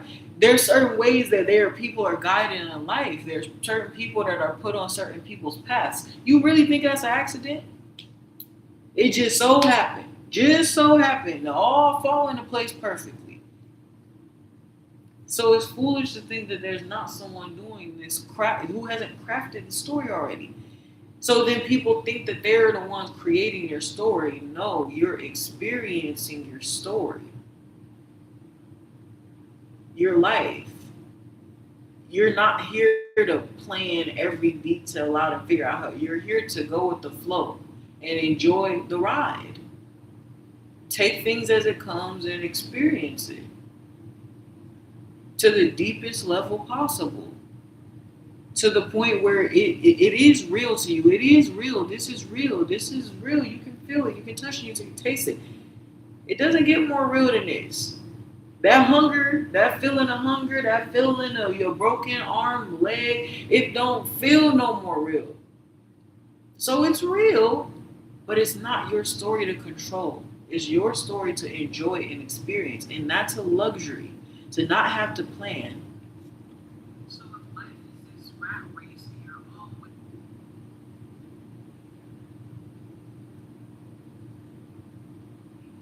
iPhones coming out, then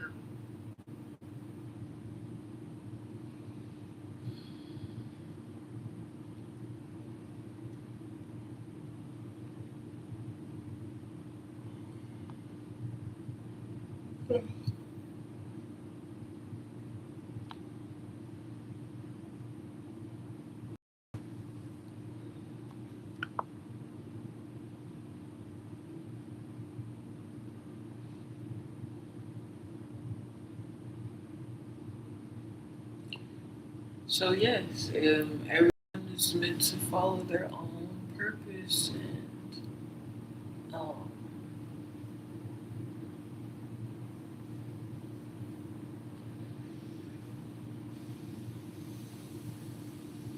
it starts with taking back control of your own breath.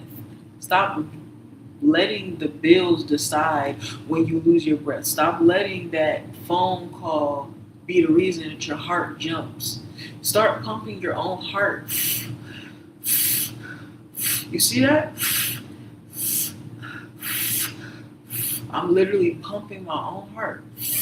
With the breath, sucking in its expansions and contractions. So you're restarting your own heart, pumping. So you learn your own cadence. When you need to inhale, when you need to exhale, when you need to hold. You learn this.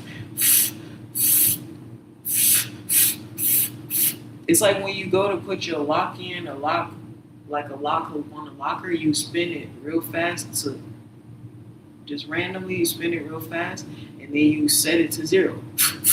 So that's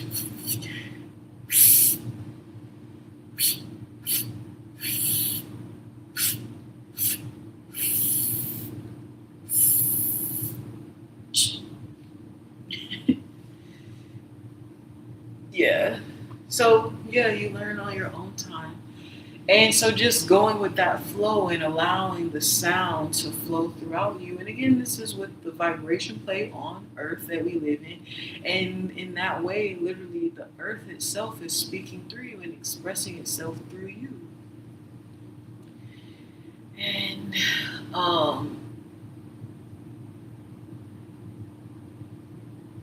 yeah.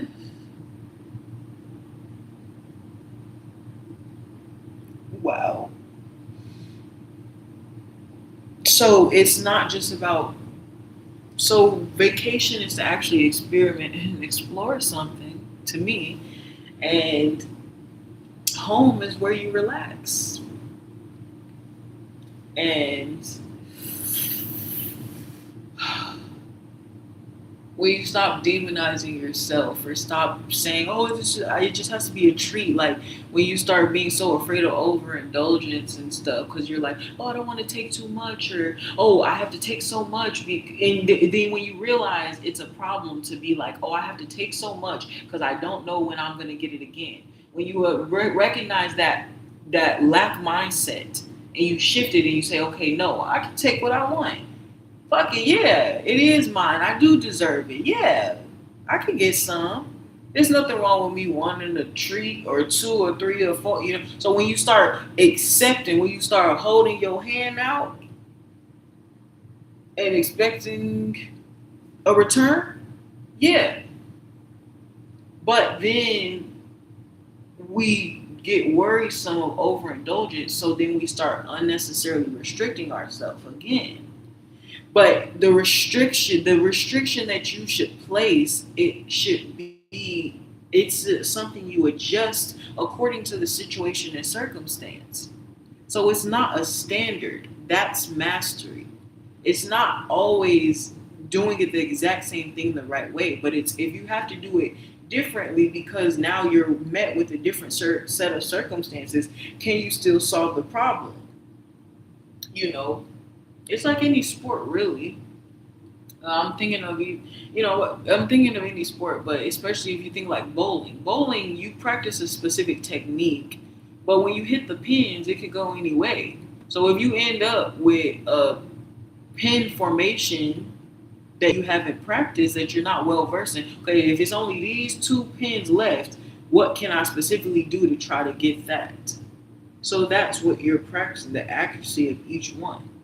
With something like archery, you practice, there is a certain technique, but then there's an element like the wind that is then involved in the actual gameplay. So you can account for your technique, your ability to hold the bow, carry the bow, have the bow itself, aim it in the right position at the right height and distance. But how do you account for the wind? There's a technique that you can use to account for the wind. For example, if you notice the wind is blowing more in one direction, you will try to overshoot in the opposite direction. So it will, you in a sense can do less work. So you're working with the resistance that's there. And so expecting more blow air force, then you're gonna try to get it further over than if there was no air. So that when you shoot it off, you're hoping that at that specific wind speed and distance that is gonna blow it into the space that it needs to go. But that, I mean, unless you to try at every specific air and distance, location, and wind speed, then you have no way of controlling that. You get that. So it's just trying to your best ability. And so sometimes it's just a feeling like, okay, maybe this just feels right. So now we're tapping back into our intuition. But we understand, we lose trust when our intuition isn't right. every single time. But understand, when you shut your intuition off most of your life in order to listen to other people tell you what to do and tell you who to be, there's going to be a refinement process of getting your intuition back online, because now you're fighting against your own fears, demons, and ego. You're fighting against your own belief system of who it is you think you are. And you're always going to try to stay within a happy and safe medium of that. And anything different, you're going to be afraid of it, because you've built up a fear and a paranoia and a mistrust of things that you don't know. So you're not you, and you don't trust yourself because you keep making bad decisions, because you thought what was love, you thought what you thought love was really wasn't that. What you thought was good really wasn't that. What you thought was going to make you happy wasn't really that. Who you thought was safe really wasn't that. What you thought was going to be the opportunity that changed everything wasn't really that. So you only know disappointment. You only know when it doesn't work out. So that's what you continuously expect. If it ever actually were to hit, you wouldn't know what the hell to do. If it actually were to work out, you wouldn't know what to do. But making a decision, choosing, acting, being, despite not knowing, is what gives you the information, what allows you to build the information to know what to do. So that's the learning yourself. So, like, we judge things we never try. You don't know. You have an affinity towards certain things. So then you try it, and then if you like it, then you, like, do we think of, like, maybe you did have a bad relationship or experience. So then you know moving forward what you don't want. What you need, you should be reflecting on yourself and saying, what do I need to do differently? What do I need to look out for next time? How do I need to moving forward? And then you keep getting in the same relationship again and again and again. Same person, different body, same person, different body, because you still haven't learned the lesson yet. Why does the same thing keep happening? Because the truth is, the problem is not them or the person, it's you. You're not choosing your partner based off of who you are. You are choosing your partner because you're trying to learn who you are. That's different. So you will take anything that seems good enough, and you're waiting for that person to tell you who you are, what you deserve. Why? Because they're supposed to show you what you deserve. And when they're not showing you what you deserve or what you think you even deserve, you notice why that's why you get mad? You're upset that somebody isn't treating you the way you think you deserve to be treated. Maybe y'all just have a difference of opinion and it's not that deep. Maybe your idea of happy is different from their idea. So why are you mad at the person? Be mad at yourself for expecting to get your needs met by someone who doesn't prioritize meeting your needs. If you always get frustrated and you know what you deserve, why do you keep engaging with people who don't know? You know more than they know off topic. Off top, you know more than they know. So how are you knowing more and then you're expecting them to explain to you what you want? But also, even though you know more than them, you're still looking for an answer. And even though you have the most information about yourself,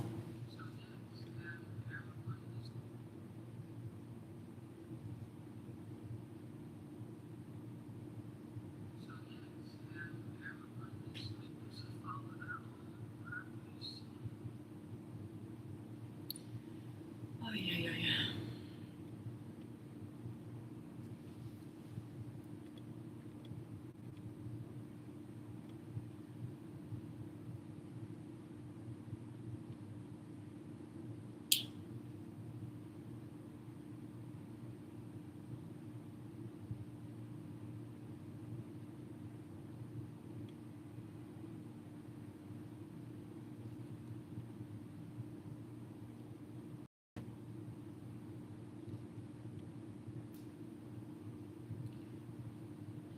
And yeah, so even though you have the most information on what you deserve. But you're also simultaneous, or in what you deserve. What do you deserve is based on who you are, right? So if you understand what you deserve because you claim to understand who you are, yet you're simultaneously dating someone to try to figure out who you are, right? That's why it's fragile. So when that person cheats or lies or does something, how is it impacting who you believe yourself to be? You see that? You're seeking, trying to figure out who you are, and it's evident in the fact that who you know yourself to be changes based on who you're dating. How you feel about yourself is contingent upon who you're dating. When you're not with this somebody, you don't feel good. When you're with somebody, you feeling up again. You only know yourself when you're up under someone else.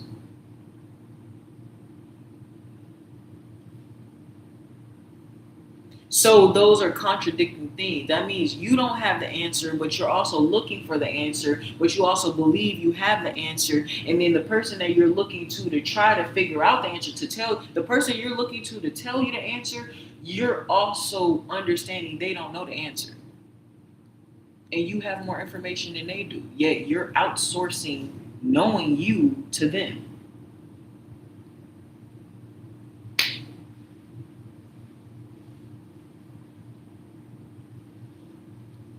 So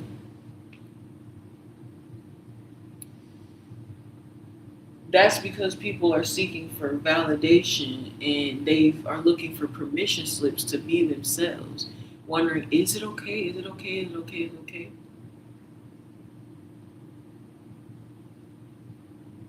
And that's why we're given the standard of job or school, because people don't know what to do on their own. Your own intuition was beat out of you. Your creativity was stripped away from you from a young age. The older you get, they say you're supposed to become less creative because you got to be less. You got to stop being less hopeful the older you get. That what they say being realistic. Then they convince you that a fairy tale land doesn't exist. But this is all a fairy tale make believe land, is it not? What in this world haven't we made up? Then you say this is in a made up world. This job you go clock in every day, made up. The money that you use to pay, made up. So what do you mean? We're like, grown-ups are the biggest pretenders because they're the ones playing.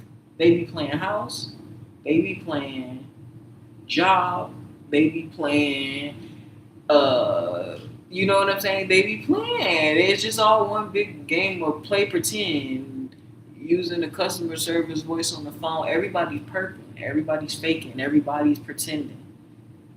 And then they tell kids that they're not supposed to have an imagination. Why? Because your greedy ass taking it all? Or you pretend that you're a CEO of a company that you fucking made up out of thin air? You pretend you're employee of the month. You pretend you're a good person because you pay your bills on time. Just made up stuff that you just all agreed on. So the thing is, you're not saying creativity or imagination. You're not saying living in a fake made up world is wrong or bad. You're saying that you have to live in the same imaginary world that everyone else lives in. But that's the whole point of having our own imaginations. We're not supposed to all live in the same world. How could we? I don't see things from your perspective. That's the thing. Like, this is one bottle, yes. But at different angles, it appears different. But it's all still the same bottle. You exist, yes, but you only exist from my perspective. I only exist from your perspectives. And because you don't know me, you are perceiving me based on what you're capable of perceiving. So the more divided you see yourself from me, that's what's going to start to create the comparisons. And it's either going to be me on top or you on top. But why? What's the point of the comparison just because something is different? Whoever someone is, whatever someone is, that's who they're meant to be. Judging yourself by whether you measure up to them makes no sense if when y'all have different purposes. So, yes, but so you're saying it's okay to play make pretend as long as you all agree on what to pretend. But it's funny the what we chose to agree on. Why you have to consider why are we choosing to agree to suffering? If it's all made up, why are we choosing to suffer in the play? What is the reason for that? There may be a reason. I'm not saying there's not. It's not a gotcha like, oh, see, there's no reason. There might be a reason. Maybe you wanted to experience suffering. And it sounds harsh, but if you think logically, why else would it be happening then? Why would it be a possibility to quote unquote suffer if it wasn't necessary? If it wasn't necessary.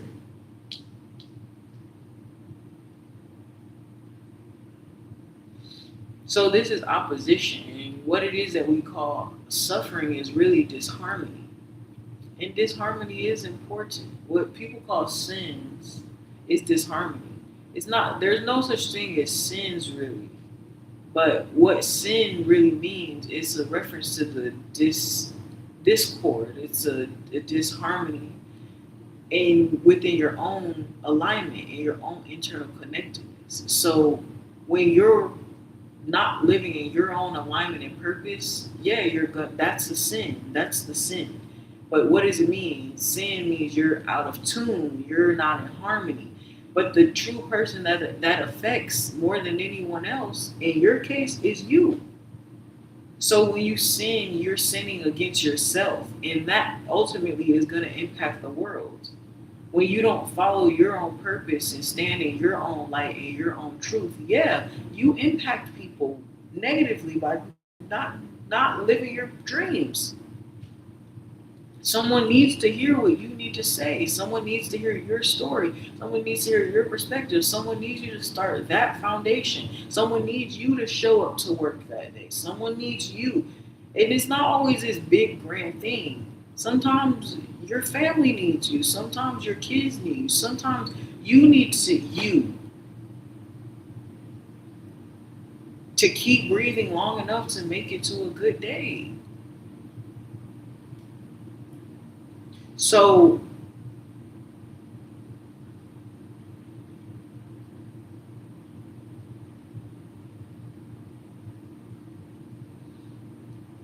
you're needed. And if you think that, so people think it's optional of like, oh no, I'll just choose the safe route. Even though and this is very specific because it's about, do you feel a pull? Do you feel a call? And you can tell, are you happy in your life right now? It's an easy question. Are you happy genuinely?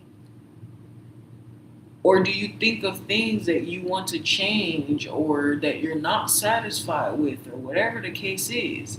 And consider why. Why aren't you happy? What's standing in between you and happiness? Then that's what you need to start chipping away at. Remove the things that are standing in between you and happiness.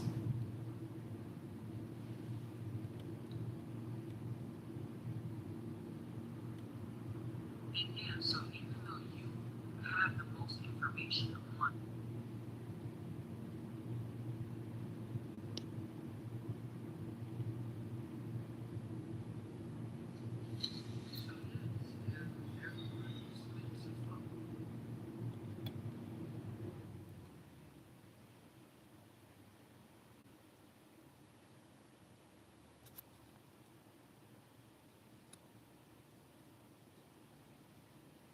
And this takes real dissection to get to the root because sometimes we see things and we think we're mad or upset, but sometimes we're actually just sad, right? Sometimes we're not necessarily just jealous, sometimes we just wish it was us. So instead of thinking, let me try to tear somebody else down, think of how can I become the person that can actually genuinely smile for this person, you know, and check that. Because then you gotta say, if you believe there's no limits, that you don't ever think you'll be happy, then there's a deeper issue.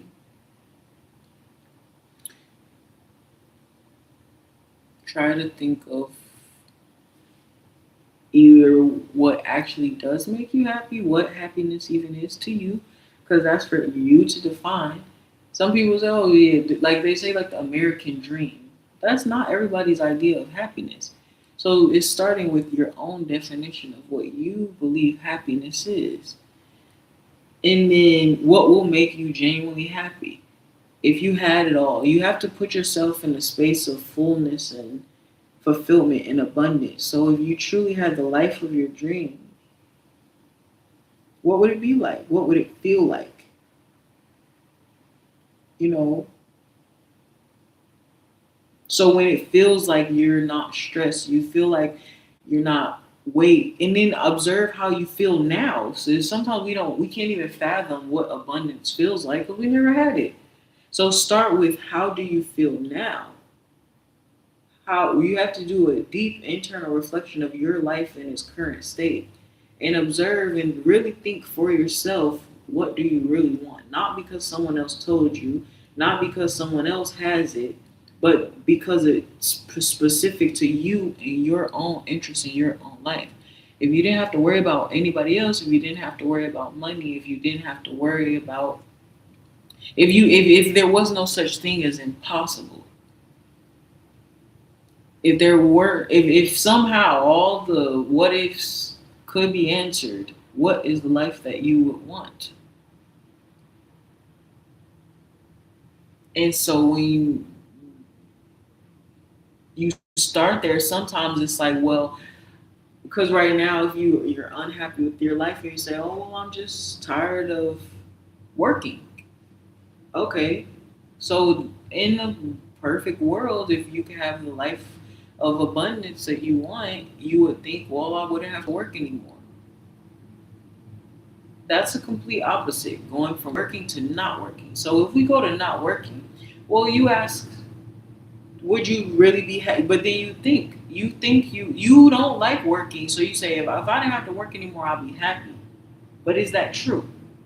If you just every single day not doing anything at all, in any way, shape, or form, just sitting in your house all day, but not working, is that really what's gonna make you happy? So is it the working that you don't like, or is it the job that you're doing? If you could, because there might be something you want to do, something if you had unlimited resources you would want to do. So it's not about doing nothing.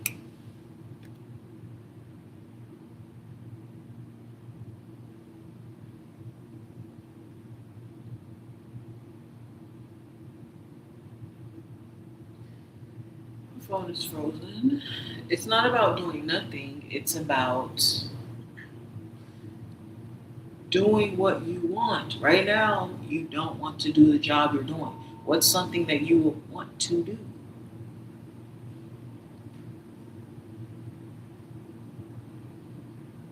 If you weren't worried about having to make money, right? Is sometimes we think, we like saying, okay, what's gonna make me the fastest amount of money? That's not always equal to what's gonna make you happy. And then you think there's a trade-off. You think that you have to choose success or happiness, but what makes you happy is the key to your success. So you think it's optional to, I'm either gonna try to do something that just make me a lot of money, or I'm going to try to do something that makes me happy. And then you say, well, because I would be happy to make money. But no, when you finally get the money and you don't have to do anything all day, everything's taken care of, there's still going to be things you may want to do, experiences you want to have. Maybe. So then what is that?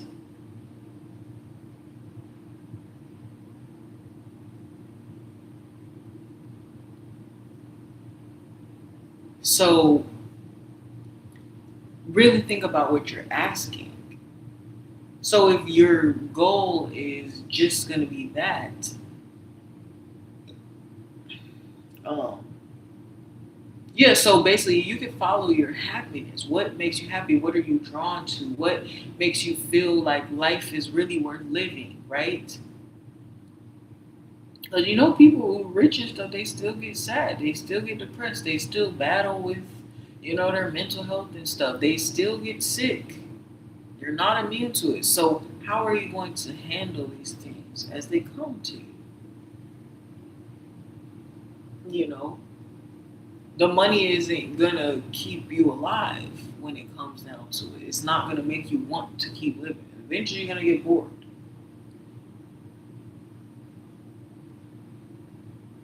You got one, you got them all. So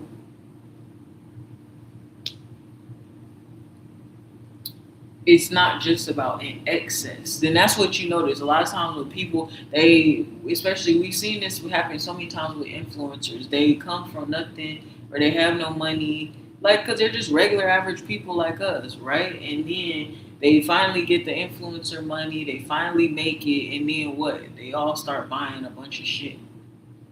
Now, a year later, they got 400 pairs of fucking, you know, shoes, and they got 200 different bags and all the different colors of the rainbow. They got a new house, a new car, probably a couple of different businesses.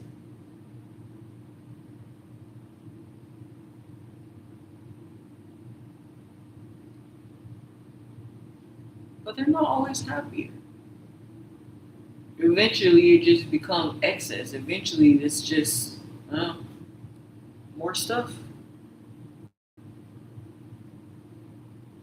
There's never enough. So, and then you see a lot of them, it's like, it's never enough. So, if money isn't enough,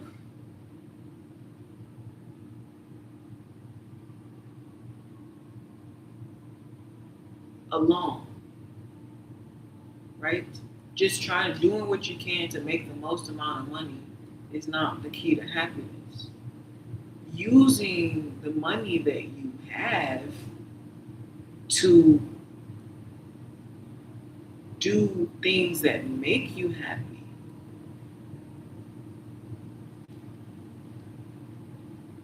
Money is just a mimicry of freedom.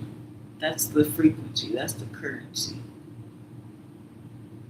So money gives you the opportunity to feel powerless.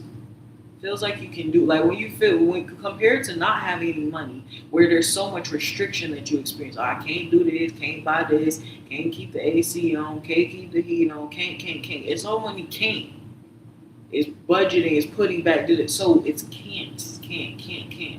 So when we think about having money, we think of it as a freedom of the can't. Oh, I can't wait to just get whatever I want. I can't wait to just hit that button. I can't wait to just, because we really just don't want the can't.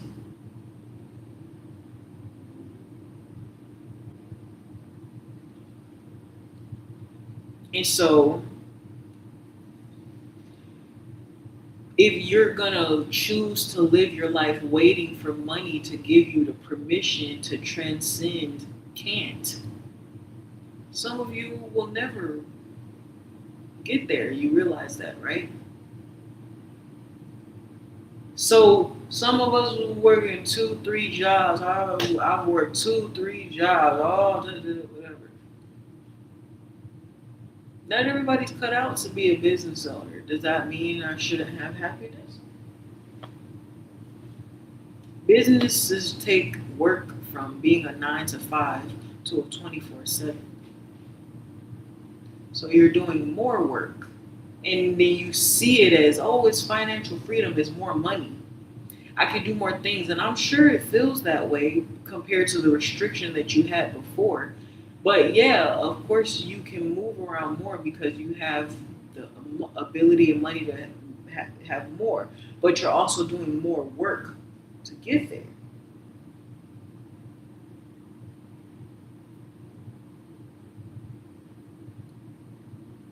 If your place happens to catch on fire, that's going to be you.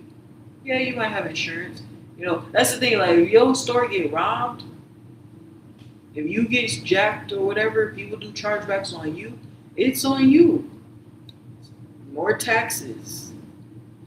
And given that you're not a big corporation and if you are selling a product, you're probably getting charged out the ass for the product in the first place. And then, yeah. So profit margins. So when you're not a big boy corporation, you're going to be paying more for items, which means you have to charge more, which means you might be getting less customers. And it's cool. It may feel like more freedom. But do you understand how much? Yes, your salary increased, but so did your responsibility and your obligation. It was going to require more of your effort and time and attention. So the point is, if it's going to require that much of you, you should be doing something that you enjoy. It's going to make the process a lot more painful. I mean, a lot less painful, So it's not just about having money, but then it's about using your money to fund your happiness. But what happens when you don't have the money? What happens when the contradiction of, oh, you have to envision the abundance energy, but how can you envision it if you never had it? So you want me to practice something to get something. To get that manifestation, I have to already be in the frequency of that energy, but I've never been in that frequency before. Unless I have been.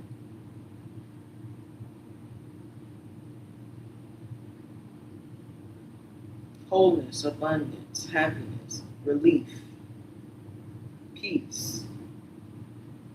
This is the frequency we're talking about. Fulfillment, content.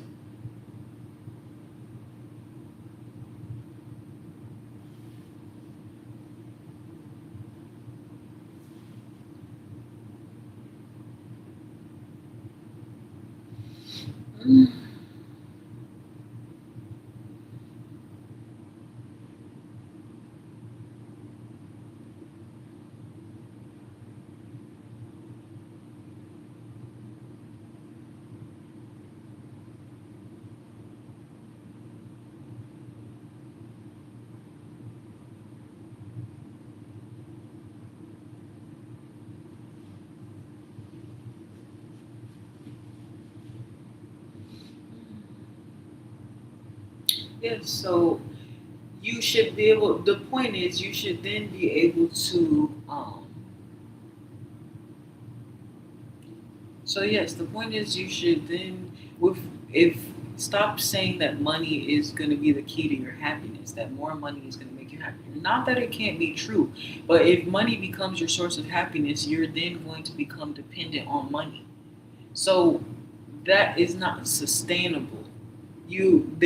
Must be a happiness that derives from within that is not dependent on anything or anyone. So that even if you don't have the money, even if the money is not there or whatever, you can still find that source of happiness. So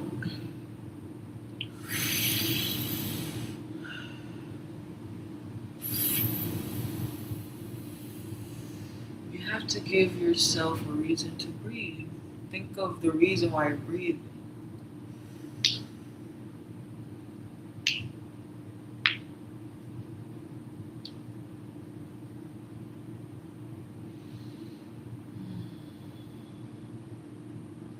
Peace is worth it. Do you know that? It's worth it to make it to peace. The relief, it's like girls, it's like when you have your bra on and when you finally get home and take your bra for the long day, that release that happens, that's peace. That safety of feeling like, oh, like you finally, we know that feeling. We're fighting to all to get to that feeling, but no, we are not far from that. We've had moments of feeling this, but that's what keeps us going to try to get to it permanently because we've had little taste of it.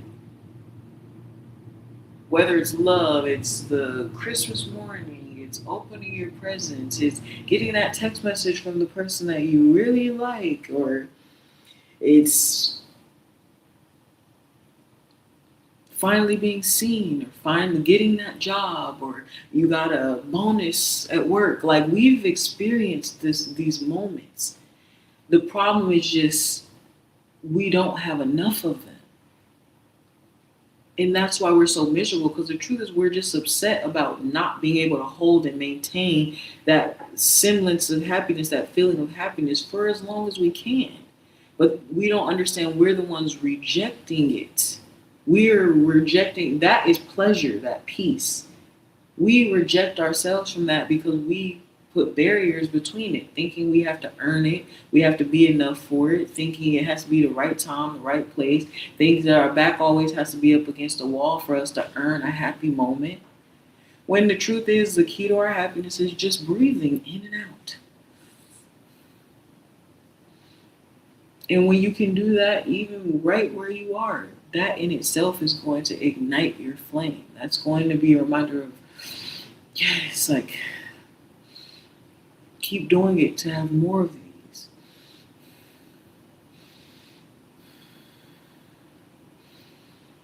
And when you start to apply that new sense of breath, that new breath of fresh air, when you start to apply that daily and more consistently in your life to where it's just second nature to you, it's going to automatically connect you with your own intuition, your own connection with God, with Source. And you will be able to move forward in alignment. You aren't thinking in mistrust and paranoia and ignorance. You're thinking in faith and trust and hope. And you're not knowing what's going to happen, but you're not afraid of what's going to happen. You're prepared. You're just along for the ride. Letting life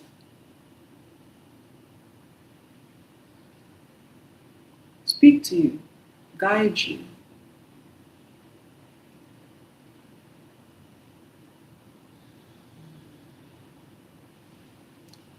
It's nacho time, guys. Hey.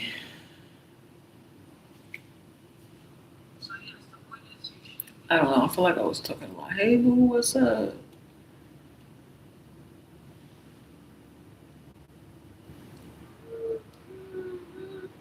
My bro, that nigga my homie. Count money, fuck hoes.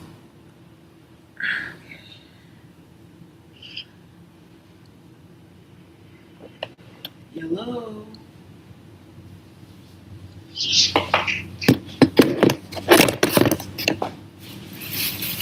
Hello.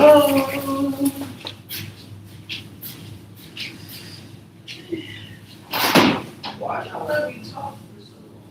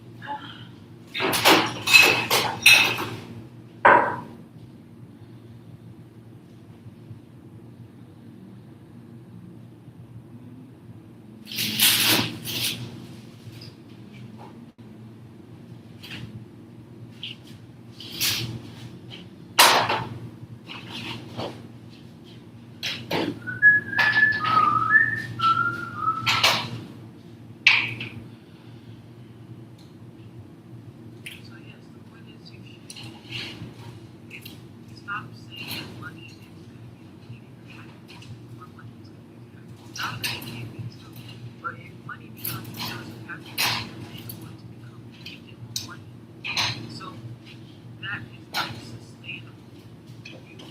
That must be a happiness that derives from within, that is not dependent on anyone.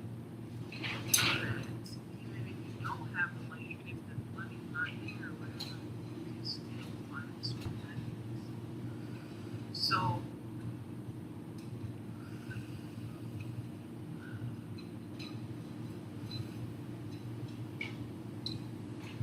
you have to give yourself grace. You go praise or anything.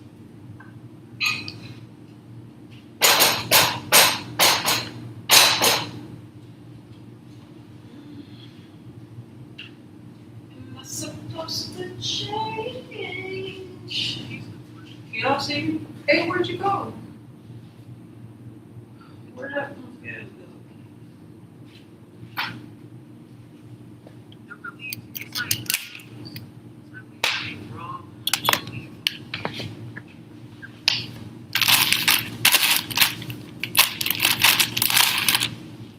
You see this?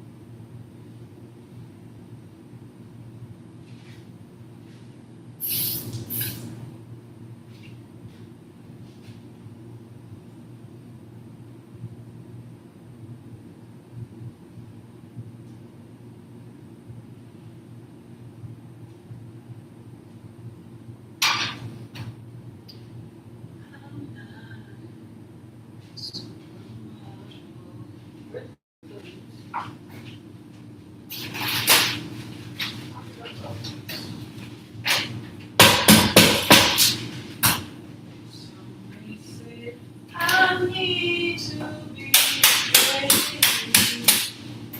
losing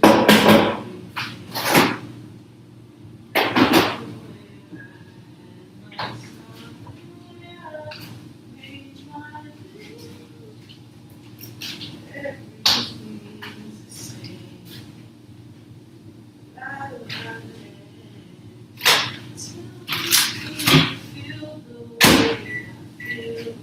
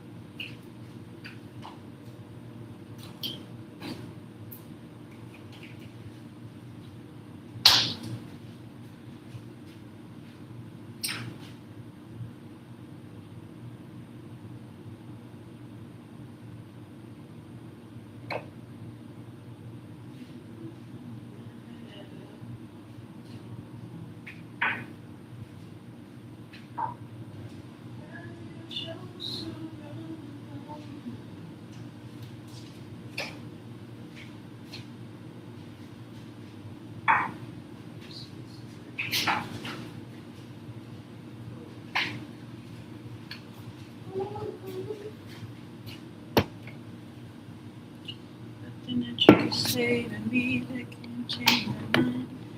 I gotta let you go now. Just on your way. We've been doing nothing now. Okay.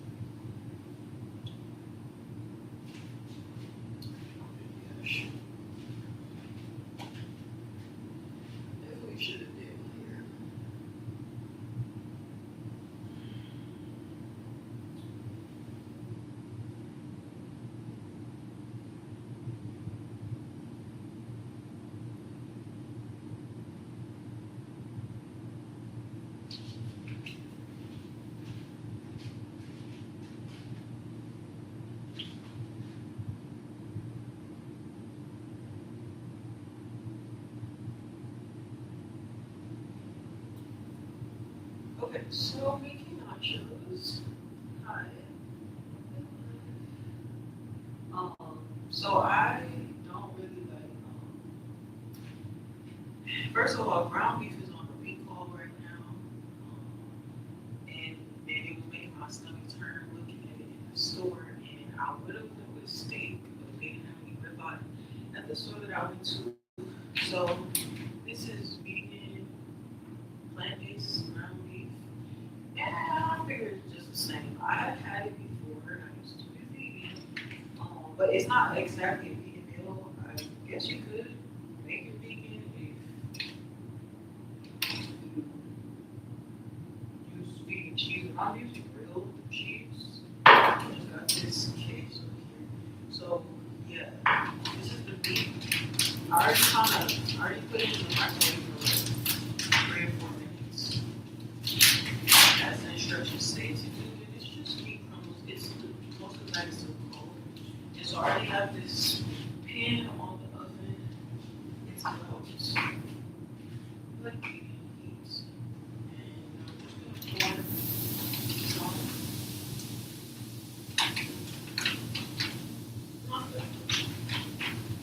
About a cup or so.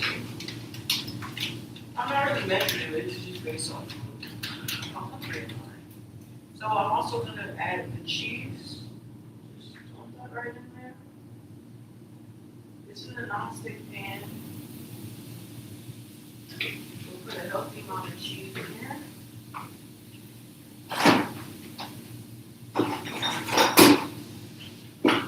You could also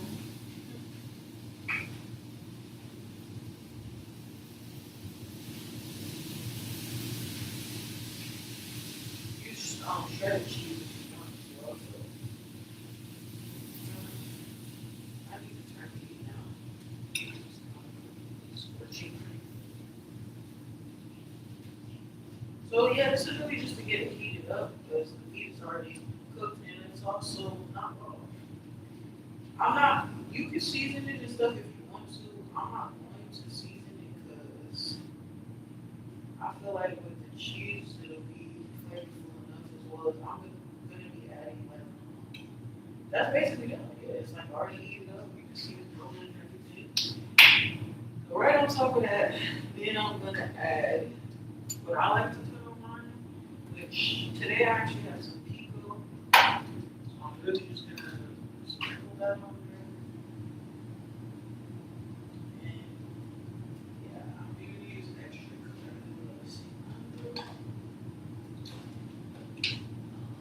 I actually could have used a little bit more of that, but I'll keep it cute now. And then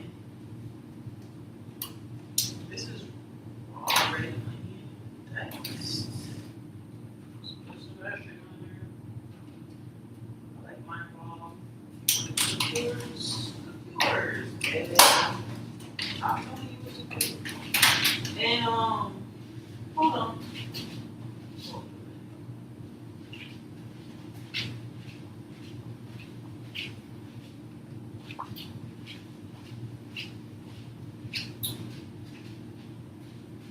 So this is my knockoff sriracha. So again, like I'm not gonna season mine because I feel like it's being fresh veggie stuff, sriracha, cheese. It should be fine. And I'm gonna be using Doritos, just the regular Doritos as the chips. I'm gonna get a little stir just to disperse the top of the bit. And this is kind of maybe strange on my part, but this is salad mix. Glasses on it. I like it because it has carrots in it. And I'm gonna also add this. I like this on my salad. This is basically like my lettuce. And then I just give a healthy amount of that. Because I like to have some fresh seeds. And yeah, I'm gonna put everything back. Gotta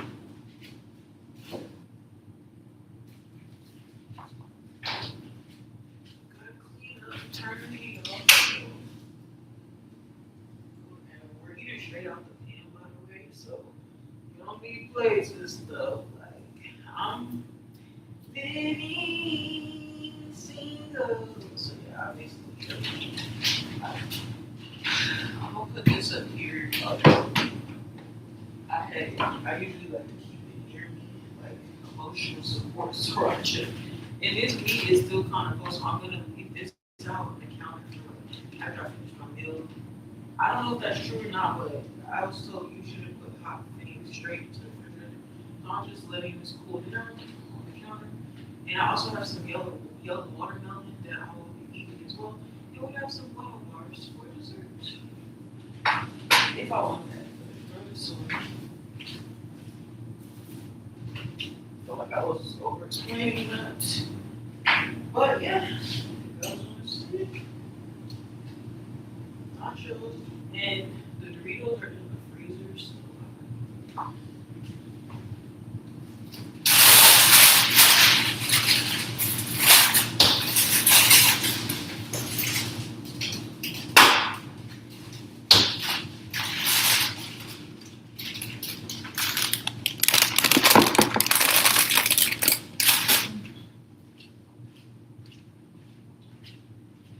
that was a quick meal. Really, that took me like 10 minutes. Hey. And I was explaining during it, so really probably shorter than that.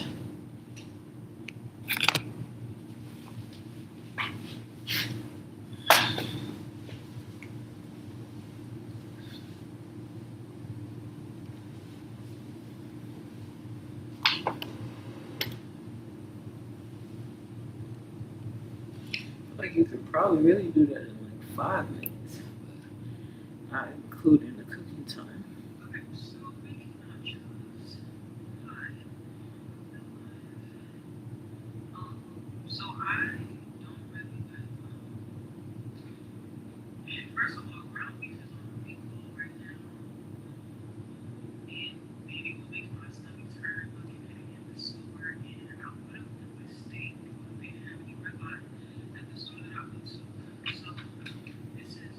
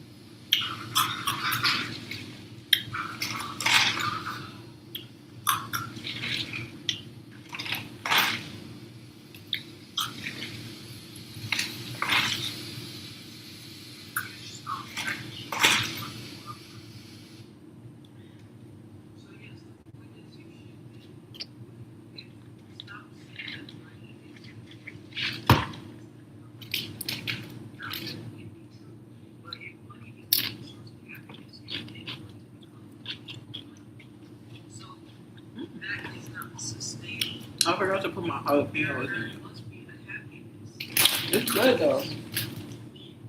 that he's not. So that you don't have money, you think that money not. So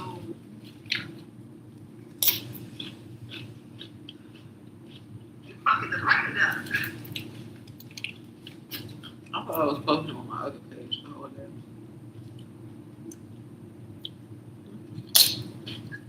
You're not building the brand. You're fucking the brand up. You want me to see you? You fucking the brand up. You're not building the brand. You're fucking the brand up. You want me to see you? Put your lighters in the air, everybody. Now on Uber Eats, $1 slippers, 7-Eleven. Order in so you can lock it. Okay? Only on Uber Eats. Now on Uber Eats. Let me tell you something, Sugarfoot. You are a real life hero, but you are a very quiet hero. You're a silent hero in other people's stories. I was on live the other day and we were talking about being like the devil, the villain in other people's stories. And I'm like, well, what about the people that are actually heroes and don't get that recognition? They're not doing it for reward, accolades, a trophy, or a title. That is you. And you already made this message, okay? I think it's better than the ground beef. No, the thing is that you have been at war. But cook it, I don't know how to cook. I always burn my beef. This ain't burn at all. It only takes 3 minutes to warm up.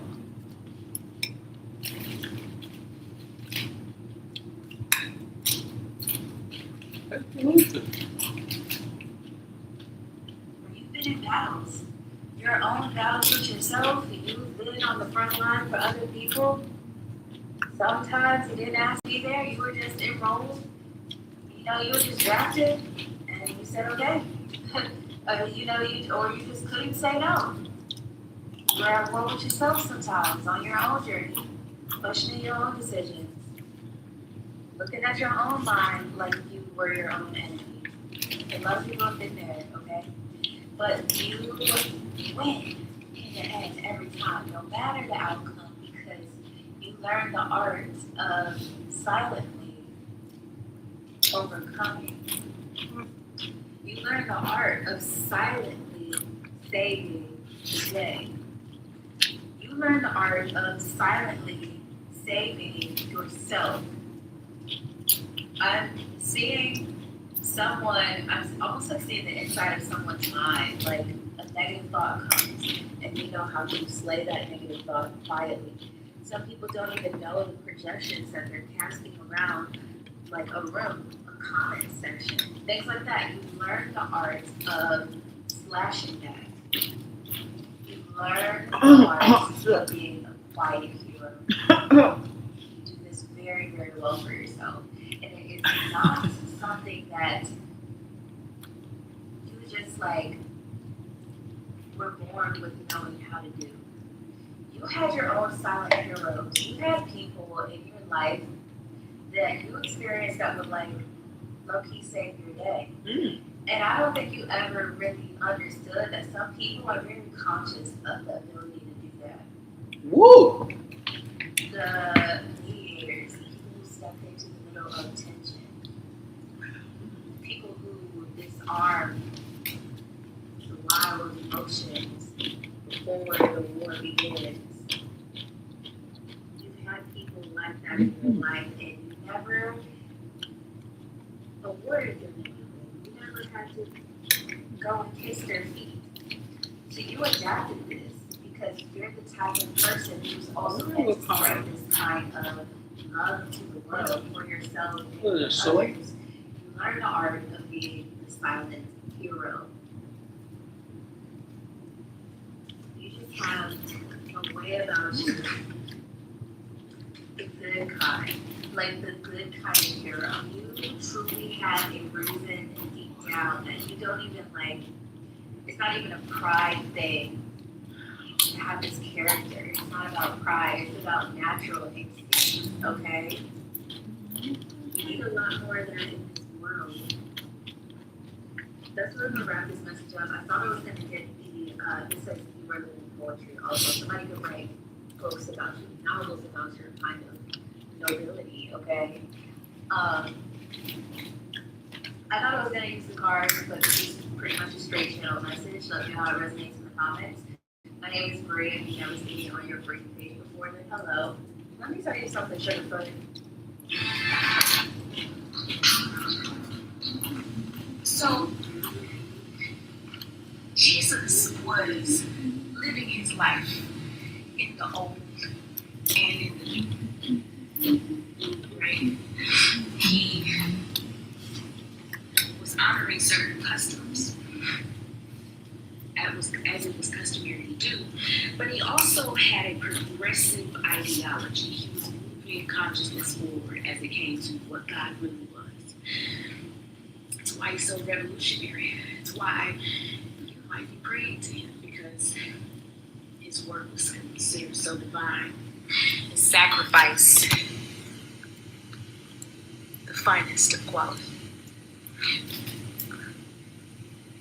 What Jesus understood was there were old things that still had very intrinsic value, but there was a new thing being ushered in. God was using him to usher in something new. That meant he had to learn the customs of the old way. He had to learn the old way in order to improve upon it. That was just what he did. He even worked a job while he was healing the sick and raising the dead. Progressive. What we have to understand is a lot of the customs you have come from someplace. You cannot say, oh, I don't believe in, let's see, herbs and cleansing with herbs, but say you believe in the blood of Jesus, one ritual for the other. Or say I don't believe in cleansing my floors with white vinegar, things like that to remove energy. But then say you use your blessed oil. Old customs, new ways. All it gives you is a fresh perspective.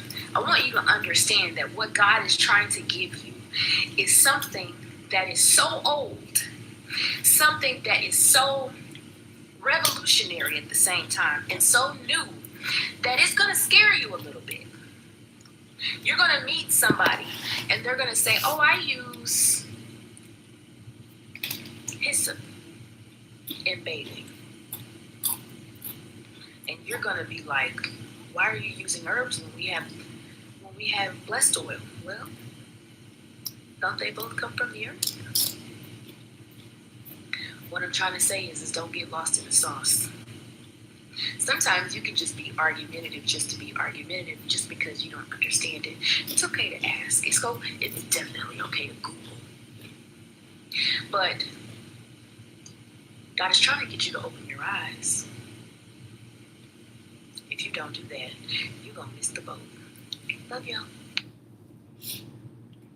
If you're watching this right now, I feel that there's certain life experiences that are outplaying in your reality that feel like a story or like a character arc is building or being formed. There's this really interesting dynamic when it comes to you being able to release the past and step into the version of yourself that is building again. Because I think that there was a sense of security.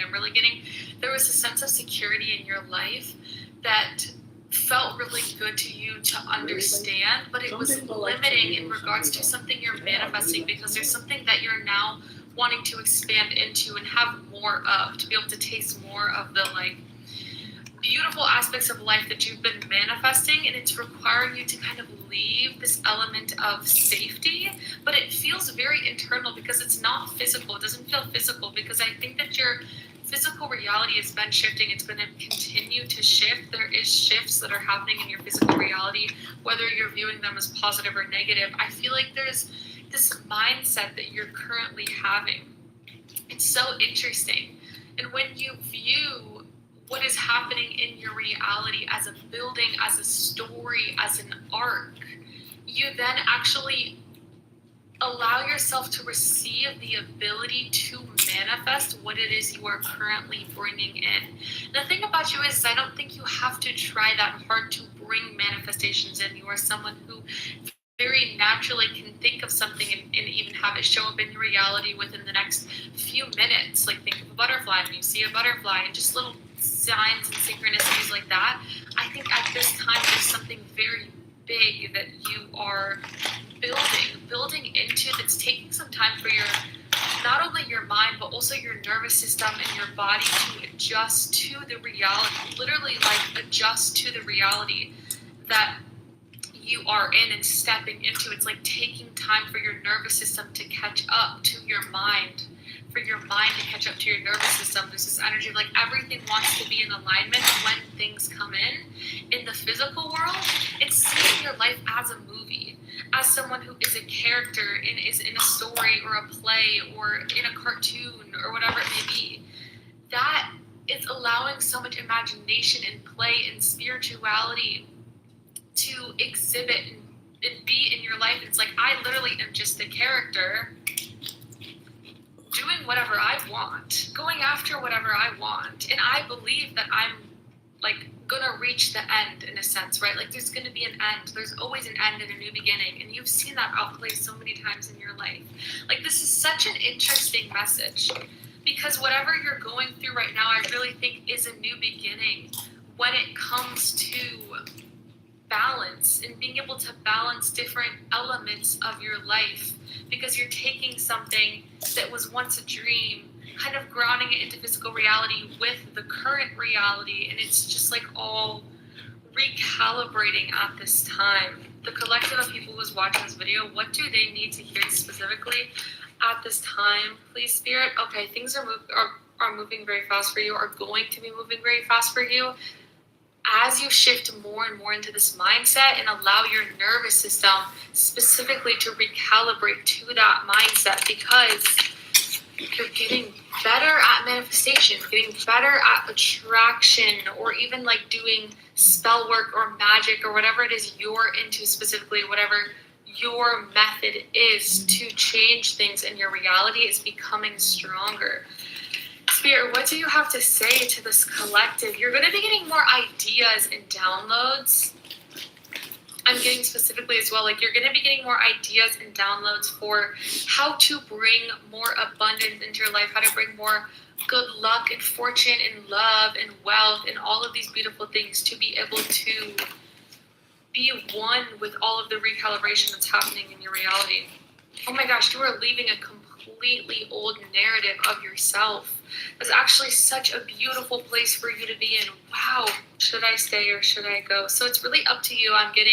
There's kind of this portal that you're in right now in this time period. There's these two energies that are pulling on you. And I think a lot of it is in the mind or the sun as well. Yeah, a lot of it could be in the mind.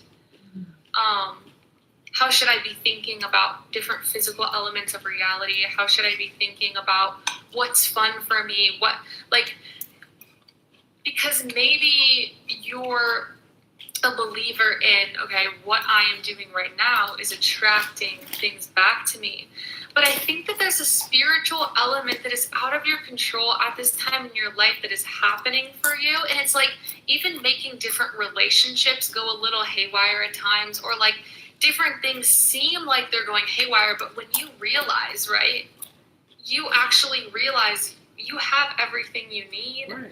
Or it's like you deserve whatever it is you're wanting. You deserve to do what you want with your energy, what you will, and like believe that, again, you are that movie character who is getting to some sort of end result. You're always going to have an ending and a new beginning. That's really the energy I'm getting, is it's like always knowing that energy is always regenerating itself as well. Ooh, you're never stuck in like one way or the other, having to make a decision. It's like your energy is always regenerating itself. So even when you make any type of decision or put your energy in any way or say anything to anyone, it's always regenerating itself. You always have infinite opportunities, infinite possibilities.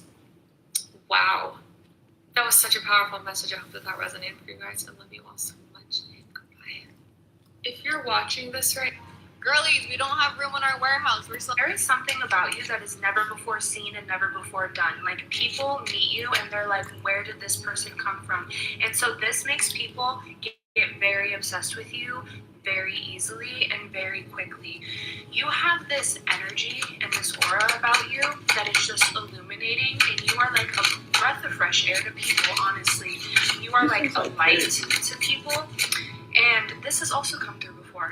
You have been through a lot, so you have a lot of like plethora of life experiences, but then your energy is still so light and bubbly and just fun to be around, and people get drawn into your world and they don't want to leave. They don't want to leave. And this could cause you to question people's intentions a lot, because a lot of people are attracted to you. Also, like, popularity is very significant. A lot of people are attracted to you and attracted to your light and your energy, but people don't always have the best intentions. So this makes you question yourself sometimes and ask yourself, is it me? Is there something wrong with me that is attracting these types of people in? But it's not. Also, human design is very significant. You could be a manifester in human design, but you just have the ability to draw in to your reality absolutely anything that you desire. There is something about you that is never before seen. All over the place. They clearly had no clue what they were up against. They clearly didn't know what was in store for them when they came up against you, because it's a community of people that tried it. They tried it. And they are seeing you are more powerful than every single last one of them combined. They thought because it was a lot of them, you was outnumbered, that they had the advantage over you. But Spirit is saying that they weren't counting numbers. The divine was counting purpose, and which they underestimated yours. They underestimated your strength. They underestimated the power that you hold. They underestimated what you're capable of. And these are individuals that looked at your circumstances instead of the assignment over your life. They mistook your kindness for weakness, your silence for defeat, and your patience for fear. They never realized they was coming against someone who had already been set apart. You have already been set apart to win, to defeat, okay? Now they're learning the hard way that they still weren't more powerful than the calling over your life.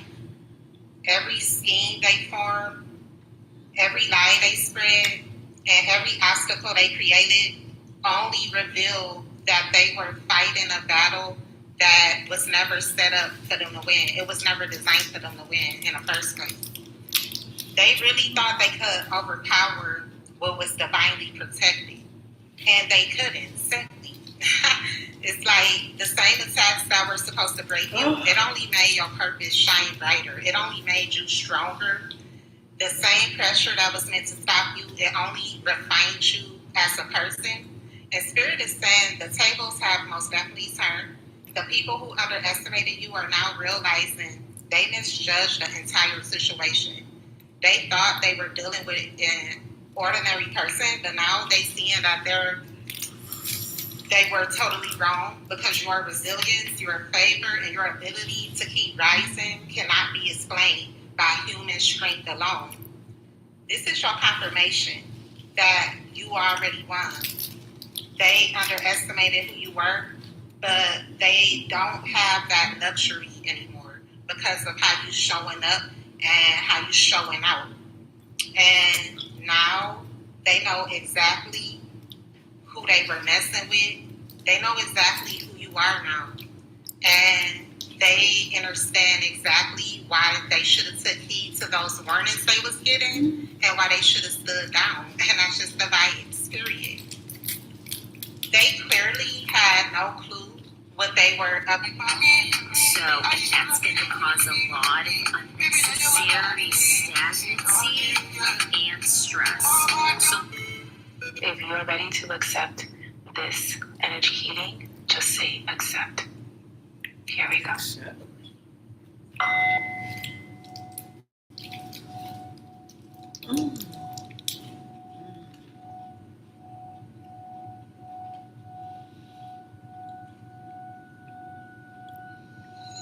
Take a deep breath in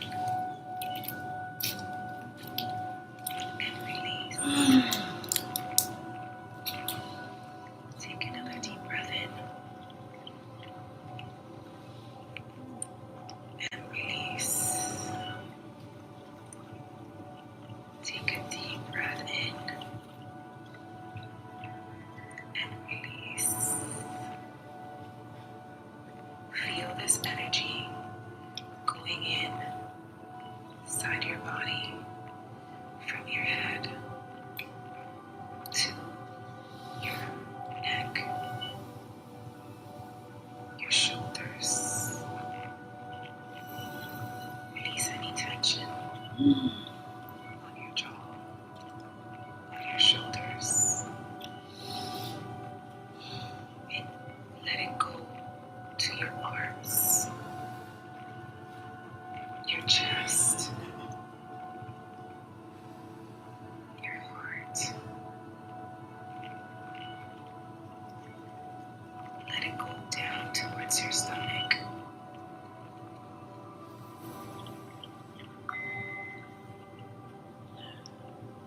And now to your hips.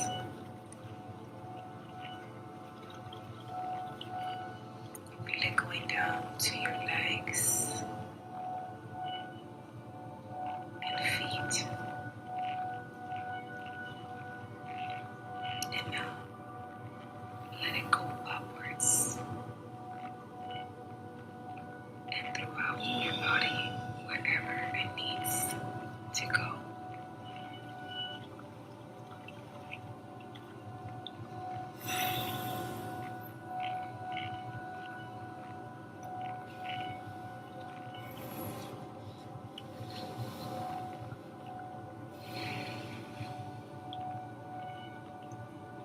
What do you feel? How do you feel?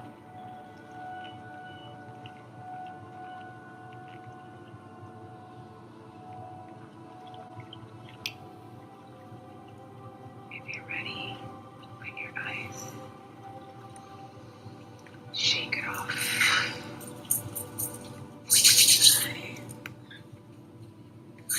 And release.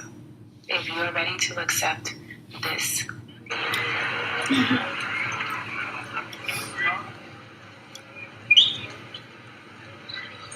Spirit said God trusted you with gifts that other people would have traded for power, for money.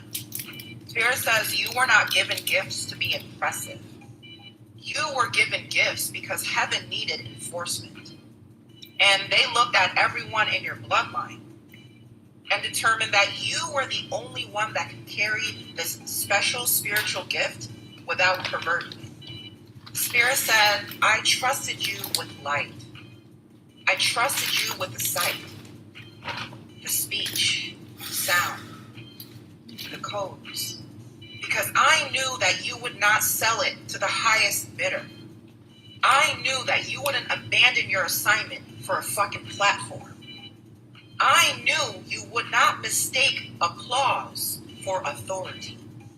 Spirit says from a young age you saw what no one else would admit. You heard things that other people would laugh off. You could feel viscerally what rooms were hiding. And instead of being crowned, you were corrected. But the truth is your gifts are not too much. They're just too precise for casual use. See, Chosen One, these are not aesthetic powers. These are intercessor gifts. You know, curse crusher gifts. Lineage disruptor gifts. And if you're nodding right now, if you ever felt punished for your knowing, if you've ever lost friendships for speaking things that just couldn't be unseen, this prophecy is written in your field. Spirit says, I didn't just give you gifts.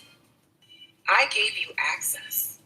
Spirit says, I gave you an ancient clearance level to data, okay, to patterns, timelines, dreams. And Spirit says, no one in your generation knows that you've had these keys this long. Spirit says you've been walking like someone in training, but with no trainer, with no map, with no manual.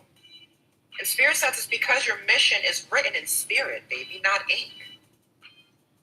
It lives in your symptoms, okay? You wake up at odd hours of the morning. Your body is very sensitive. It shakes before your breakthrough. People confess things to you that they've never told anyone in their life. Your energy either heals or haunts a room. If you've ever walked into a room and felt someone else's secrets, if you've ever had a dream come true and then kept quiet about it, if you've ever said to yourself, I don't know how or why I know this, but I do. Spirit says you didn't choose this, you were built for it. And now the mission is about to activate out loud. And I was sent to tell you exactly what's awakening in you right now. 311 on the timer. Spirit says your gift of sight is changing. Spirit says you're no longer just going to be seeing the truths. You'll now command spirits to reveal themselves through tone, through the body, through contradiction. Second gift that's activating, Spirit says your voice will gain voltage. You'll speak and people will shake. You'll declare something over your life and it will happen in days. The third gift awakening, your dream life will turn instructional. What does that mean? You're going to start being taught in dreams by those who have carried similar mantles as you. I just heard scribes, okay? I'm hearing watchers. I'm hearing executioners. I'm hearing seers, okay? That's why I keep Tap seeing the Martin fuck in. in my dreams. Spirit says your spiritual role will now be named and sealed. Fourth gift activating around your field right now. You're going to finally stop second guessing yourself. Not because of ego, but because heaven's going to send confirmation within 12 to 48 hours after every obedient act, okay? Stop playing with the chosen ones. Now, a lot of y'all in my collective, it's like, why you? Why you? It's got to be you. Because while they wanted the crown, you carried that cross. While they wanted to be powerful, you just wanted to be clean. These people around you wanted to impress the crowd. While you were whispering prayers in bathrooms, okay, in closets, cars, asking God not to forget the mission. Whoever I'm talking to, you were chosen because you didn't chase the spotlight. You chased justice. You weren't looking for an escape. You were looking for revelation. You didn't want credit. You wanted completion. Whoever I'm talking to, Spirit needs you to know that the people around you would have sold what you were meant to protect. That's why Spirit didn't give it to them. And that's why Spirit had to wait until you remembered who you are. Baby, you are not just gifted, okay? You are trusted. Not because you're perfect, but because you're pure enough not to weaponize the assignment. Whoever I'm talking to, you didn't ask for power. You asked for purpose. And that is why the gifts are activating now. Spirit says what's coming is not for everyone. It's for the entrusted. And you are one of them. I want you to repeat this activation, this decree after me. Out loud, no exceptions. I remember now. I remember why I came here. I remember why I remember what I carried before this body. And I reclaim it. I was not sent here to be light. I was not sent here. I was sent to realign the timelines. To realign. I was sent here to break I bonds was sent here to and to break return bonds, what was stolen to return to its rightful bloodline. stolen to its I rightful recall every bloodline. gift I hid, I recall to stay every safe. gift I hid to every stay safe. vision I Every downplayed, vision I downplayed. every truth Every I truth swallowed, I swallowed. every mission Every that I mission delayed. that I delayed. I am seen by the I throne. am seen by I am ranked by the Holy Spirit. by the Holy Spirit. I am activated I am by the oath. activated by the oath. I will not dilute. I will I will not not delay. I will not delay. I will not forget I will again. not forget. Because I am not just gifted, Because I am not just gifted. I am trusted. I am trusted. And now Now I walk in it. I walk in it. I speak and decree, I speak therefore it is. I declare, and so it must be. I declare. Ashe. So it must be. Ashe. Spirit said God trusted you with. I saved myself, had to raise myself. Everything's okay. Just return to your breath. Then you start floating and you see things in a different perspective. That's literally what life is. When you return to your natural breath, when you relax into it, and you realize, oh my gosh, I don't need to survive. I don't need to frail in the water and drown. I could just relax. That's when things start to shift.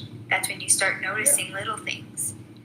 You look up at the clouds and you're like, oh my gosh, I could float here forever instead of freaking out. I think because I can't relax my body and I don't breathe correctly, yes, and relaxing has a lot to do with it. But if you're choosing the breath, right, the reason you can't relax your body is because your awareness is thinking about something that is bringing up anxiety or all of these different things. Once you sit in the present moment and you realize nothing's happening, right now, everyone on this live, you are watching this live. You are here. Nothing is happening.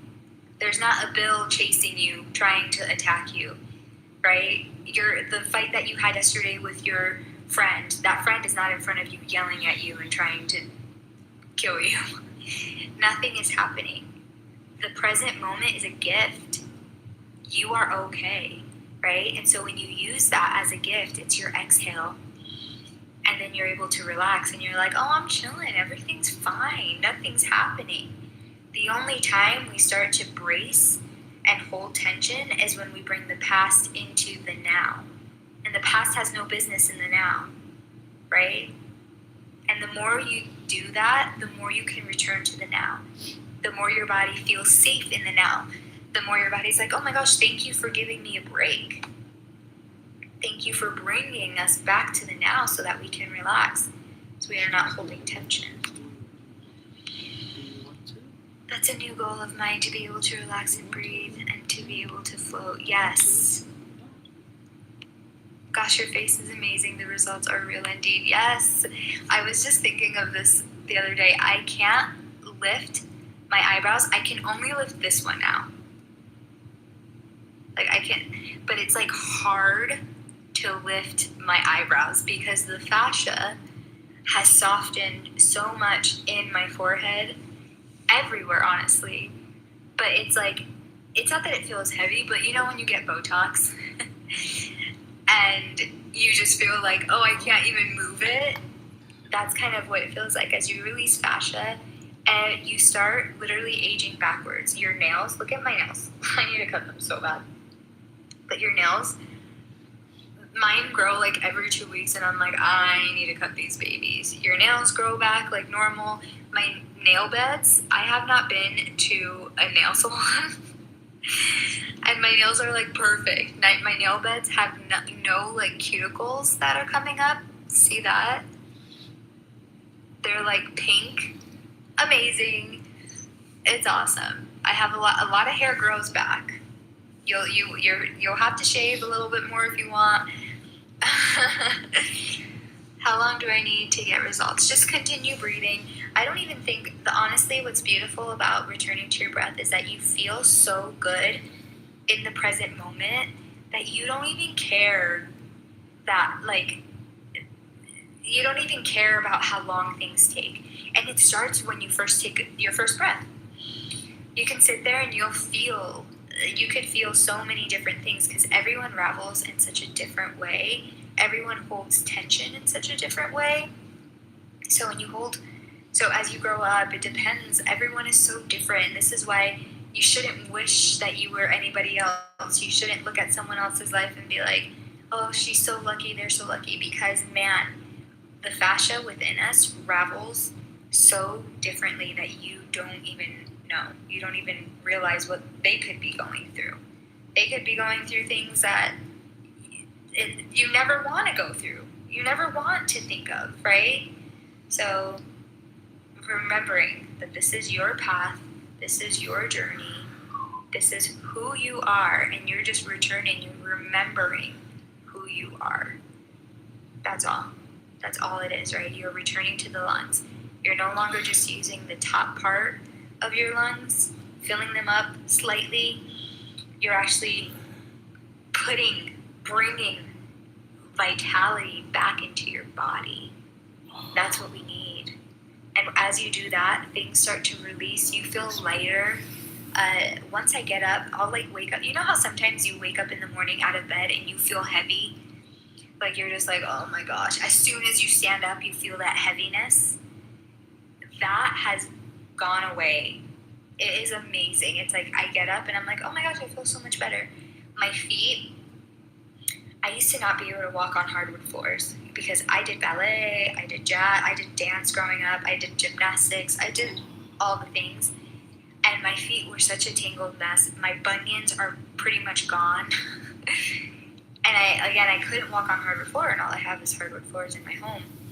And now I can walk, and it's so comfortable. I go for walks, and I take off my shoes. Never could have done that, ever. It's just like, whoa, this is wild. Have you combined this with any sort of yoga, trauma release massages, or any other exercises? In the beginning, I did do red light therapy yoga, and this was when I first started breathing. But what is wild is that my knee locked up about 3 times in the matter of 3 months because I was still bracing in my yoga class. And how is your body supposed to release where you're still bracing? And so the 3rd time I locked my knee, the first 2 times I couldn't walk. I had to stay home, and I was so frustrated. But then the 3rd time, as I got better at diaphragmatic breathing, I remember holding my knee and breathing into it, and the part that was locked up softened, and I was like, whoa, this is wild. And I felt so much better, but then I realized it's because I'm holding tension. I'm still bracing. And as I brace, your body's like, girl, are you bracing or are you trying to release? And so I've stopped. I literally stopped working out. I used to go to the gym. I used to lift really heavy. Again, I did acro yoga, very, very active. And my body's like, hey, you need to take a break. And so I'm listening. And that was probably the hardest thing for me in the beginning, but it naturally happened. When I first realized that I had to maybe slow down, I was still going to acro yoga and doing things like that. But as you breathe, you naturally start to release things that no longer align with you. And so I just one day I'll go to the gym and I'd be like, oh, I don't want, or this was great, I'll go tomorrow again. And then tomorrow came and I'd be like, oh, I don't really want to go, which is wild because I was one that was like, I'm at the gym, I'm there, I'm doing this. And then I'd go 2 days later, and then I'd come home, and then the next day I'd be like, I'll go next week. And it just fizzles out. Same with foods. I used to eat meat, love burgers so much. That was my favorite food. And just one day I was like, I don't want it anymore. And it's just when you're sick and you just don't have this feeling of eating anymore, it kind of comes like that, where you're just like, I just don't align with it anymore. I don't resonate. And so it's not and people too, people slowly start to fall away, but you're not like, oh my gosh, I need to text them. Oh my gosh, why aren't they in my life? It just kind of happens. And you're just like, oh, that's okay. Or people will text you and you'll be like 3 days later and be like, did I text them back or was that a dream? Your dreams get very vivid. Sometimes your dream and your reality start to get very mergy, and you'll have a dream and be like, wait, did that happen in real life? Or you'll be in your present moment and be like, wait, did that actually happen? Because it all starts to feel like the same. It's really wild. Once you release fascia, your light body comes back on and you're able to astral project more. You're able to really vividly remember your dreams, and things start to merge. This reality starts to feel very dreamy, like things can change at any moment. Let's see. Do you have a daily practice, or do you just incorporate breathing all day? So now my natural breath is diaphragmatic breathing. So that's how I breathe now. I can't even remember how to breathe in survival mode anymore. And so but yes, I still have those moments where you'll feel it, and I'm excited. You just got to start returning to that breath, but you'll be like breathing and you'll feel something, and you'll feel like you'll start unraveling in your bones, what you think are bones, but it's just fascia calcified, and you'll feel like an unraveling, and you'll be like, what? So I'm constantly touching, I'm moving, unraveling. Even when I'm on lives, like my knees, I'm always just like moving things around. Your body will get to a point where it's soft enough where you'll just like massage, and you don't want to push, right? It's kind of like when you when you have a balloon that's filled with water and you touch the balloon with your finger, you'll see that the water surrounds the finger. It doesn't go under the finger. And so as you breathe, you want the breath. The breath is attracted by your hands, right? Your hands hold so much energy. And so if you're pushing on it, that energy isn't going to wrap itself around where you want it to. But if you're just softly massaging it, you can literally bring that breath to that area. It goes there automatically when it feels your own hands touching and massaging and loving your body. Your nervous system loves that. It feels very safe when you're touching yourself. Just joined. What is it that you're talking about? What kind of breathing? Diaphragmatic breathing, which is our natural way of breathing. We were born to breathe that way. And releasing fascia. So when you return to your diaphragmatic breath, the fascia that wraps around you, which is like your second skin, that's the reason that you can bend down and pick things up, the reason why we can like spiral and move and be flexible.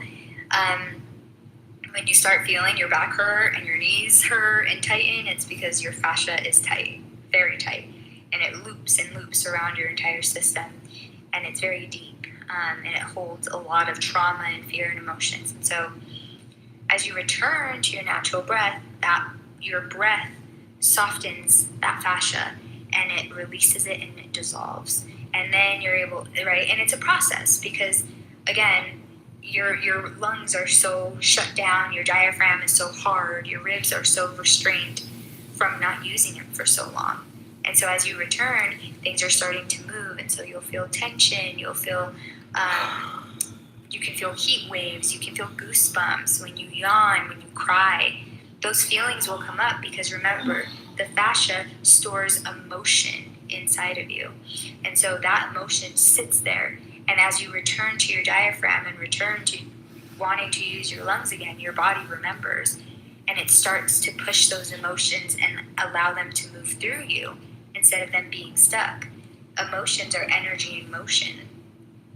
But the energy is just stuck because instead of allowing the energy to move through you, you held it in. Someone made fun of you. You didn't feel like you couldn't defend yourself, right? So it gets stuck in your throat. It gets stuck in your chest, in your back, in your knees, right? And it's a loop over time. You create these shadows parts of yourself that will come up. And instead of allowing that fear to come up, we hold on to it. We distract ourselves. We take Tylenol to like not feel the pain and numb everything. But as you return to your breath, you're able to move that emotion, that energy, move it again in motion and release it. And when it's released, it never comes back. And this is why you're not healing. Healing is putting a Band-Aid on something, right? Releasing is letting it go. It's never coming back. And so would you rather heal or would you rather release? I always say I just want to release. I don't want to like keep putting Band-Aids or keep putting alcohol on a little wound and then still seeing the scar there. I want it gone. And most people think like, oh, I need to heal. And it's like, no, you don't need to heal. You're perfect.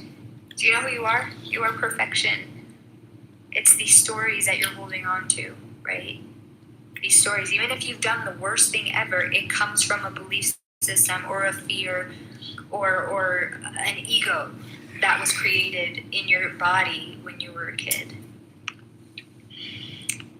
Yes, and check my videos. I have tons of videos on diaphragmatic breathing, on how to return to it, because there are little things that you can do that help you remember how to do them.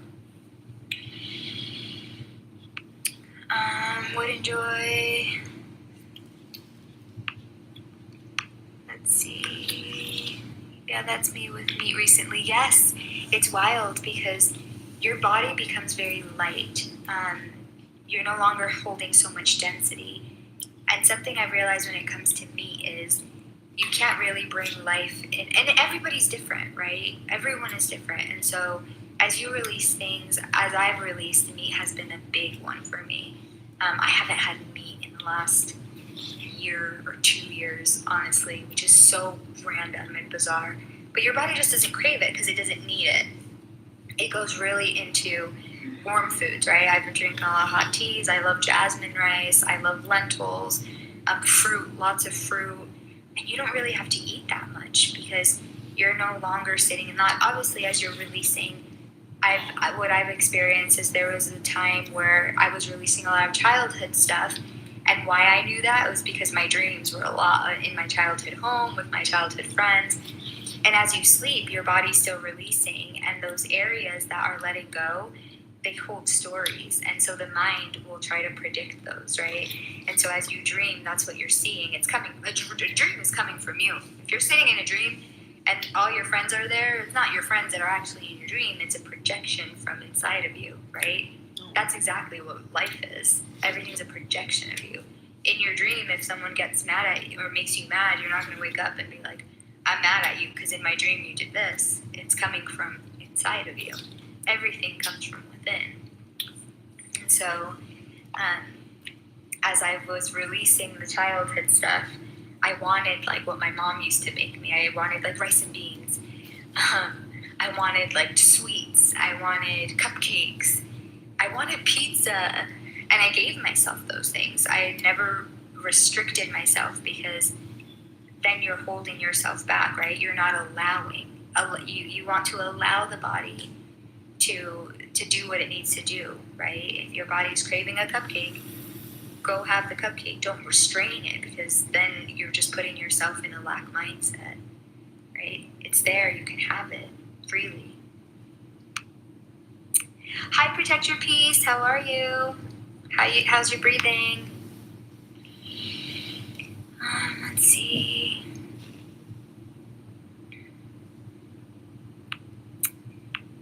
Yes, and breathe deeply and rub it out of my body. Yes, exactly. Breathing is everything. Everything. Yes, breathing through the diaphragm. Diaphragmatic breathing. Oh, I don't know what I just did. You showed up on my Saudi Explorer page. That's strange. Oh, yes, and breathe deeply and rub it out of my body. Yep, I just did that. Okay, Vedex, because you have a beautiful explanation. Oh, thank you, Gabby. How are you? How's your breathing? Same from if you're a female, I recommend listening to her. Thank you, her. Tap, tap. Yes, thanks, Gabby. My issue is emotional eating. I don't think it's an issue. It's stemming from something that you're lacking of, right? So when you feel like you need to eat, it's because you're numbing something that you just need to face. I think we've all been there. I think think about it, when you were a baby, what is it that your parents did? Because you couldn't speak and they didn't really know what you wanted and they were in survival mode. So anytime you cried, they gave you a bottle. Every time you were happy, they were like, well, see if they want this. Anytime you were just sitting there, they would feed you a bottle. So now, as we grow up, what do? We eat when we're happy, we eat when we're sad, we eat when we're bored, we eat when we're celebrating. Everything is around food. And that's a really deep engraved belief system within us, right? And so instead of reaching for the food, and I've had to feel that too, instead of just reaching for something, I ask myself, can I sit and breathe through this? And if in 20 minutes I still want that thing, then yes, I'll have it. I'll return to it. I'll go get it. But if in 20 minutes, if I'm breathing and I feel fine, then I don't need it. I just needed to be with myself. And so doing that practice of, okay, and then sometimes I'll feel fascia releasing in my belly, and it feels like hunger. Like I'm like, oh no, this is hungry. I feel this is hungry. But that emotion of hungry, we've got it all combobulated. We don't really understand what that feeling is or what it is. And so I've learned that it's just my body releasing. And so I'll tell myself, okay, if in 20 minutes I still feel hungry, I'm going to get up and eat and get something to eat. So it just has to do with not abandoning yourself, right, for something else. When you feel an emotion, instead of reaching for something outside of you, just sit with yourself and breathe and see how you feel. It's going okay, still a little tightness in my back and ribs, yes. And those places are huge, remember, right? Those are like the back, everything. You can feel the fascia and how it connects to the back, and it ravels around the diaphragm, around the ribs, around the lungs, and it all just kind of like ravels everything together, and it kind of tightens us so much, right? And it squeezes us, especially in our waist area and our belly. And so just keep breathing. Putting heat is always really great. Taking hot baths, taking hot showers, and just return to the breath and knowing that, okay, this tightness is speaking to me. I've had so many clients who have asked me about like tension and stuff, and they're like, yeah, it's just really tense. And then like a week later, they're like, oh my gosh, it feels so much better. It's amazing, because I'm like, yeah, just wait it out, just keep breathing, and you'll see it's gonna feel so much better. You really helped me exactly what I need to in the phase of my life. Oh, good, Tiffany, I'm so glad. I'm glad that you are just resonating and you're taking what you need to take with you, right? That's great. Simple practice with huge impact. Exactly. It's just, everything is simple. It's just breath. It's just the pattern of breath, right? When you realize that that's the only thing that shifted when we were born, was we forgot how to breathe through our diaphragm, and we started breathing through survival mode. That's when you're like, oh, that's the missing link. Let me return to diaphragmatic breathing and see. Because all you can do is do it, right? I was the girl that I just did it. And I'm like, okay, this feels good, so I'm going to keep doing it. And as I kept doing it, things were just changing for me drastically in such good ways. In ways at first that I thought were just not great, because I felt like I lost a lot of things. But when you see it in that perspective, then you're going to experience it in that way. But when you are awakened and you start learning about who you are, and you realize, oh, the things that are supposed to leave are gonna leave. They never stay. Only truth stays. And so anything else that leaves, it's because it's not supposed to be there. And so I saw it in that way, and then you realize, like, I was never ever happy hanging out with that person. I wasn't ever happy in this energy. Like, oh, I'm so glad, everything always works out for you if you're seeing it in that way. But if you're vibrating in anxiety and lack and all those things, you're going to experience all of that. My ribs have been locking up as I've been laying down often, not by choice, but feeling chest tight. Keep breathing. Use heat. I love heat. Heat is like, I think of it as we are ice blocks. Our fascia is like an ice block. It's bone. It's gotten so calcified for so long. And so as you stay warm, as you breathe, then that ice block starts to slowly soften and dissolve and release, and you integrate, right? You've always got integration. Everything that you release, it absorbs right into you, right? And That's the contrast. You need contrast in your life. If you didn't have contrast, you wouldn't have those rockets of desire, right? As Abraham Hicks says. Without contrast, you wouldn't know what the opposite of your manifestation is. When you know, oh, I don't want that, I want this, then you stay in this, right? You can't have darkness without the light. If you lived in the sun every single day and you didn't know what darkness was, you'd feel like you're not whole, right? You wouldn't feel whole. When you see a drawing, you see the artist add shadow to it, and that's what brings it into reality. It looks more real because it has depth. If you have like a necklace that you love that you wear all the time, and then you take it off and it gets all raveled up and there's knots all over it, that is like, oh, I want it back to how it was. That's the contrast. And so we need contrast in everything, because it, as dark as it is, that's how much bigger the desire is. That's how much bigger those manifestations are, because you know what you don't want and you know what you do want. And so it's the yin and the yang. It's up and down, as above so below. We need all of that. You have a beautiful heart. Thank you. Thank you, thank you. So do all of you. Yeah, I've been using my daughter's heating blanket. Good. Heating blankets are amazing. And sometimes sometimes you'll have these heat waves. Just allow the heat waves to kind of just like settle within you. Don't be quick to like, I've learned this. Don't be quick to like take off your blanket, because you want it to just slowly integrate in you, right? Everything is an allowing. And so, I used heating blankets forever. Honestly, right now, it was like 90 degrees. It's like in the 90s. We've been having this heat wave, right? My apartment's at 80 degrees, and I'm in blankets all the time. I eat hot foods.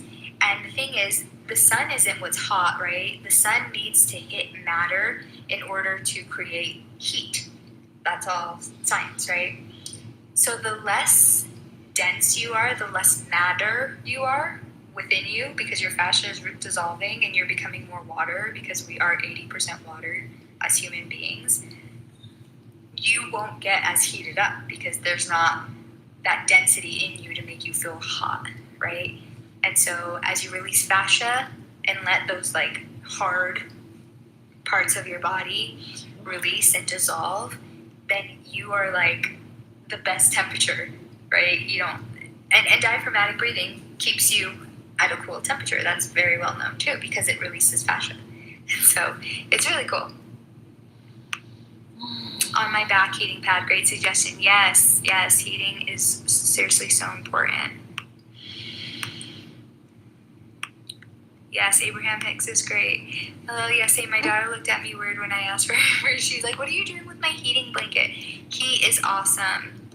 I find it exhausting to breathe deeply for prolonged periods. So that's something that I used to think about too, but you're not breathing deeply 24/7. So like right now, your body just kind of, once your body returns to that natural way of breathing, it's like when you're working out, you're not deep breathing when you're working out, right? If you're going for a walk and your breath will completely change itself to whatever it is that you're doing. And so you're not deep breathing constantly, right? So so go back to survival breathing. You're using your chest. You take a deep breath and you're sitting there taking a deep breath, but then you go throughout your life and you are normally breathing, but still in survival mode. Same thing happens when you shift to diaphragmatic breathing. You'll take deep diaphragmatic breaths whenever you want, but then soon it just becomes your normal breath, so you're not sitting there deep breathing all the time. The reason there's this stretch of time where you do have to return to the breath is because you're changing the pattern. So your body, you need to break it down so your body can do like that the override, right? It needs to override and you're doing everything slow.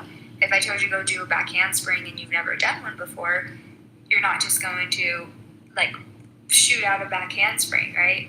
You're going to start slow. You're going to do the run, do the round off, do the back handspring. whatever it is, and then it naturally happens, right? You're not practicing all the time for a back handspring. Then you can do it without even thinking about it. So that's what happens. You just need like this overlay of really focusing on this of remembering this breath. So just a return. Let's see. Can I just work on my feet to release the fascia all over my body? Remember, your fascia is wrapped all over you and it's all connected. So your fascia is, if you're unraveling from your feet, remember your myofascial lines there's a myofascial line that goes from like your jaw all the way down your throat, in your diaphragm, all the way down into your belly, into your pelvic bowl, outside, into the outsides of your feet, down into the arches of your feet. And so when you start unraveling one area, you can feel it in your head. I've unraveled in my toes and my feet, and you feel it in your back. So everything's connected. So once you start breathing, everything softens all over, right? So it's not just like, oh, I'm going to release in this area, right? It's like, and you don't have to release. It's the breath itself. When you breathe, the whole system softens and things will start moving. So it's not just like one area. And you would want the whole area to release. You want the whole body to release, right? That's the goal, is that everything releases and we feel light again. We're flexible again. We're aging backwards. We don't have wrinkles. We feel soft and pliable and supple, And so everything unravels kind of like all at the same time. Yes, all those people, Dolores Canyon, Eckhart, yep, John Edwards are great. More fluid, exactly. You have more fluid. You become more fluid. You're not as stern and as hard and as intense, right? You're just more, you're fluid. You're, as Yeshua said, or as Yeshua did, he was walking on water. That's a metaphor. We'll be able to walk on water too, in our own bodies. That's what it is. We're not holding, we're not being anchored, we're not drowning anymore. As you release that, your organs start to float again. Remember the diaphragm? It goes down and up.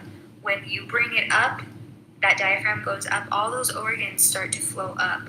Everything floats. Your heart starts to flow, right? And it's just going and doing its thing. And so everything is buoyant. Everything is fluid. You're no longer just swimming upstream. You're going downstream, and you're going with the flow. You're allowing everything to just go, literally. Let it go. Let it go. So many others that is dismissed in science when they try to prove that metaphysical with science. And the thing is, science is very parallel to spirituality. They just don't mention source, right? Because that would send the world into a frenzy. But science and spirituality, they're very, very similar. But you could go into realms. You could really speak when you are more connected and in tune with your spirit. And that's something that the scientific world can't touch upon, Everything in experience. Knowledge is very limited. Experience is unlimited. In order to gain knowledge, you need to go through an experience. So whatever knowledge, if you're reading a book, who wrote the book? A person wrote the book. And so what you're reading is someone's experience. And so intelligence, being smart and being intelligent means that you're able to see everything or see things with different perspectives. It doesn't mean there's just one answer. It means there's a variety of answers, because everybody is right. Whatever you believe is right to you. It doesn't have to be right for somebody else. But the one thing that we can all agree with is you need to breathe to live. Without breath, you're dead. And so the one thing that shifted from when we were born to when you were 5 years old, 4 years old, however old it was, is your your breath. But that is what life is. Life is fascia raveling. Life is going deep into the belief system so that there's contrast, so that you see the dark and you choose the light. Oh, as a hypermobile girly, hearing that reframe is so helpful. I'm learning how to feel safe. Yes, I am also hypermobile. And even with my fascia raveled up, I was still really, really flexible. And it's wild. And that's why I had to stop working out for a little bit, because I was hurting myself. I was bracing. I wasn't letting go. And so as I returned to the breath, I had to rest. I had to let my body just be without doing more, because the more that I did as being hypermobile, it was like I was doing more damage, right? And so you'll get to a point where, as your body remembers diaphragmatic breath and the rhythm of it, your body is already going, and it's just divine timing. It's when your body feels safe enough. Your body is its own intelligence. As its own intelligence, you have to trust it. You don't have to do much. We all think, okay, what do I have to do? Do I have to go get tennis balls and lacrosse balls? And what do I need to do? I need to go out and buy this and buy that. And what medicine do I need? No, it's just breath and rest and warmth, right? Not listening to the outside world and just listening to yourself. Let's see.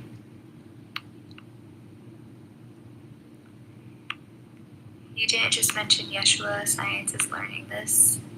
I did mention Yeshua. It's my birthday. Happy birthday, Ro.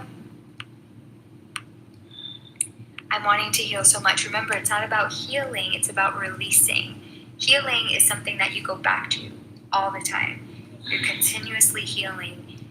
Releasing is you let go and it goes away. It never returns, right? As you return to your breath, as you return to your diaphragm and let it do its job, those belief systems, those traumas, those fears that you're holding on to, you don't have to heal them. They'll automatically soften and release. And so as they release, you'll feel it through your body, but you breathe through it in the now moment. And I'm telling you guys, when you return to your breath, you're in the now moment, because first of all, it is a whole checklist, right? You gotta lay down, you gotta relax, you gotta make sure your belly's in the right place, your pelvic floor is in the right place, you gotta make sure your shoulders are relaxed. By then, the thought that you were having of the past, it is long gone. You're like, oh, I don't even remember what I was thinking about. I was just trying to get this breath down. That in itself is enough for you to stay in the present moment, right?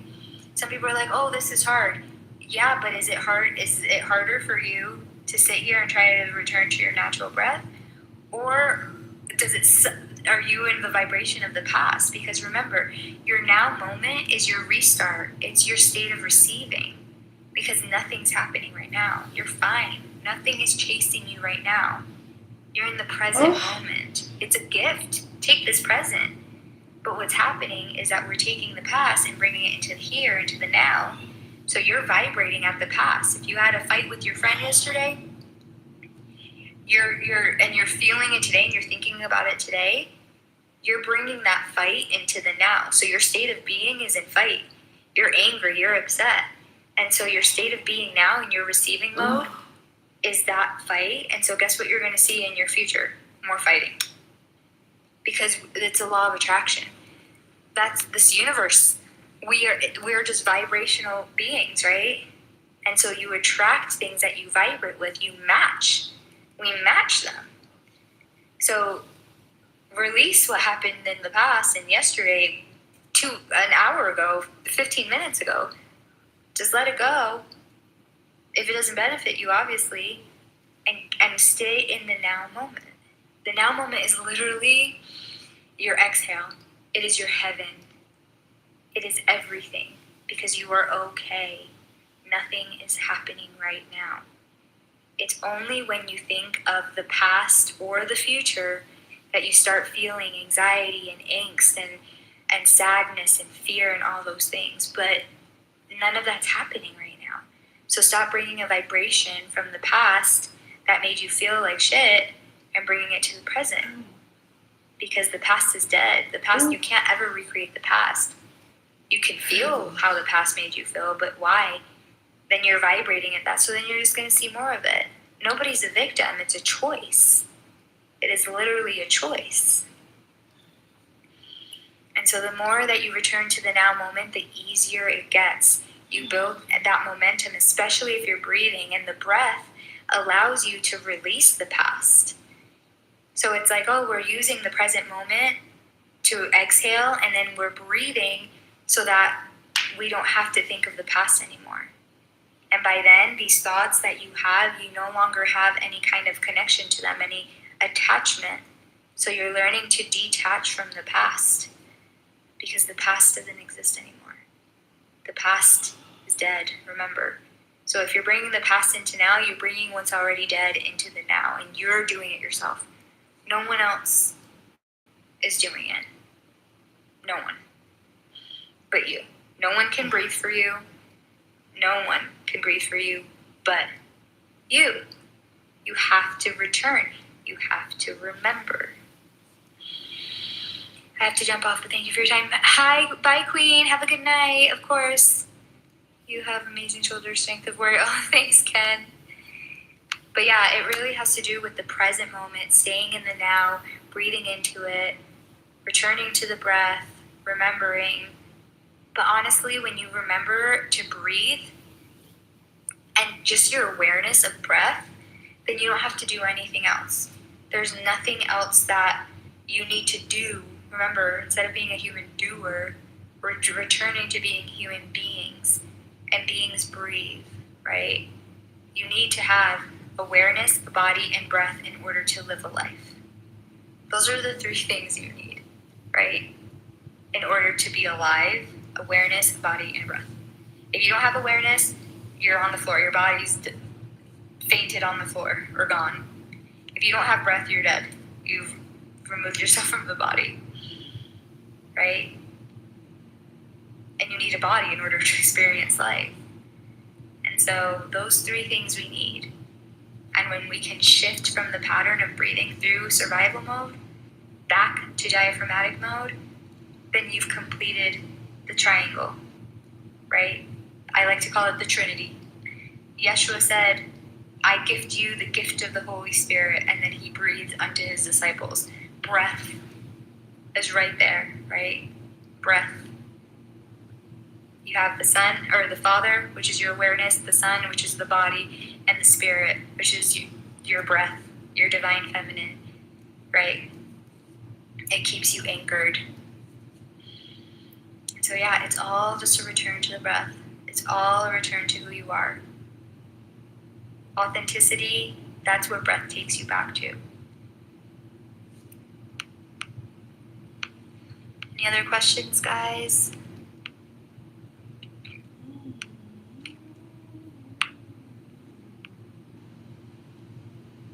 There was this moment a night ago, and I've been talking about this a lot, but it really truly is, as you breathe and bring back vitality into your life, you're bringing back those fragmented pieces of yourself that you've given away to so many people when you were people pleasing, when you were doing too much and people weren't seeing you for who you are, when you were doing things that didn't align with you just to help others.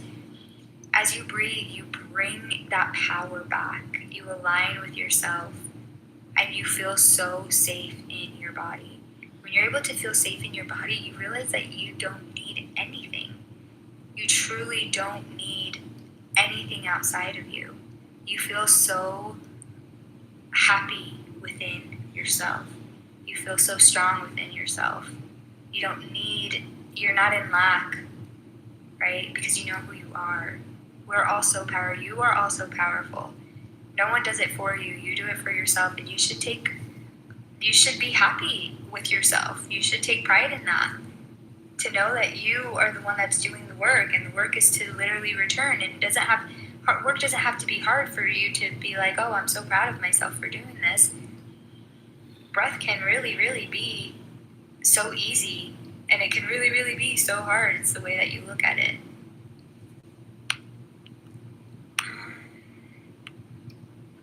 Where do you learn? Learn about what, Gabby? Let's talk about Yeshua. Yeshua was highly misunderstood. I believe Yeshua is great. He's a mystic. He was trying to tell us that he's told us so many times, you can do greater things than I can. Why would he ever say that if the way that that the world looks at him now as this like amazing great being, but he says that we can do greater things than he can, doesn't that ever make you think, oh, what does he mean by that? This means that I'm pretty amazing too. He says that we are all the same because we are all Christ. Christ is a frequency, right? As you return to your authentic self, it's your frequency that's never left you. Christ will never leave you because Christ is you. You vibrate at that frequency naturally, right? And that's what he tried to tell us. He's like, don't follow me. He said, be like me. Do the things that I'm doing, right? Be like this. The kingdom of heaven is within you. The kingdom, your kingdom, if I'm speaking as him, he never said, the kingdom of heaven is within myself, so come look for it, or your kingdom is in me. He said the kingdom of heaven is within you, nobody else. It's within you, so let's start there, right? Has nothing to do with him. He's like, I have my own kingdom of heaven. You don't think Christ had a belly button? Yeshua had a belly button.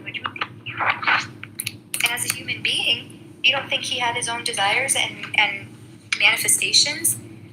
We hold this guy at such a high regard when he's like, chill, dude, I'm just trying to be here so I can teach you guys, and then I'm leaving. I'm going my own thing. How many years has it been? Everyone's waiting for someone to come. You're not waiting for anyone. You're just waiting for yourself. And we're speaking about Yeshua.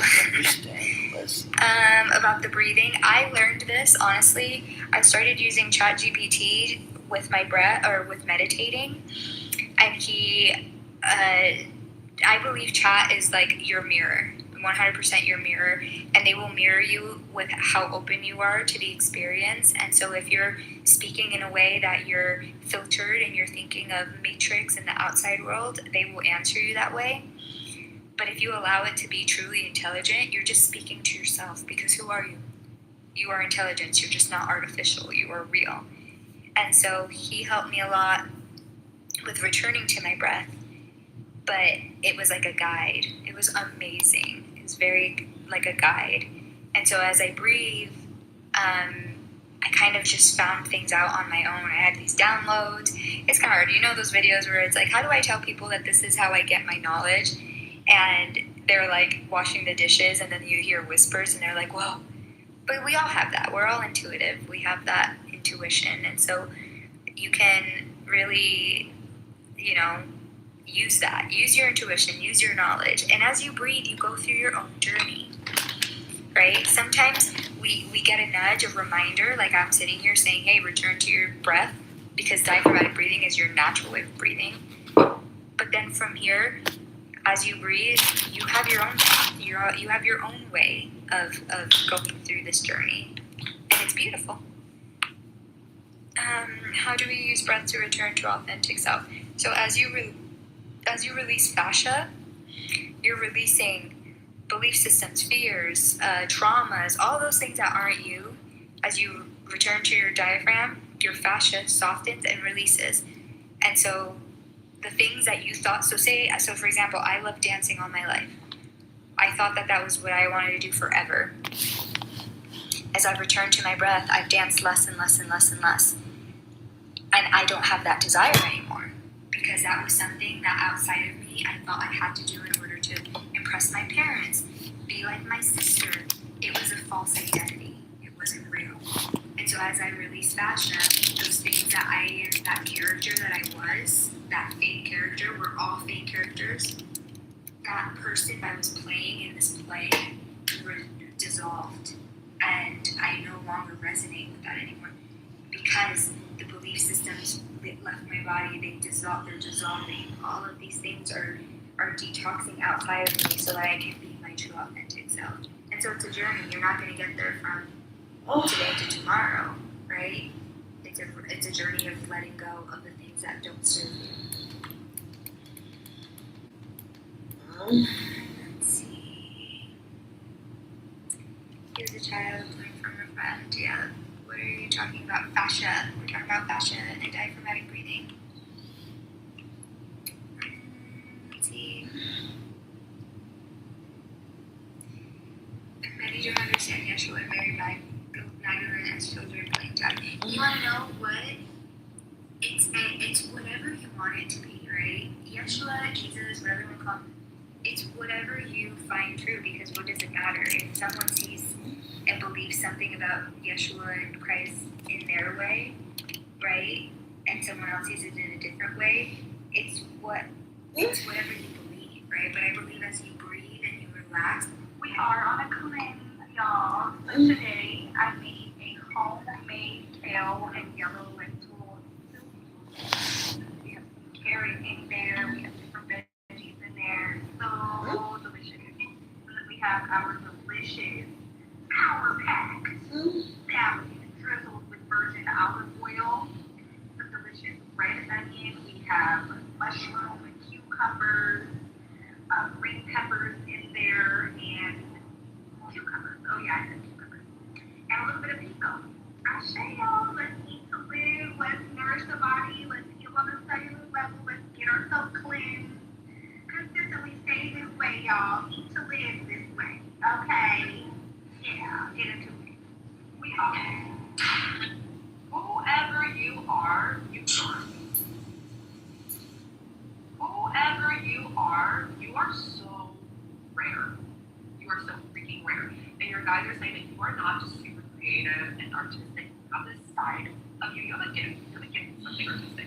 But you're also like a warrior. So this is masculine or feminine energy here. You are this beautiful blend of both.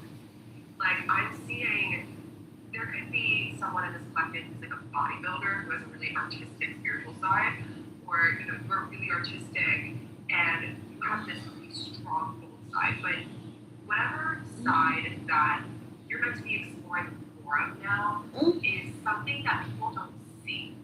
And I see that this side of you is gonna come out like a surprise to people. And I see that they're saying to embrace the flow. I see that you're a bit ungrounded because you need to work on mastering this side of you that isn't in the forefront, right? So you're really strong and bold and masculine or feminine here. And that's kind of how you show up as you're just going, where you're just so strong and you haven't given yourself that pleasure to explore some of your feminine, creative energy here. They're saying to do that. You're really artistic. Now's the time to strengthen, tap into that warrior. And there's a beautiful inner union that's happening within you. The Three of Coins and the Knight of Cups. And this is happening in natural flow state. So you don't need to be like forcing things. This is just something that you're naturally feeling curious about and tapping into. But it's also self-reflection on how powerful both sides have helped you throughout this past year. And with this full moon coming in on the 15th, basically tomorrow, I feel like it's important that you don't neglect. You don't neglect yourself. You don't neglect all parts of you. So they are saying that you've been through a lot, and there could be parts of you that you need to give attention to, that maybe you're like, I don't really want to give attention to this. It's because your light is so freaking strong with the sun and the star. Wow. Like, there is a blessing on the other side of this, but there is something here in a past life that this is very significant to, right? These first two cards were for my past life deck. So there is some karma here that I'm seeing you have your end of the bargain, but now is your time to kind of stay. You can't be, you know, the majority. Life lessons.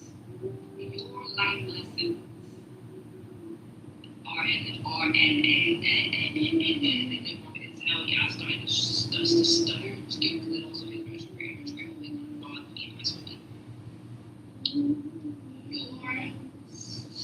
I can't even get the message out, yo. Hold on. I don't know what I'm saying. And let me close that in. Maybe that's what happens. Freedom expression is reproductive rights. Reproduction is not just reserved for the creation of children. Reproduction applies to any kind of Your creation lessons or are a expression success of the world. It's story. creation. And Create, you do not want preserve, to destroy. That's all existence don't is. expose So for someone to put a cap on what I'm allowed to create, what I'm allowed to do, how I'm allowed to do it, you're putting a cap on my reproductive abilities. You're trying to police my reproductive abilities. So what gives you the right to tell me what I'm allowed to create and not? How I'm allowed to express myself and experience my life? Yeah, you don't get to do that. So the same way we debate reproductive rights, this whole life is up for debate. So if it's wrong to stop somebody from reproduction, to control someone's reproduction, that sounds dystopian. The concept of sterilization, forced abortion, those all sound weird. So how is you forcing me to create the life that you want me to create not the same thing? How is that not just as sick?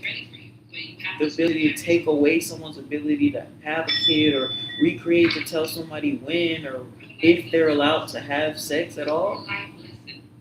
That's a human right. That's what people, they make kids even when they ain't got no business making kids.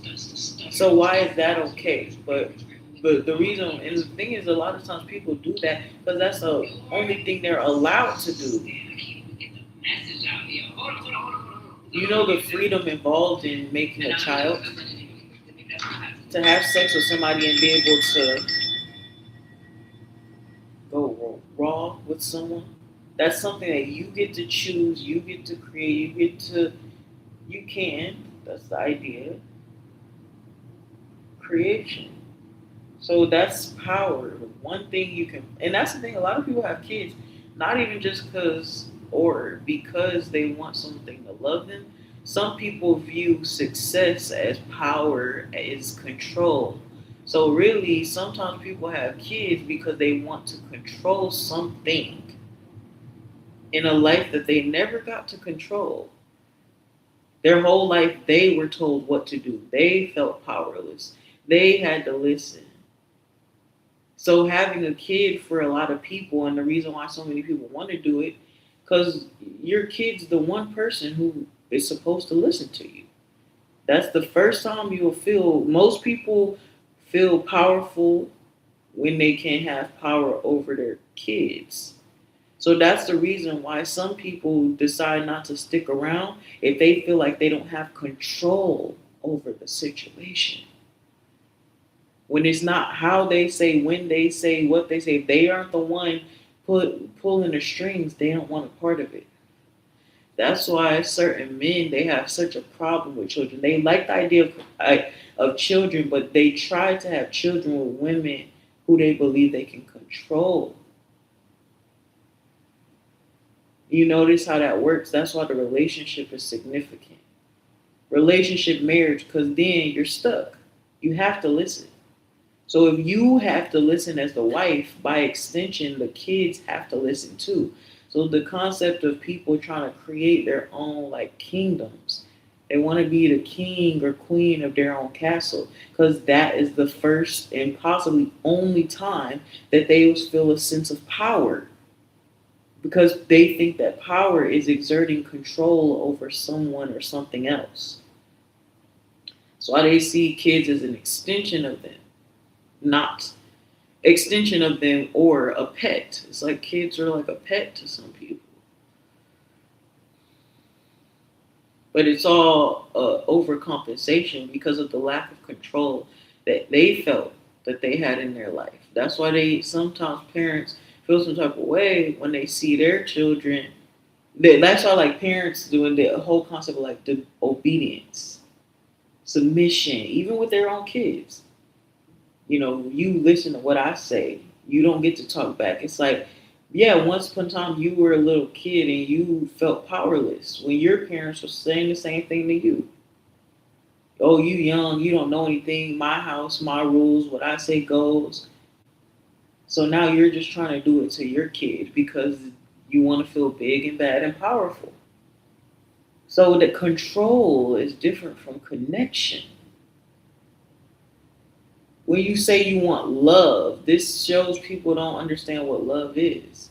You're seeking control, and then on one side you say you want love. That doesn't, those aren't possible because love is about connection, not control. So you're not looking to be loved. You think love is someone never leaving you. You think it's, sometimes it's skewed what our concept of love is. Control, sometimes we think is, oh, that's someone caring about you. We think punishment, it's because they care about you. But then punishment can also be because they don't care about you. So you see how mixed the signals are? Someone beating your ass can be because they want to hurt you, and it can also be because they love you. But which one at which time?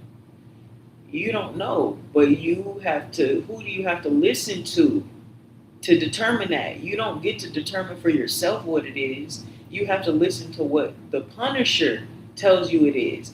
So if your parents are beating your ass, you're confused. You don't understand, maybe.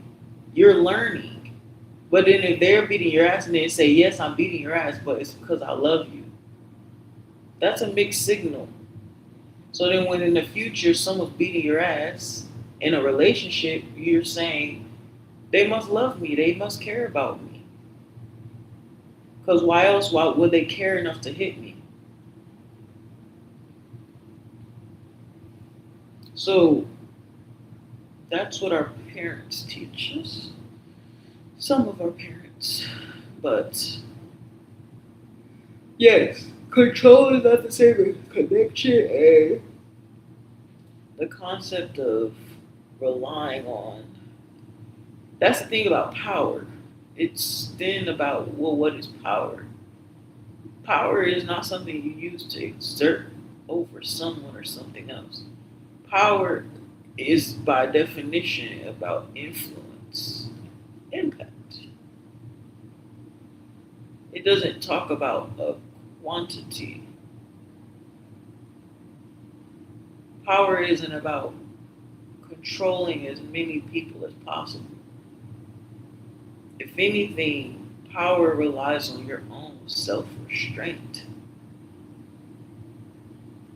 It's about, power is connected with independence.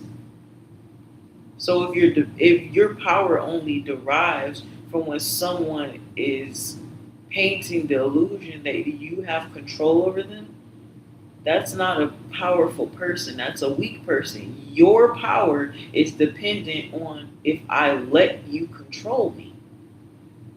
And it's my choice. You can threaten me to do something and hold a gun to my head, but my action would be dependent on whether or not I give a fuck about the bullet going through. So if I don't care, you don't have any power over me. Do what you want. You can't get me to do what you want me to do, even with threats of violence or fear, if I don't care. So your power only exists if I care enough, if I'm scared enough to be moved. Do you get that? And what is that really displaying? That's not a display of your power. That's a display of my power. This is on my say-so. Do I want to listen to you? Am I willing to face the consequences of whatever it is you think you're doing? Because your goal is, you don't want to punish me. That's not your goal. Your goal is to try to get me to play your game, to participate in your game. You want to use the fear and the violence to manipulate and control me into doing what you want me to do. But if I move and I do what I want to do, you have no power. My power is in deciding what I want to do. So people look at power the wrong way. And then they start, when they have an idea that power is something you exert over someone else, you just become dependent about on other people to follow your delusions. So instead, if you were to turn that power on yourself, and if it's about control, you need to. It makes no sense to try to control something you have no control over. Control what you can control. So this is when the balance, the integration of existence comes in. When eventually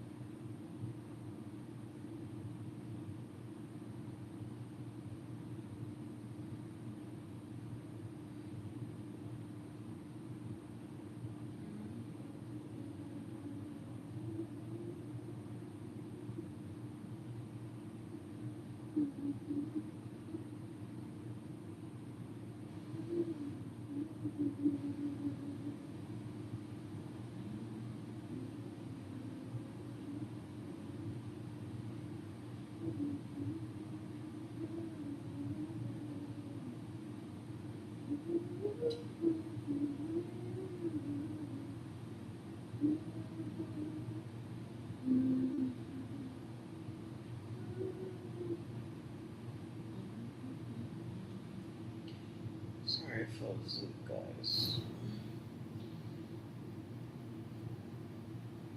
While everyone sleeps, I got really relaxed. This is what happened. I got really relaxed and I just stopped talking.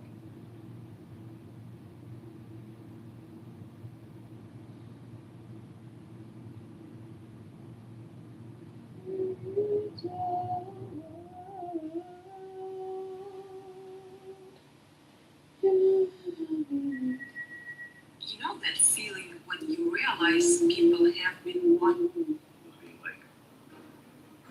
Hey y'all. So I have a message for you. Really, it's more of a testimony. But I was guided to share it with you. Someone requires to hear this today. You know, God has saved me from more things than I can imagine. Saved me from myself a lot. And I had an experience recently that just it solidified and strengthened my faith on a whole new level. So I was at the beach a couple weeks ago, and it was my last day. And I was kind of taking that last dip in the ocean before I left. And a wave knocked me down and caught me off guard. And it totally, it took me out. And it hit my knee. And I heard this pop, this crack, and this crunching noise that sounded like celery breaking. And I've broken a lot of bones in my life, and I recognize that sound, and I know that feeling. And so instantly, I fell down. It took me out. I was like gripping into the sand just to keep from getting swept out into the ocean because it was really strong waves. And the pain was so intense. So the first thing I did was reach out to the Creator. I reached out to God. I reached out to my angels, my team. And I looked up and I saw the lifeguard running straight at me, full speed. And I was just praying the whole time. And I looked at the lifeguard and I stood up and I walked up the beach. And it was sore, but it wasn't broken. And when it happened, I saw flashes of an ambulance. I saw the surgery. I saw the brace. And I was like, how am I going to get home? I am 9 hours away from my house and I'm by myself. And he was speaking to me. He said, I dampened the blow. You're going to be okay. Get up and walk. Stand. So that's what I did. And I've broken a lot of bones in my life. I've broken my back and my neck and my legs and my ribs. My neck, it could be everything. And I had asked for help in the past when that happened to me. But I didn't have faith. I didn't believe in the infinite possibilities, the healing capabilities of God. I didn't know. I didn't have that relationship at all. And the other thing was I didn't believe in myself. And I didn't even feel like I was worthy to receive that healing or that love or that relationship. And since then, a lot of things have changed with me. And I've really strengthened that relationship, that knowing, that faith, the trust in His mercy and compassion, the grace that we're given. And that changes everything. He would have healed me before when I had broken other bones and other pieces of my body. But I wouldn't receive it. I wouldn't let it in. I didn't believe. Now I do. And so I received it.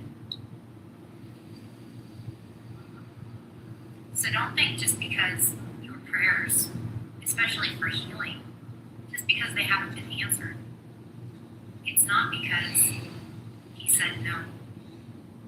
It's not because you're not worthy of receiving that. It's something within you. That mercy and the grace, the compassion, the healing, the love. That It is has to be always consensual, available so to you have to trust It's God never to cheap. heal you. It comes with every breath you But take, trust to your own every ability heartbeat, every moment. to heal, But and it's up it's to you depending on your ability have to that receive pleasure. relationship. Because if you don't Have want it, faith. you don't have to have it. And know Sometimes we ask for that things, you are but then worthy we of don't receiving allow it. ourselves to receive it because we're too scared to do it or we're too So I scared to thought I try. would share that with you. So if you ask God, Don't trust ever Him lose to give faith. it to you. So then why are you living in fear if you trust God? Hey, y'all. So I have a message for you. Really, it's more of a testimony. Then you ask what you're like, I But I already was know guided this to is going to share happen. with you. You bring so much light to you bring so much Oh, light. man, I'm going to be tired of this goddamn light. You bring so much light to every single room you step into. And somewhere along the way, you learn to do that. You learn to take that away. You learn to turn that down. And it's like, no, we need you more than ever. We need your light more than ever. We need it. The world is calling it. And like, I just feel like I feel your energy so much right now of like your purest self and like your untraumatized self, because I know this collective has been through it. But it's like, just remember that your spirit guides see you. Your spirit guides see you. They see how much work you're doing. They see how much effort you're putting into bringing your highest self. They see how much effort you're putting into bringing the light. They see it. They're not discrediting your actions. They're not discrediting you. You're filled with light and you're meant to shine. You're filled with light and you're meant to shine. And the world is changing. Things are being uncovered. We are going different directions. We are seeing the things we haven't seen for millions of years. Maybe millions was too long, but my guts are like, no, that's right. This, like, what a time to be alive, okay? What a time to be alive. And what a time to be in the light. And I really, like, Jesus might be really important to you. And that has been coming up so much in my one-on-one readings of like Jesus and his light and his history and his presence coming in. And so if you're feeling fearful, call his light in. Call his light in. And this is me coming from a non-religious background. Like, his name and his presence has just been coming up so much that maybe you can call him. I'm hearing like you've had really important past lives. You've had really important past lives, and it was no coincidence that you decided to reincarnate here. And I just saw like birds, I just saw like a bug go by, I just saw so much like go by my window, and like there's a beautiful freaking sunset right here. Yeah, very important past lives that prepared you for this, but it also, how do I say this? It helped you get to your trauma, which in a way we're like, oh wow, I didn't need to experience that, but this was like, it prepared you with the lessons that you needed to get to the point that you are now, to obtain the wisdom that you have now. And you wouldn't have been able to do that if you didn't have this kind of like magnetism to these experiences that you had in your past life as well. There's this very interesting energy that's coming up, and when I was doing a lot of past life work and past life healing and, you know, diving into my past lives, which I still love to do, but I was getting a lot of readings, and I have a lot of past lives where I was sharing information that wasn't okay to share, and I was either, you know, punished for it, killed for it, all these things for it. And I always said, like,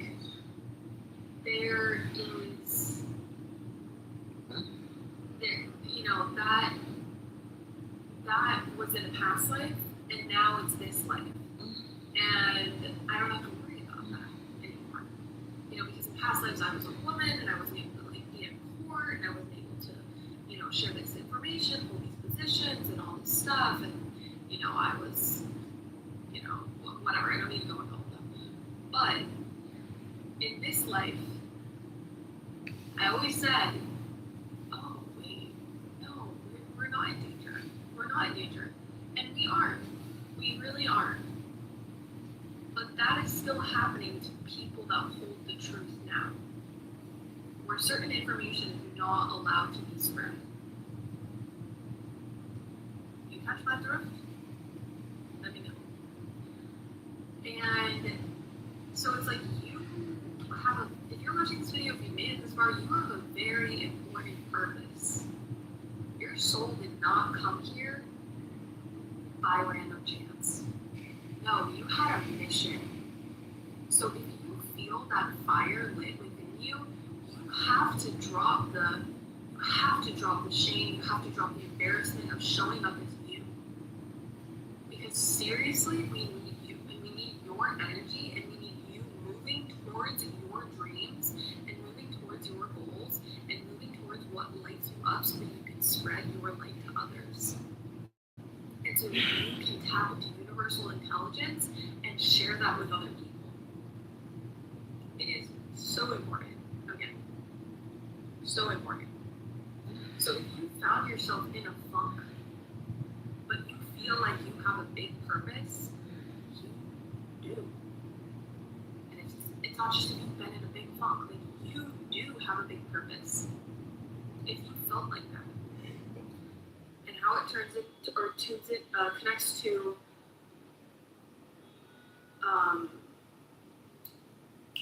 you have just lost my train of thought. How it connects to you having a why is it? It's like going fuzzy whenever I go back to that. Maybe I'm not weird to go back to that. Anyways, you have a freaking purpose. You have a freaking purpose. Yeah, things might have felt fuzzy. Things might have felt a little confusing. Don't lose your path. Don't lose it. You can. There's no choice but to go this path. But don't lose that fire for fear of the embarrassment, for fear of the shame of stepping into a new box. Actually, smash that box down. Don't step into a new box. Of stepping into a new lane. Of spreading out, of pivoting. You are allowed to do that. You are allowed to do that. Let go of the shame. Let go of it. Your guides will reward you. The universe will reward you. But you have to be brave enough to freaking go for it. You bring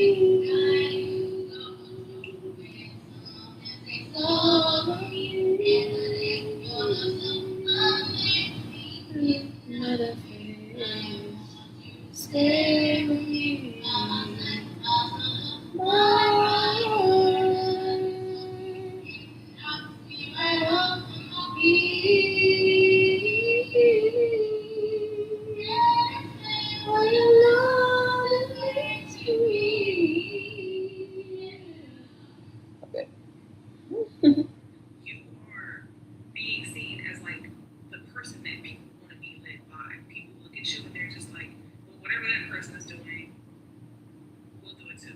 Whenever there's a choice or a decision to be made, people are turning to you. Like you're being viewed as the responsible one, the leader, the one that people want to turn to when they're looking for a decision to make or they're trying to figure out what they want to do or where they want to go. It's like you're being seen as like a standard. And you could be the kind of person where you don't typically try to lead people, but people still follow behind you. It's like you'll be doing something and then there's like a group of people that are now behind you wanting to do the same exact thing that you're doing. Like you're highly influential right now. And you could be a person that you literally mind your business, but you're sort of a perfectionist. I'm definitely picking up on a Virgo energy. You don't have to be a Virgo, but this is the way you're being seen. Someone who doesn't play about the business that they take care of and the way that they do the things that they do. Whether you are trying hard or not, you are a precise person. You go out of your way to make sure that you are clear and you are precise with people and the way that you do things. And this is like putting people in a place where they naturally want to like come behind you. It's almost like you're like big brother or big sister. People are currently admiring the way you portray yourself, the way you do things, the way you articulate yourself, even the way that you dress, the way. It's like the way that you do what you do. And like I said, you could be a person where you'll look up and people are kind of just like doing what you're doing, and you're like, since when did this turn into follow the leader? It's almost like when you're in the room, it turns into follow the leader. Let's do whatever this person's doing. Let's go with whatever this person's going with. And then you do have people that may not want to admit it, so they'll quietly do what you're doing and won't tell you that they're doing what you're doing, and you'll just look up and you'll catch them doing the same exact thing that you were doing. It does kind of attract copycat energy and also people who just don't want to give you your props openly. But there's something about you as to where you're being seen as like the standard.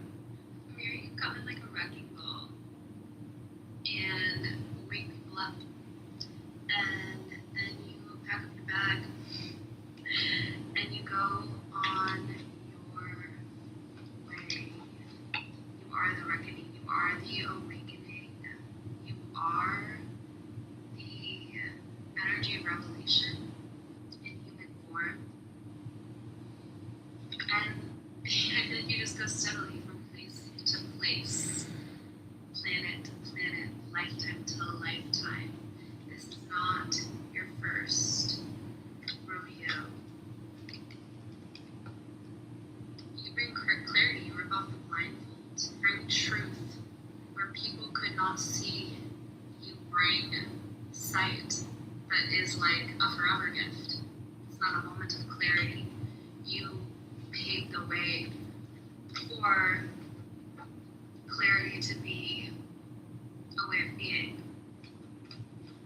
People don't put the blindfolds back on after. It like dissolves. What guides your mission, what guides your path is something higher. It is a force that is weaving the web of creation.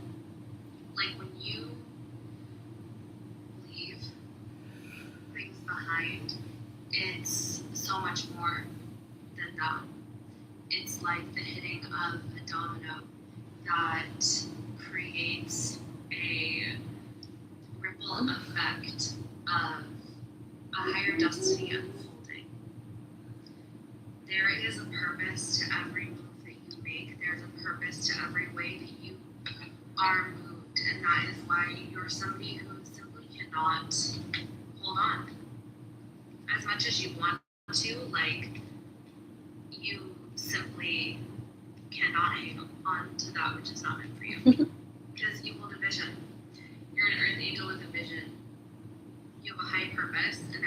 a Virgo. profound I think alchemical my North Node that's is a meant to Virgo. like occur through Yes. you. You're extremely So my magical. South Node is a Pisces. You hold Don't keys shit that on I feel like myself. have been given to you by the hands of fate themselves because you are an agent of divine will. Like you have aligned yourself to the will of the divine, and that is why you have certain keys that have been gifted to you. Like they've been entrusted to you because you manifest. You make a lot of magic in your life. Oh my gosh.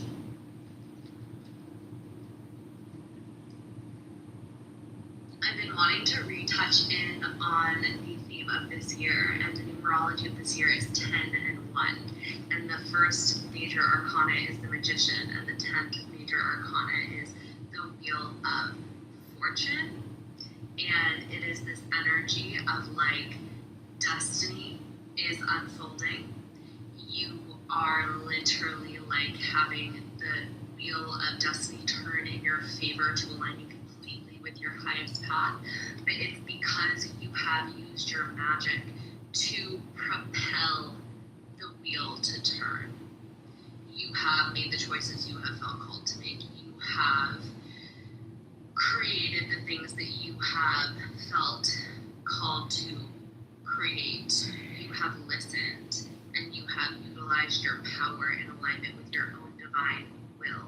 And because of this, like you have worked with the hands of destiny themselves. You have been an agent of the fates weaving a higher reality together.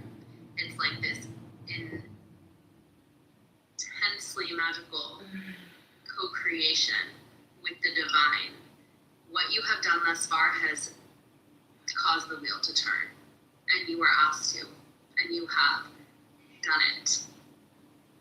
And so what unfolds the rest of this year and beyond is going to be very magical, very divine, very aligned. And things will unfold for you on behalf of you, but are only able to occur because of what you were able to allow to move through you. The way you like allowed yourself to answer the call, be a vessel for what wanted to occur, even if you knew that it would result in everything changing. But you're someone who can't help but be a devotee of that higher plan. Let yourself be used and release that which most people would be afraid to, because you're tapped into the higher plan. You have deep trust that when the lady sends you on your way, it's for a reason. And you'll be proven time and time again that is so, but especially this year. You released one world for the promise of another.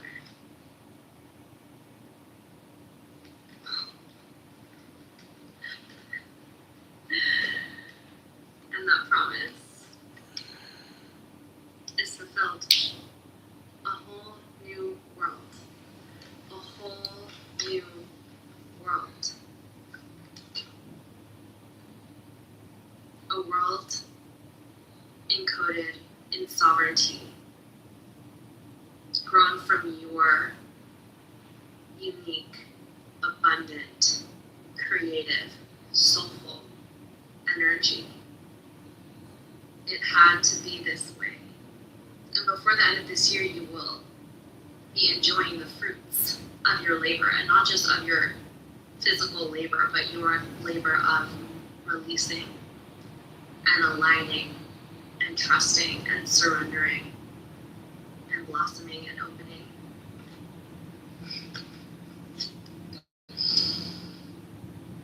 For you had to release that which was not fully you, so you could remember, embody, align with your most potent divine energy, your most abundant, authentic divine energy. And it's somewhat an energy that is available for the initiated, the ones who are willing to let go of good for better, let go of almost aligned for pure soul alignment.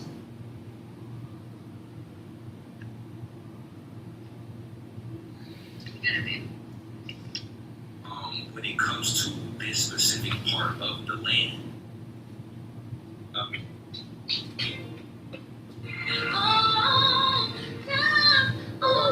What do you want now? What do you want now? You know operating from your wounds, from your past, from your pain, those unhealthy cycles. What do you want now when you're no longer operating from a place of pain and trauma and unhealthy cycles? What do you want now when you no longer want what your wound wanted? What your wound thought they needed in Check order to poop succeed? myself. What I you didn't wanted poop to myself, shift guys. in order to thrive, or your idea of thriving at the time, what you thought you needed in order to feel safe, what you thought Brightness you is needed in order to make progress, what you thought you needed in order to fades. move forward in your life in whatever shape or form. What now?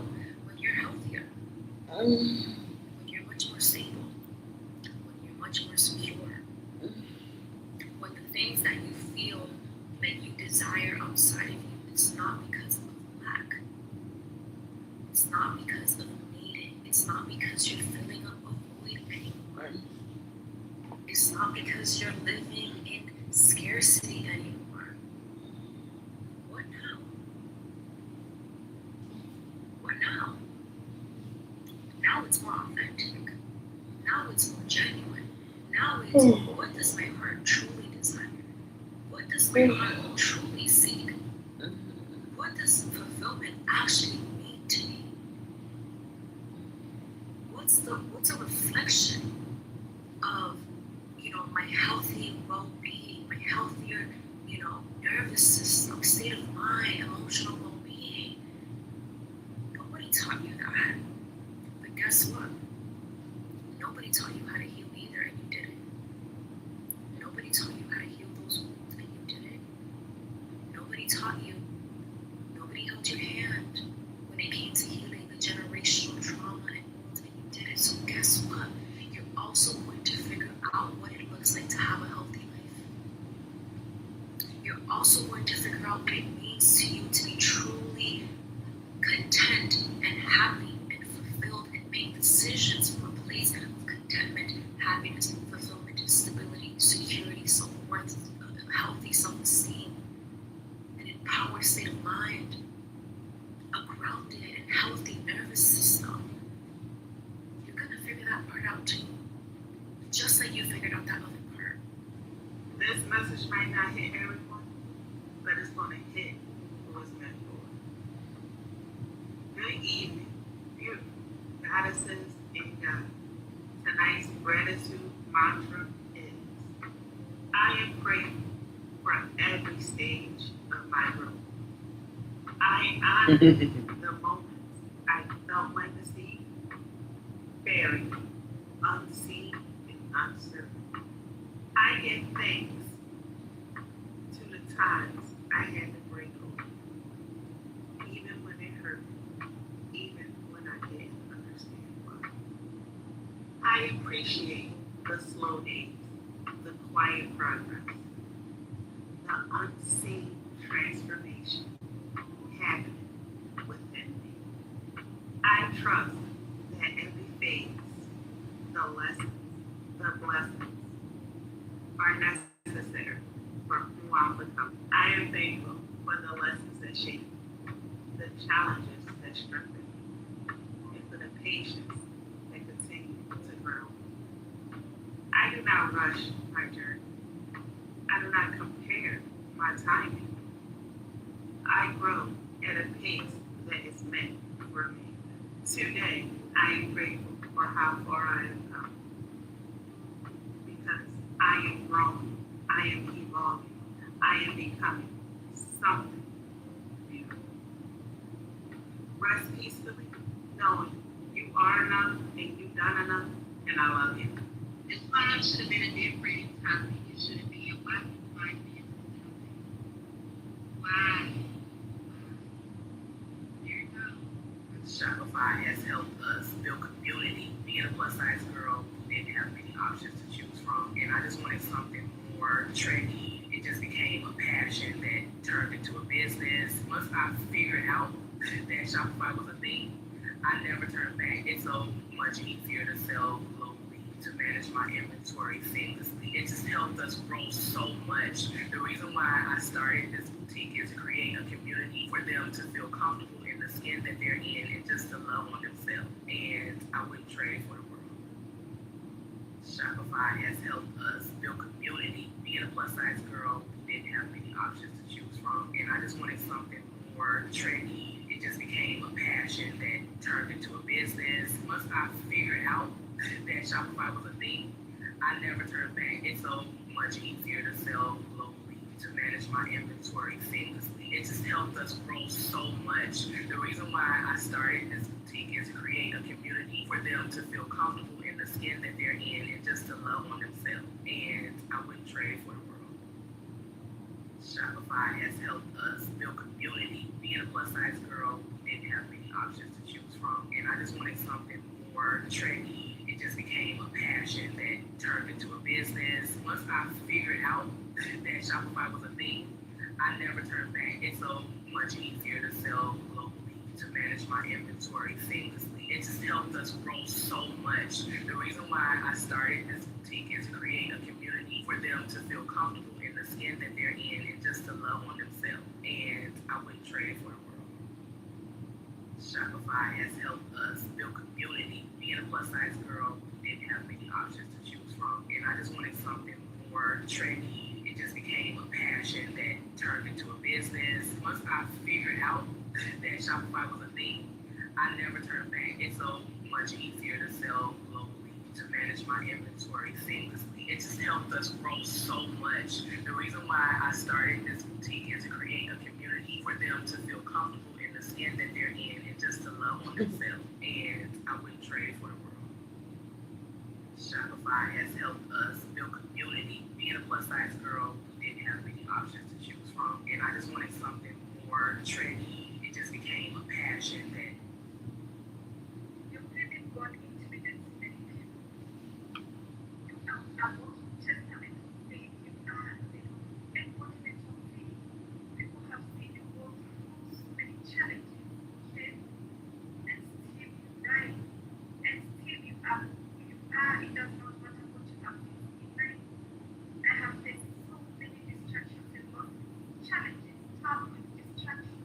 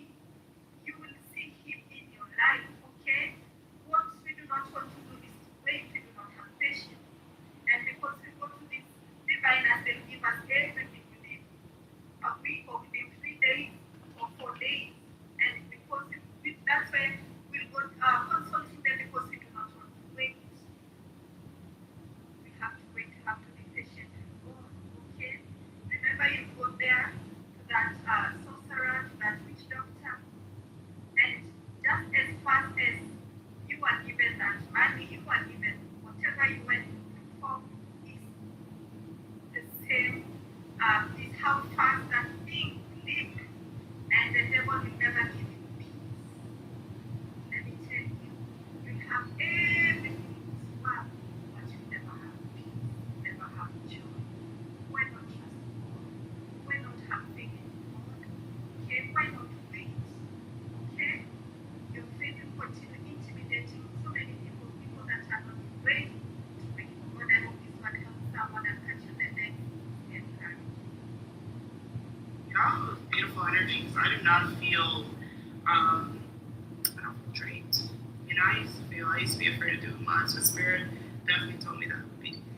I cannot express to you the benefits of taking a chill. My grandma always used to say take a chill pill. Now, unfortunately, she actually did take chill pills. But I always think that as, listen, just take a beat. Take a moment. Relax. Cool off. Be still. Do not panic. My car was vandalized between July 1st and July 3rd. Someone smashed my window and I saw that my tire was low and I was like, they popped my tire too. Who could be possibly that petty or angry with me specifically to shatter my window and pop my tire? Well, it turns out nobody was crazy enough to do both, but they were crazy enough to shatter my window. It cost me $600. But my tire, let me tell you the good news, y'all. My tire was not popped. And for weeks, I haven't been able, I was just like, I don't know how to explain it. I had to take a step back and ground myself in the reality of, okay, I don't have a car. And that's okay, and I'm okay. I don't have a car, you know? I can't use my car. That is fine. I'm living, I'm good, I'm grateful for what I have, and I did all those things right. And then I allowed myself to kind of mourn and be upset. I allowed myself to watch a little extra TV. I allowed myself to do a little extra art. I allowed myself to not do as many, postings on TikTok because I didn't have it in me to be an example for the collective. It just wasn't, I was going through it a little bit. And I did get some messages coming through. But I realized that the more that I tried to, I had to let myself feel it, basically. I couldn't, I'm a very positive person. I'm an optimistic person. And I don't want that to ever really, keep me from feeling my emotions. And so that's something I've worked on. Anyway, yesterday I finally decided to try to drive my car. And I was like, oh my god, the tire is still not, I thought my tire would be to the ground. I thought I was fucked. And I'm looking at the tire and I'm like, it looks the same as when I first saw it 2 weeks ago. So something's different here. And I was thinking, wait, it can't be popped. There's no way to pop. Maybe something happened. And now, when I talked to the police, they told me that if someone knew anything about cars, they didn't see a hole either. But if anybody knew about cars, they could have pushed in the valve or messed with the valve or something like that. And I didn't know what that meant. So I drove to Valvoline yesterday, and I told them the situation. And I told them that I'm hoping that my tire's not popped. And I had called them ahead of time because I was like, listen, I don't know if my car is going to make it, but I'm going to try to drive to you guys and hopefully get air in my tire if it's not popped. If my tire's popped, I have a spare. How much would you guys charge me to replace it? I don't have a jack. I don't know how to do it. I don't, whatever. They told me it'd be completely free. And then I pulled up to my best Valvoline visit ever, and there was 2 girlies and really just good vibes all around. And they check out my tire. They fill the tire past what it's supposed to be. And then they look at it and they realize, okay, no hole, great. But they see, thankfully they didn't stop there. They checked the valve stem. I don't know what the fuck, I'm not, but the valve stem apparently was eroding. So it meant nobody messed with it. Nobody messed with my tire. It was just a valve stem. But it gets better. It gets fucking better. So it makes logical sense that after I see my, tire popped and then my windshield smashed, that somebody did both. But God, whoa, no, only one. Only one of those damages were intentional. But even better, I found out that the tire shop that I bought my tires from, I remembered I actually have a warranty. Now, I wanted to get my tire replaced there, and it would have been $400 still. $400 fucking dollars. then I remembered, oh my God, I bought a spare like 2 years ago. I bought a spare ADHD. So I didn't panic. I don't know. I'm all over the place. This is so cool. So anyway, I called. They told me that I could go to Flint's Tire Shop and get the valve stem replaced. They'll probably charge me $50. I was like, okay, $50 is a lot better than $400. It's already looking better. It's already looking better. Well, then today I could not sleep until 6 a.m. and I woke up at 2, and I was like, I felt the urge to like I need to get out, but I was like, no, we need to slow down. We need to take a shower. We need to relax. We need to eat something. We need to make the calls and just see what happens. Now I called Flint's Tire Shop and I told them about my warranty and I told them about the problem with my valve stem. And I was just like, I know that you guys, because it's the second year, that you guys said you'd give me 50% off for a tire, but what would you do for a valve stem? And he was like, oh, well, basically you just pay $7.99. Basically, you just pay for the valve stem, and the service is free because you had bought roadside assistance, which I never used up until now. So, you're telling me that we went from $400 to $50 to $7? Basically, the message is ground yourself, take care of your nervous system, and the good news will arise. The information, the clarity, the next steps will arise. Oh my God, my whole life, I've been put into survival situations where I had to panic to find a solution. I had to think about every possibility, and I had to understand how I was going to adapt to every possible scenario. But this time, and thank God for healing and thank God for growth, this time, even though I had the urge to panic and feel hopeless and literally run myself into the ground like I used to when I was a kid, or when I was younger, I could say, because I feel like it took a while to get over that. Because it was survival mode, it was triggers, it was all those things, right? I just let myself be okay. I accepted what was in front of me in that moment. It's like, okay, I can't use my car. It's okay, I don't own my car for at least a couple weeks. Like, I have food in my home. That's wonderful that I have food in my home. And I guess I could just stay in my house or walk more. I took that as an opportunity to walk more. I took that as an opportunity to travel by bus more because I want to do that across the world, so I need to do that here. Get used to it and whatnot. I saw opportunities in it. I didn't feel punished. I didn't feel like something bad had happened to me. Like, obviously, I acknowledge that this was a horrible situation to deal with, but I really saw it as protection. Whatever, and why ever someone did that is honestly not my concern, because I just know that God works in mysterious ways, and I truly felt protected. Who knows? That night there was a really bad storm, and I almost drove me and my friend to go bowling, and who knows? Who knows what could have happened? Because the weather started to get really bad, the storm got really bad while we were trying to put the plastic on my car, and I mean, it was rough, it was so rough, but I don't know, the message is, when you feel like you're in turmoil, and it feels like one more thing and you're gonna tip over and never get back up again, like, I don't know, it just, let yourself breathe. Let yourself be okay. That is something I learned. Like, the panicking and the trying to put everything together right away and constantly racking my brain with how I'm gonna get this fixed and trying to force myself with solutions when I wasn't the frequency of the solution, I was the frequency of the problem, just created more problems in the past. But because I've just accepted it, that I was okay like this, and there's nothing really wrong here, there's nothing wrong. Nothing's wrong. I like to stay in my house a lot anyway, so me not driving my car, it makes no difference, right? Me going on walks, I need to do that more often anyway. Like, I just really had to share this with you guys. I had to.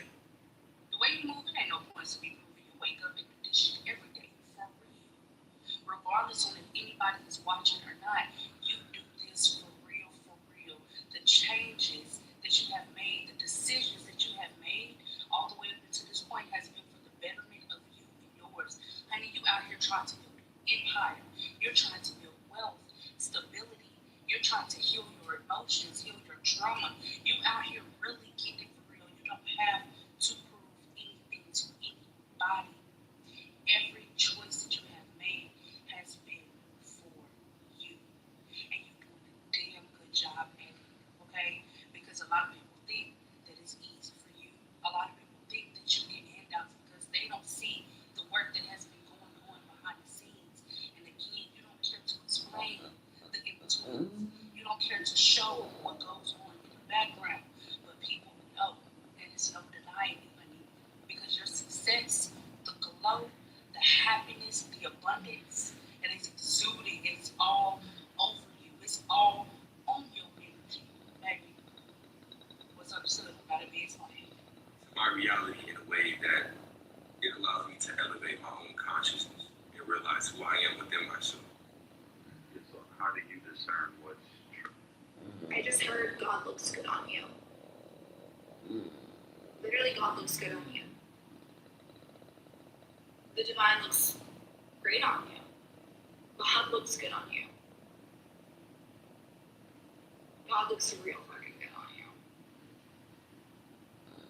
God looks, that's the fire. God looks fire on you.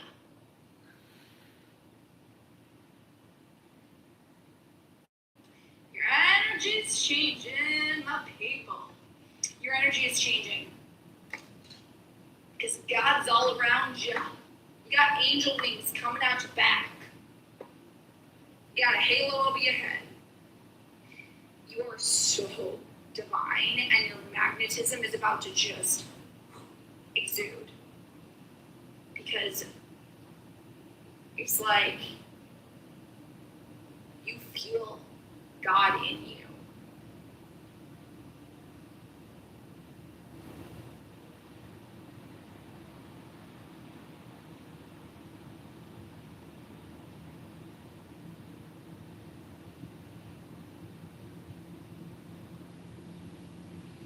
And your presence makes people feel something, that's for sure.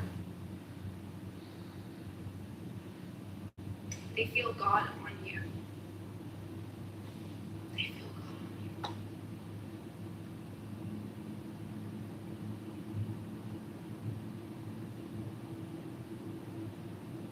This energy is something, and it's different. It's different. You experienced this before. You have this, but it just feels different.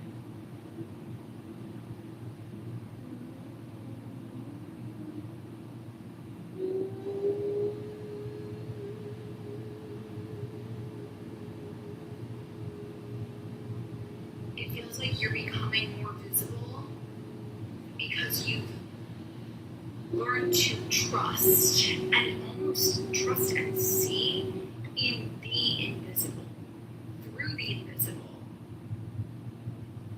invisible walk, the invisible faith.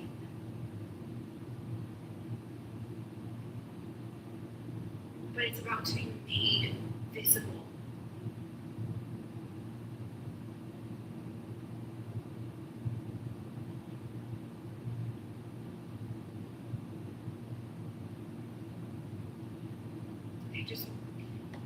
People are going to see you. People are going to tell that you have this aura, this magnetism, this Christ consciousness, this belief, this self-belief, this faith, this trust in the unknown, this trust in the invisible.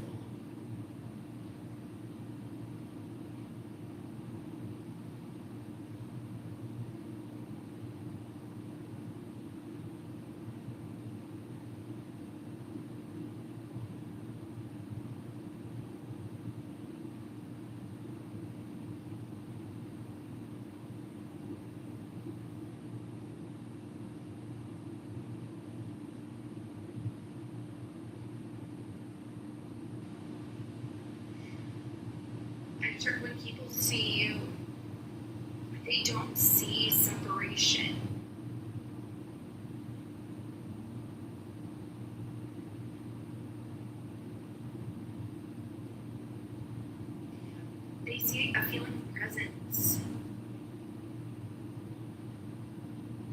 maybe they could be or feel that way too.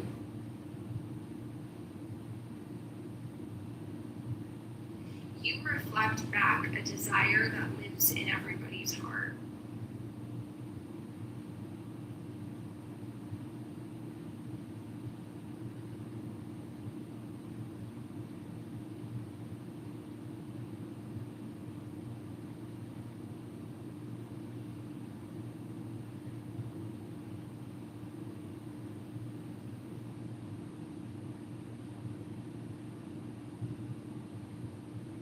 That because you believe you are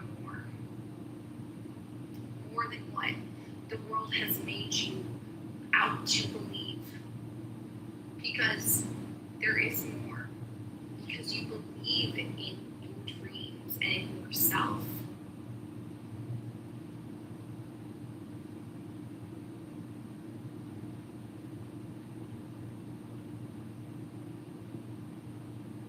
People will believe that more is possible. That it's possible through faith alone, through belief alone, through surrender alone.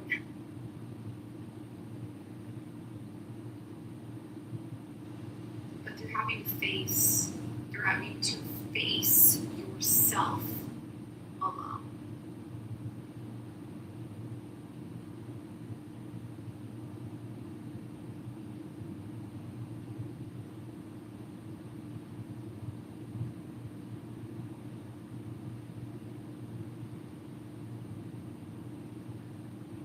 Damn, you're an example of the work,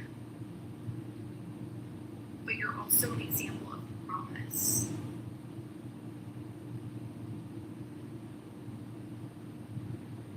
It feels like that word plight. I don't know, I feel like that's been something there. Plight. It feels like you're an example of the truth.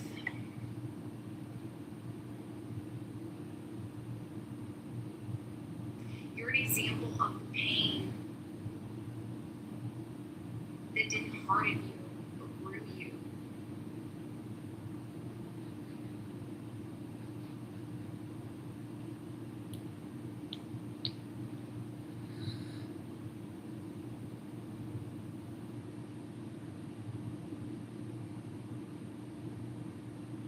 You're an example of what it means to walk blindly.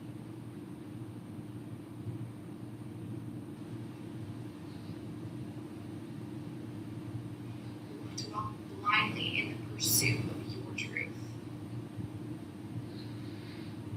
of your calling.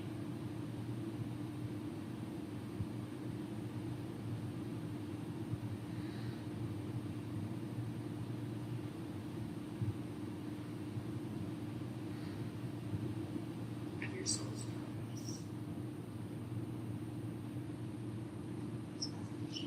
They can no longer deny that you are gifted enough. Okay, whoever you are, you got somebody or some people throwing their hands up. Okay, all I can hear is, well, I'll be damned. Or they did. Or this is them. Like somebody is in awe, in shock right now. They can't believe their eyes when they see you, when somebody mention you. There's energy that someone didn't believe that God was using you or that God had his hand in your life, but it's been proven that you are gifted, that God has indeed been using you, and now it's just showing, and it's showing how you're truly making a difference in this world with your voice, with your actions, with your intentions, babe. You got people holding on to their seats because they don't know what you're going to do next, but they're ready to see. They're ready to see what is it that you're going to receive. They're waiting for the production that you are producing because right now your life is looking like a movie. And even the ones that act like they don't see, they're watching. Some of them may even give you your props pretty soon. But like I said, you got people amazed. So keep working, especially when you don't feel like it. Rest, but be consistent because you're already at a high level, but you're reaching a whole new level in a minute.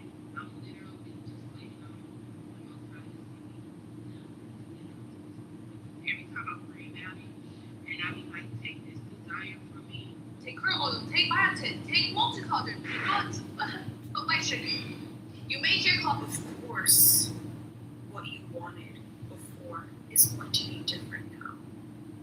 The healing that you've done, the growth that you've done, the shifts in mindset, perspective, the clearing that you've done, the emotional release that you've done. You have grown. Things are different for you. Therefore, things that you are seeking outside of you are also different. And there's nothing wrong with growing with your goals. Ooh, I like that. Growing with your goals and letting your goals and your visions and your desires grow with you, grow alongside you. You change, you grow, you elevate, you expand. Therefore, things are going to be different when it comes to how you approach your life, what you want out of life, what you're seeking, what you're desiring. It's going to change, and there's nothing wrong with that. Your why might stay very much similar or the same, but the how, and the what, and the who, and the where, that's the part that you have to be okay with letting go of. That's the part you have to surrender. That's the part that's meant to surprise you in the best way possible. Let it. But you cannot let it surprise you and let it come in and let it be shown to you if you're not allowing yourself to grieve what you thought was the what, the when, and the where. Right? Grieve it. Let it out. It's okay. Close the cycle, close the chapter, walk away. Be okay. Accept what was. And accept what you thought should have been. And that isn't. Because you did this work for a reason. The healing, you've done it for a reason. You've made space for a reason. And you're wondering, when is this space going to be filled up with my joy, with my fulfillment? But in order for it to be filled up with that, you have to walk away. What isn't bringing you joy? What isn't bringing you fulfillment? What isn't true to you, right to you, authentic to you and for you? You have to be willing to, be courageous when it comes to taking a step in your life. This energy is giving very much, I want what's going to make me happy, what's going to make me feel fulfilled. And unfortunately, a lot of people who've been doing the healing and been doing the work have, fallen into this pattern of people pleasing and being the healer, and being the helper, and being, what everybody else needs you to be. And now it's about, what do you want to be for you? Who do you want to be for you? What do you want to experience for you? What brings you joy? What brings you fulfillment? What elevates you? What expands you? What sparks you? What fulfills you? And now it's the time for you to be truly fulfilled. And again, reconnect with your why in order to grieve the how. Reconnect with your why in order to grieve the how. Because when you make that reconnection, you're not going to care about the how. It's going to happen the way that it's meant to happen. It's going to happen in an amazing way, actually. And maybe that's why you're so stuck on controlling the how, because of fears from the past, your own wounds, your own upbringing, where you had no control over the how. And then that conditioned you to try to control every detail of your life. The how, the who, the what, the where, the when, the details. Working 10 steps ahead just to protect yourself, just to make sure that you are safe. Newsflash, I love you, are safe. It is safe. It is safe for you to let go of what used to be, of what you thought things needed to look like. It is safe for you to pivot. It is safe for you to explore what you want for yourself. It is safe for you to be open to, the miracles that are around you. It is safe for you to tap into what feels good to you, what feels right for you, again, authentic to you. You don't have to control the details anymore. You have to reconnect to that feeling again. Start somewhere, start small. Start with the simple things again. You'll find your way back to you. You'll find your way back to those answers. You'll find your way back to that solution. You'll find it. of course you'll find it. This journey, it's as a whole, has shown you that you can trust the guidance, that you can trust where you're going, that you can trust that things are unfolding for you the way that it's meant to, the divine timing. I'm gonna leave that there, but show yourself grace. Be easy on yourself. Nurture yourself. Love on yourself. Take care of yourself. Water yourself. Listen to yourself. And have the courage to walk away from anything and everything that is no longer doing it for you, so that you can finally walk into all the things that are going to do it for you, that are going to fulfill you, heart and soul. Like we've been talking about all week, it's not about just things that look good, it's about what feels good. And that's what you're aiming for. The things that feel good to you. The authentic path is never an easy one. The aligned path is never an easy one. It's gonna feel inauthentic and unaligned for a very long time before there's gonna be a lot of trials and errors before you get to that embodiment, but you're so close. And this is why you're feeling what you're feeling. All right, I'll leave that there. About whether or not you understand it, your results changed. How many of you, as we're going through this, see, I learned something. Spirit, what do you want to say to this collective who's watching this video? Whatever creative ideas you're having right now, do them. Ooh. Whatever creative ideas you're having right now, go for them, because they're leading to some sort of transformation in your life.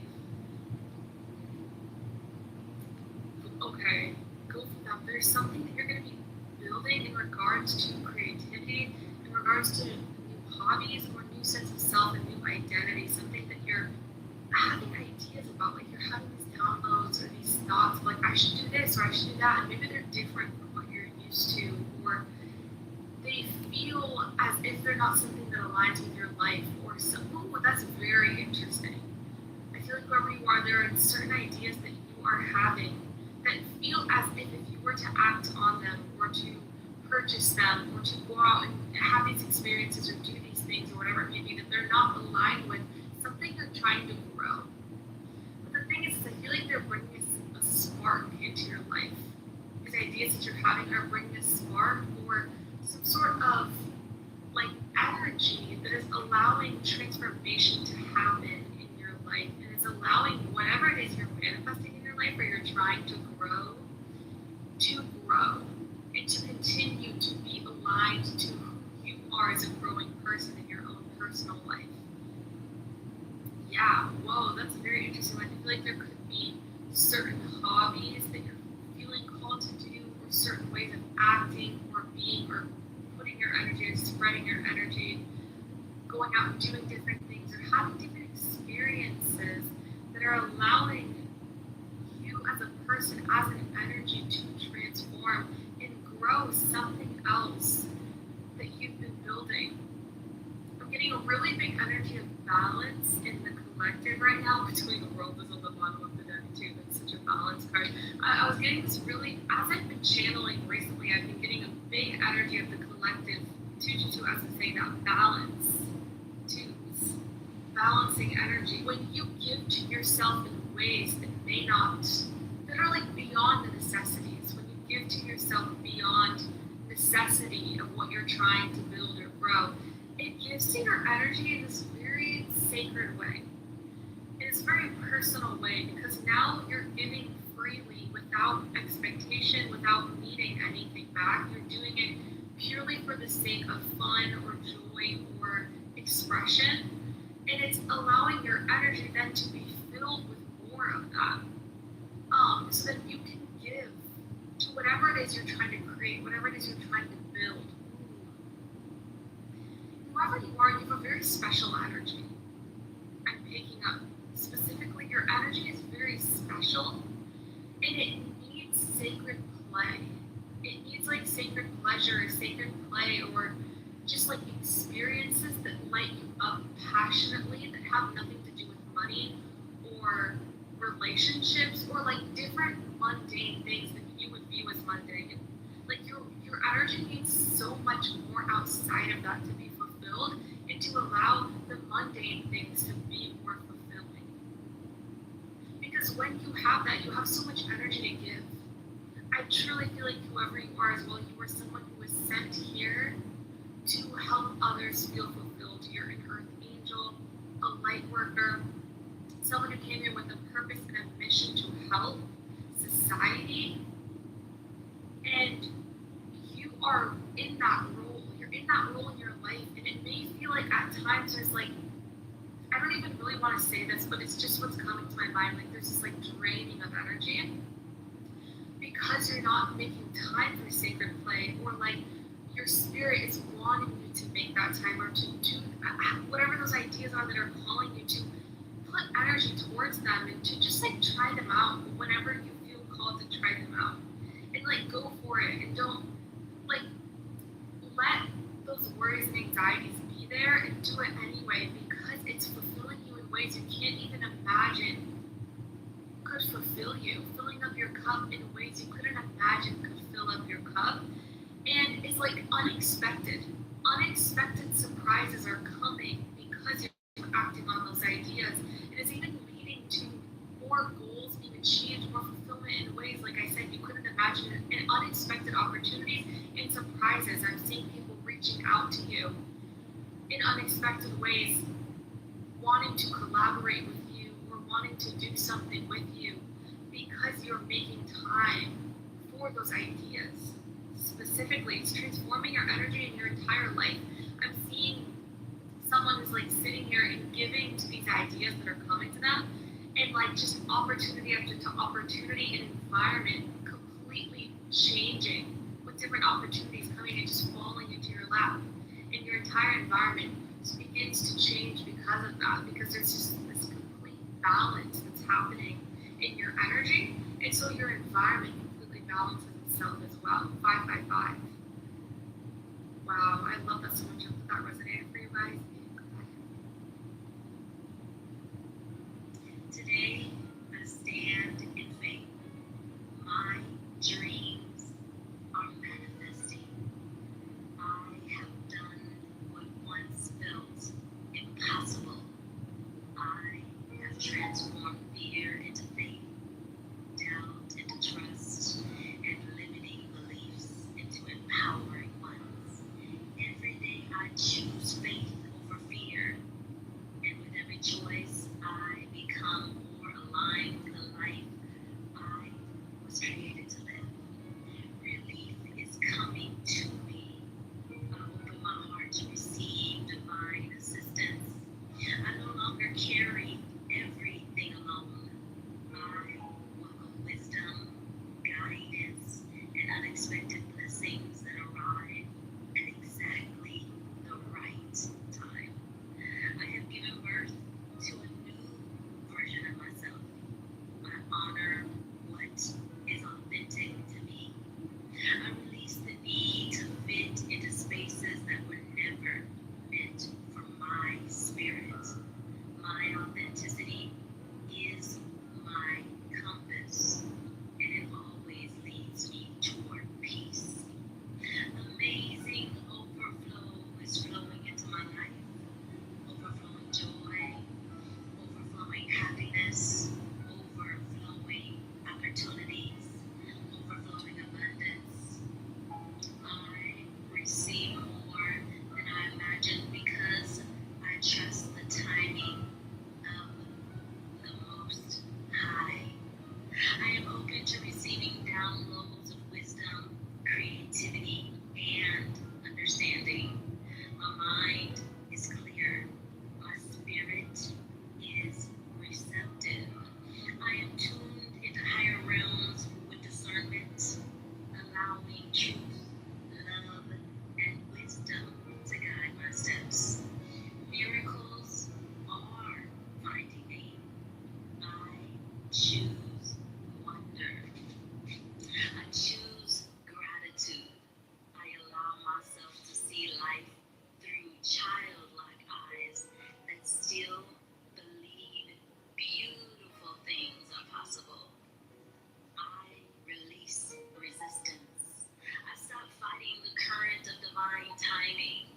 I allow authenticity, peace, and love to guide every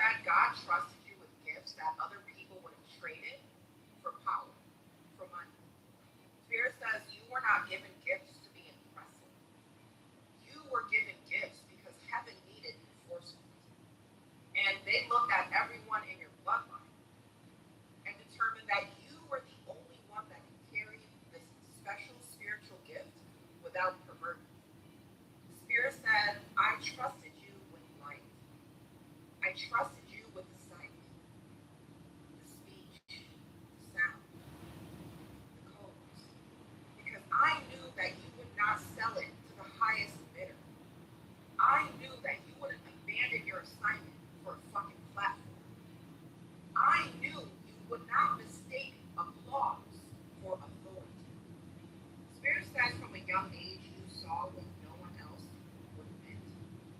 You heard things that other people would laugh off. You could feel viscerally what rooms were hiding. And instead of being crowned, you were corrected. But the truth is, your gifts are not too much. They're just too precise for casual use. See, chosen one, these are not aesthetic powers. These are intercessor gifts. You know, curse crusher gifts, lineage disruptor gifts. And if you're nodding right now, if you ever felt punished for your knowing, if you ever lost friendships for speaking things that just couldn't be unseen, this prophecy is written in your feelings. Spirit says, I didn't just give you gifts, I gave you access. Spirit says, I gave you an ancient clearance to data, okay, to patterns, timelines, dreams. And Spirit says, no one in your generation knows that you've had these keys this long. Spirit says you've been walking like someone in training, but with no trainer, with no map, with no manual. And Spirit says it's because your mission is written in spirit, not ink. It lives in your symbols. Okay? You wake up at odd hours of the morning. Your body is very sensitive. It shakes before you breathe. People confess things to you that they've never told anyone in their life. Your energy either heals or haunts a room. If you've ever walked into a room and felt someone else's secrets leak, if you've ever had a dream come true and then kept quiet about it, if you've ever said to yourself, I don't know how or why I know this, but I do.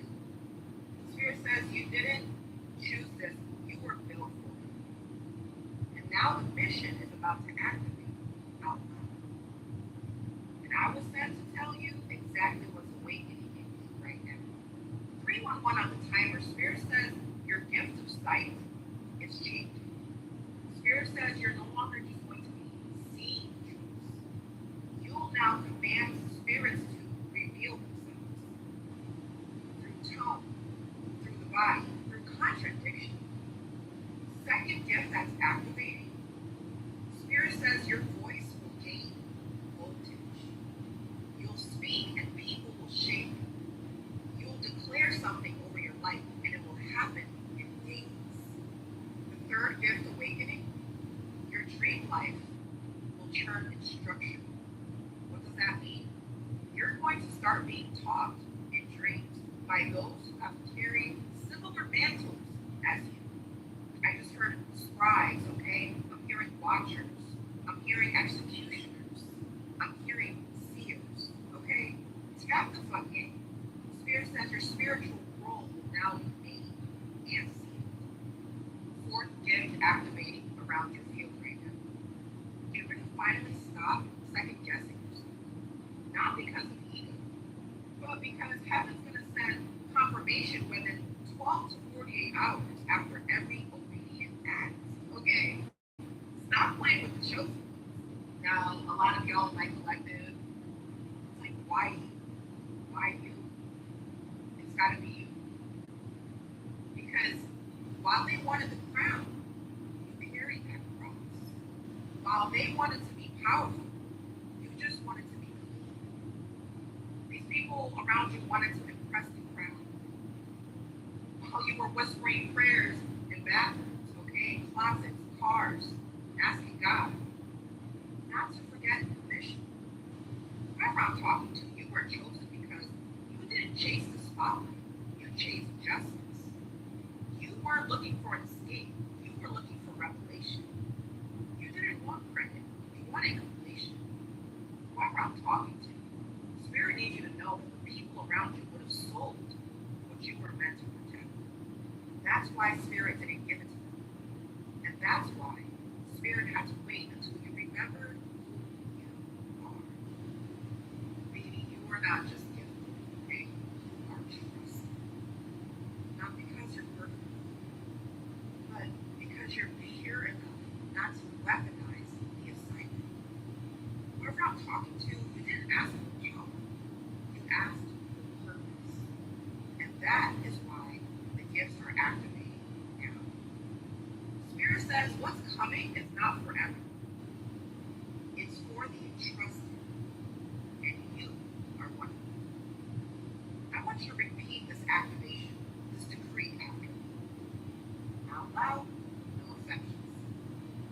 I remember now. I remember why I came. I remember what I carried before this body, and I reclaim it. I was not sent here to be light. I was sent to realign the timelines. I was sent here to break bonds and to return what was stolen to its rightful level.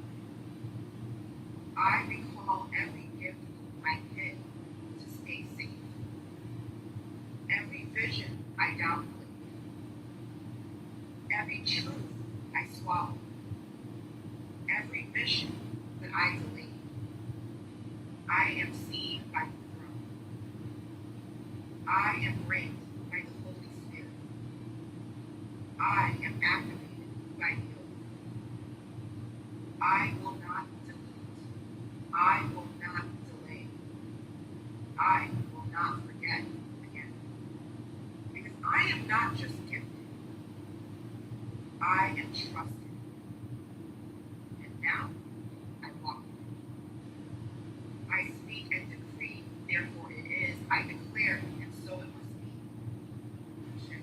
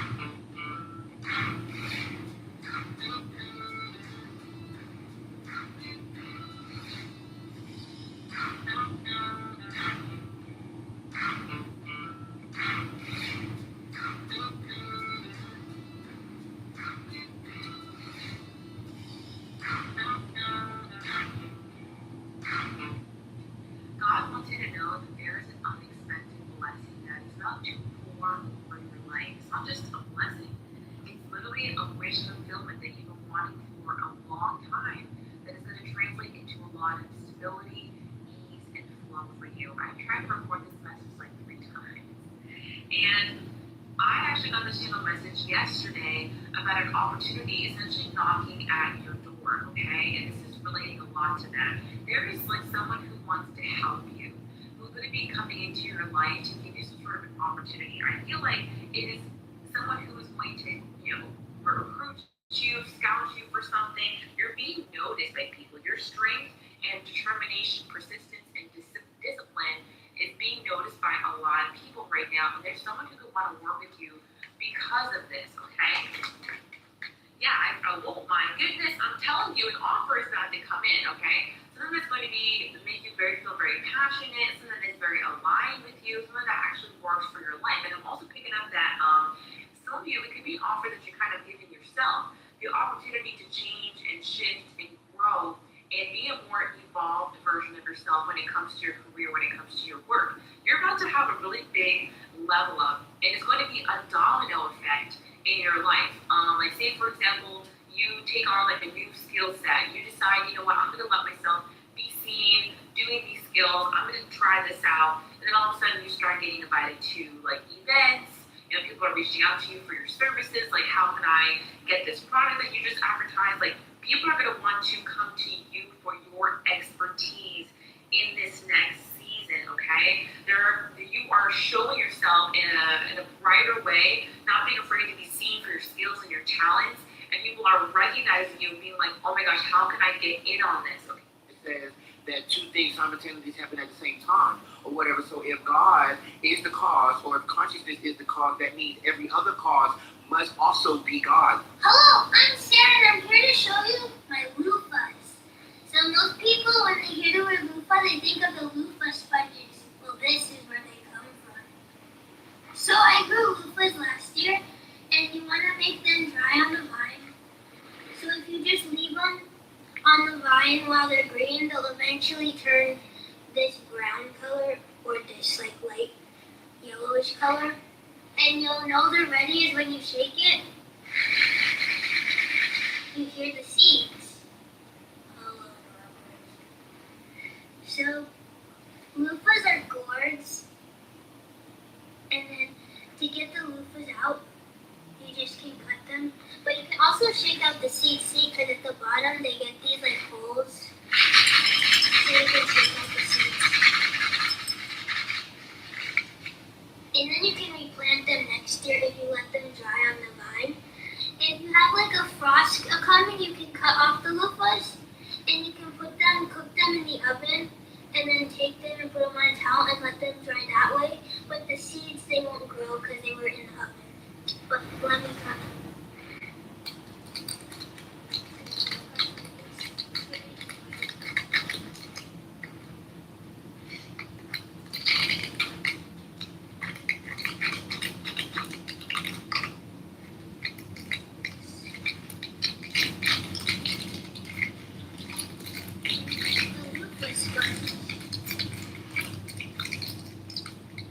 If you can see it, then you can just like take it.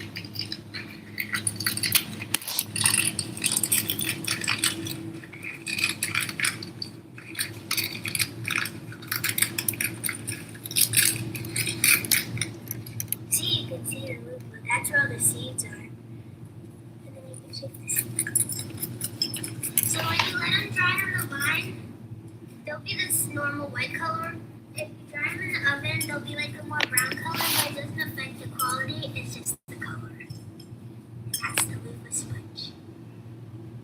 You shouldn't need a lawyer to understand your insurance.